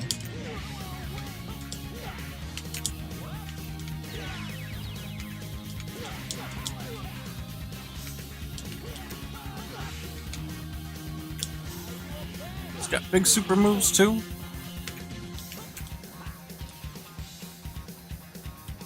This is just me, but I would make a game like this just with custom characters so you could sell it. I would get a game like that. Yeah, well, my dream game. Here, you can download it from here. I'll put the link. There's the link. The previous version is available. So it's not quite the same as what you see here. But no, it's definitely a dream project for me, so not making money on it's not really a big deal. It's just something I wanted to do. I wouldn't mind making a fighter with my own characters for sure, but this kind of started out as a test project to see if I could even do a fighter. So this is kind of my testing ground. And then if I want to make another one later, that would be cool.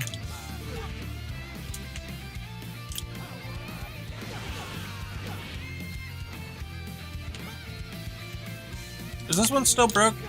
Hold on. Yeah, that one's still broke. We'll have to fix that one.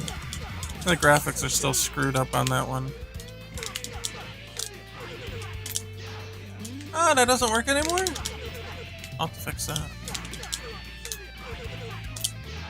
Yeah, it don't work no more.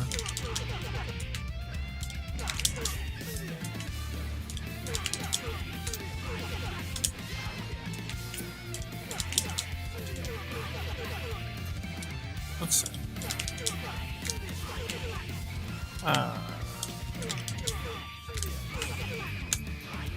Can't get that one though. I don't know if that's... I don't want that to be doable just from like here. It definitely doesn't look like you have time to do that. But you should be able to get it from here. I'll have to increase the recovery of that attack. So like the victim recovery on it. So let's look at Terry real quick here. If I go to his where are they? Hitboxes. And then Rising Tackle, Light. Now the attack data for... I guess this is the final hit here, right? Looks like it. So we want to adjust the launch configuration. So where it says like 30, we can do like 32 frames instead of 30.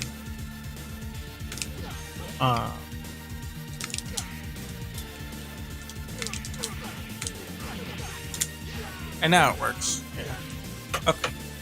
If we do 31, does it still work? Yep. Ooh, frame perfect. That's cool though. I'm alright.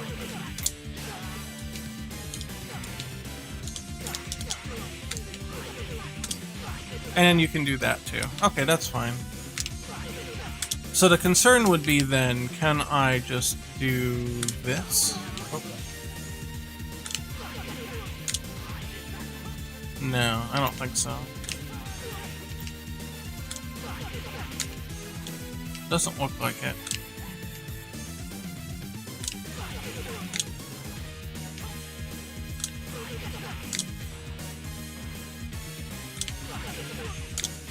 I don't think so. Are there grabs? Yeah. Nobody's got a command grab yet, but Iori's next in line to get put in, and he's got a command grab, so there will be eventually. But yeah, you got forward and back grabs.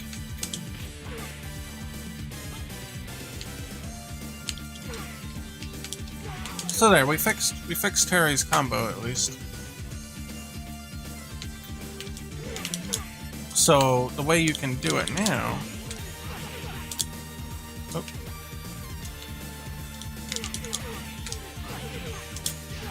Yeah, you can do that.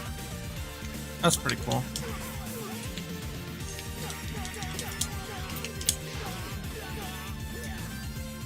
Let me see.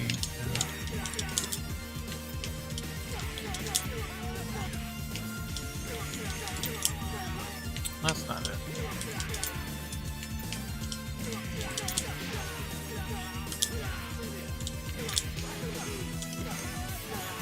You do that.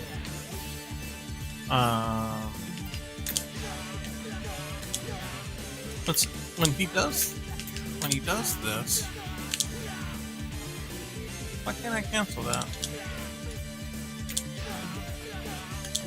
Oh, I can do it there. Wait, can I not cancel it when I'm holding down? What, really? That's weird. I wonder why. That's a glitch.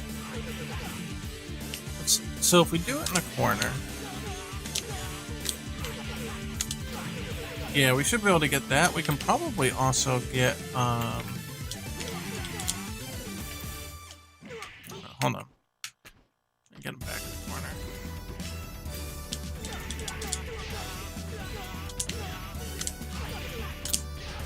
Oh, I did it too late. Hold up.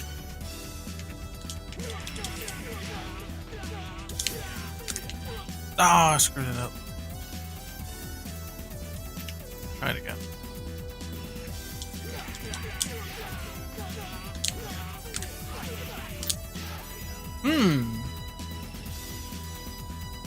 Might just be a little too short for that.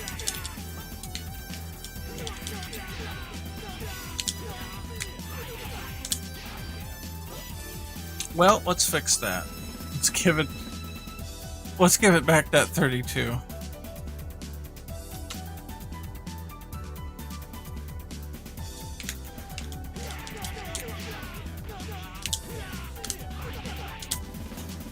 I don't know if it'll work, but we'll try it.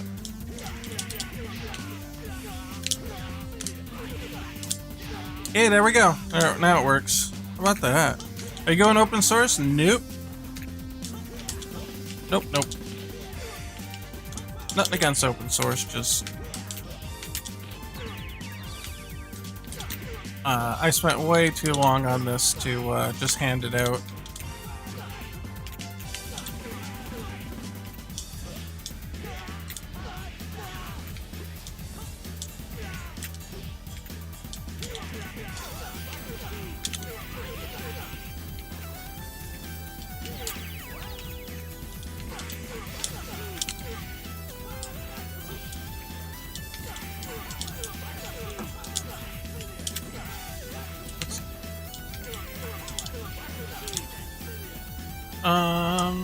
else could I do out of this?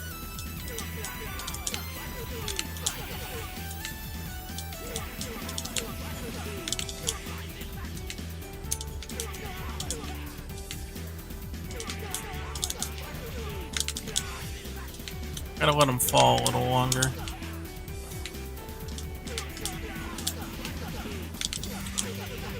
Kinda like that.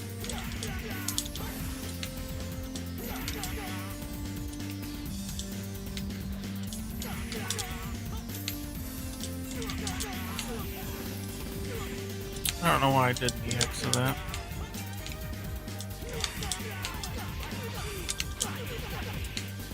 The idea is that the first hit a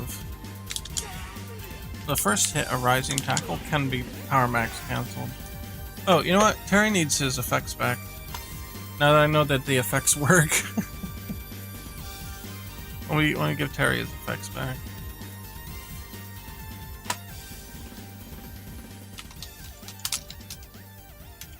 Activation. Power max deactivation. Armor max activation. Armor max deactivation.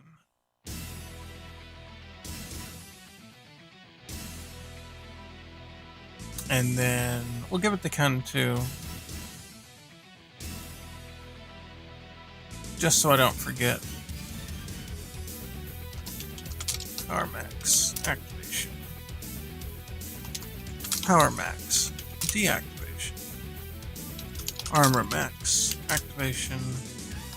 Armor max deactivation. Okay.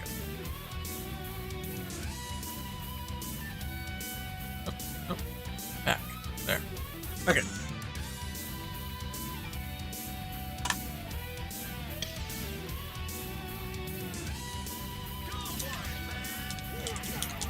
There we go. He's got his effects back. How about that?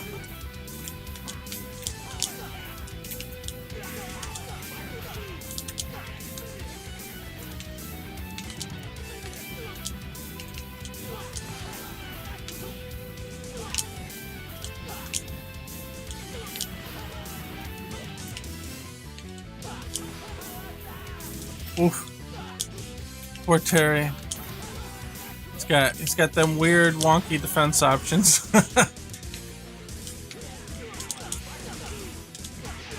I'm a little surprised he can't catch a jab with the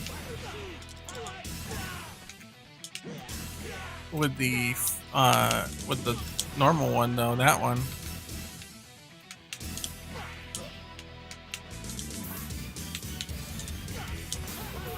Okay, you gotta be like super close.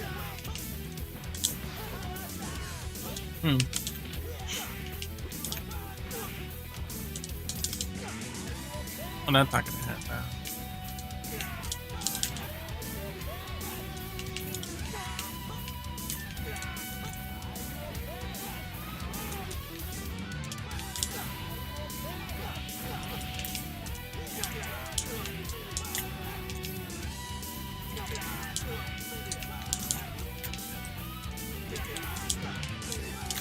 Ooh, that one's a little tough.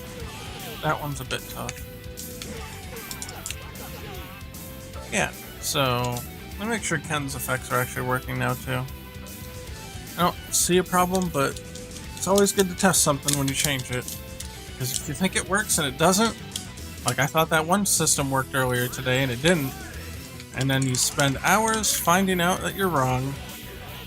Okay, gotta go. There we go.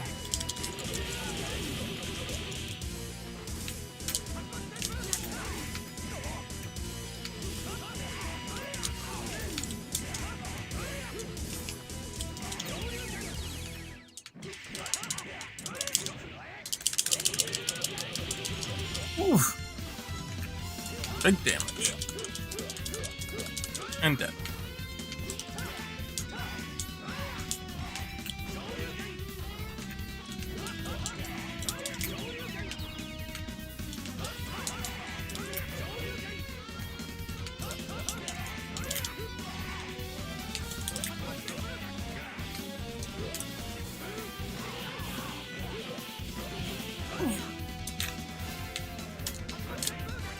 Yeah.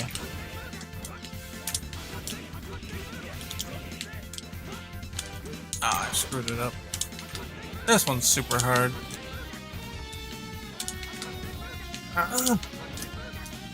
Wait, it's on random.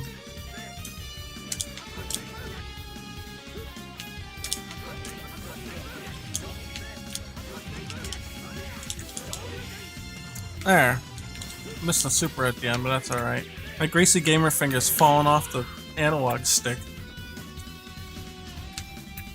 Ah, alright, whatever. Anyway. We fixed a lot of stuff. I'm really happy, actually.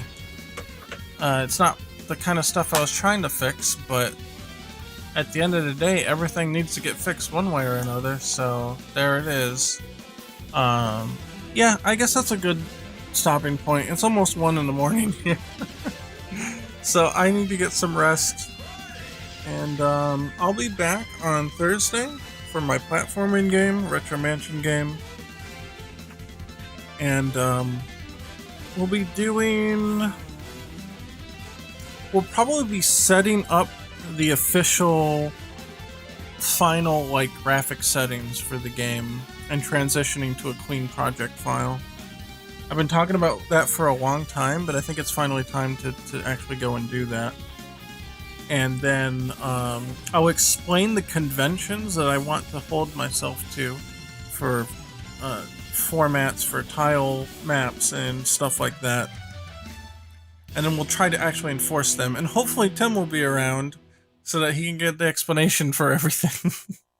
Because a lot of the stuff that he works with is going to change as a result. But that's alright. And, yeah, then beyond that, I think that's pretty much it. I might work on the ViewFrame Plus stuff a little bit during the week so that I'll have that all taken care of. If not, then we'll get to that maybe at the end of that stream or the next stream after. And that's pretty much it. So, I am patron supported. I have Patreon to support the stream, so I pay all the stream fees.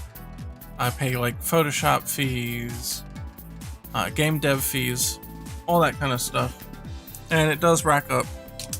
So here's the Patreon link if you are interested. Helps I spend more time doing this streaming and game dev and all that stuff. Obviously, time's money and money's time and all that stuff. So it all gets intertwined, unfortunately, in the world we live in. So if you want to see me do more stuff, that would greatly help support me in this cause for everything I work on. And so I got shout outs to give for the patrons that are currently here for November. I got Alex Smith, Mugen, AJ, Angel, Wakened Emperor, Bryce Nago Ingham, Cameron Lyle, Garen Johnson, Mike Cruz, Taryn Williams, Variant X, 07360, Alex D, Ben K, D Money 107, LD Walker, Miles Griffin, and Omega Kyo. Thank you guys very much. We will be back. Well, I'll be back. I don't know if Tim's going to be around on Thursday, but I'll be back on Thursday with more Retro Mansion stuff. So that's pretty much it. Everybody have a good one. Stay safe out there and scrub out.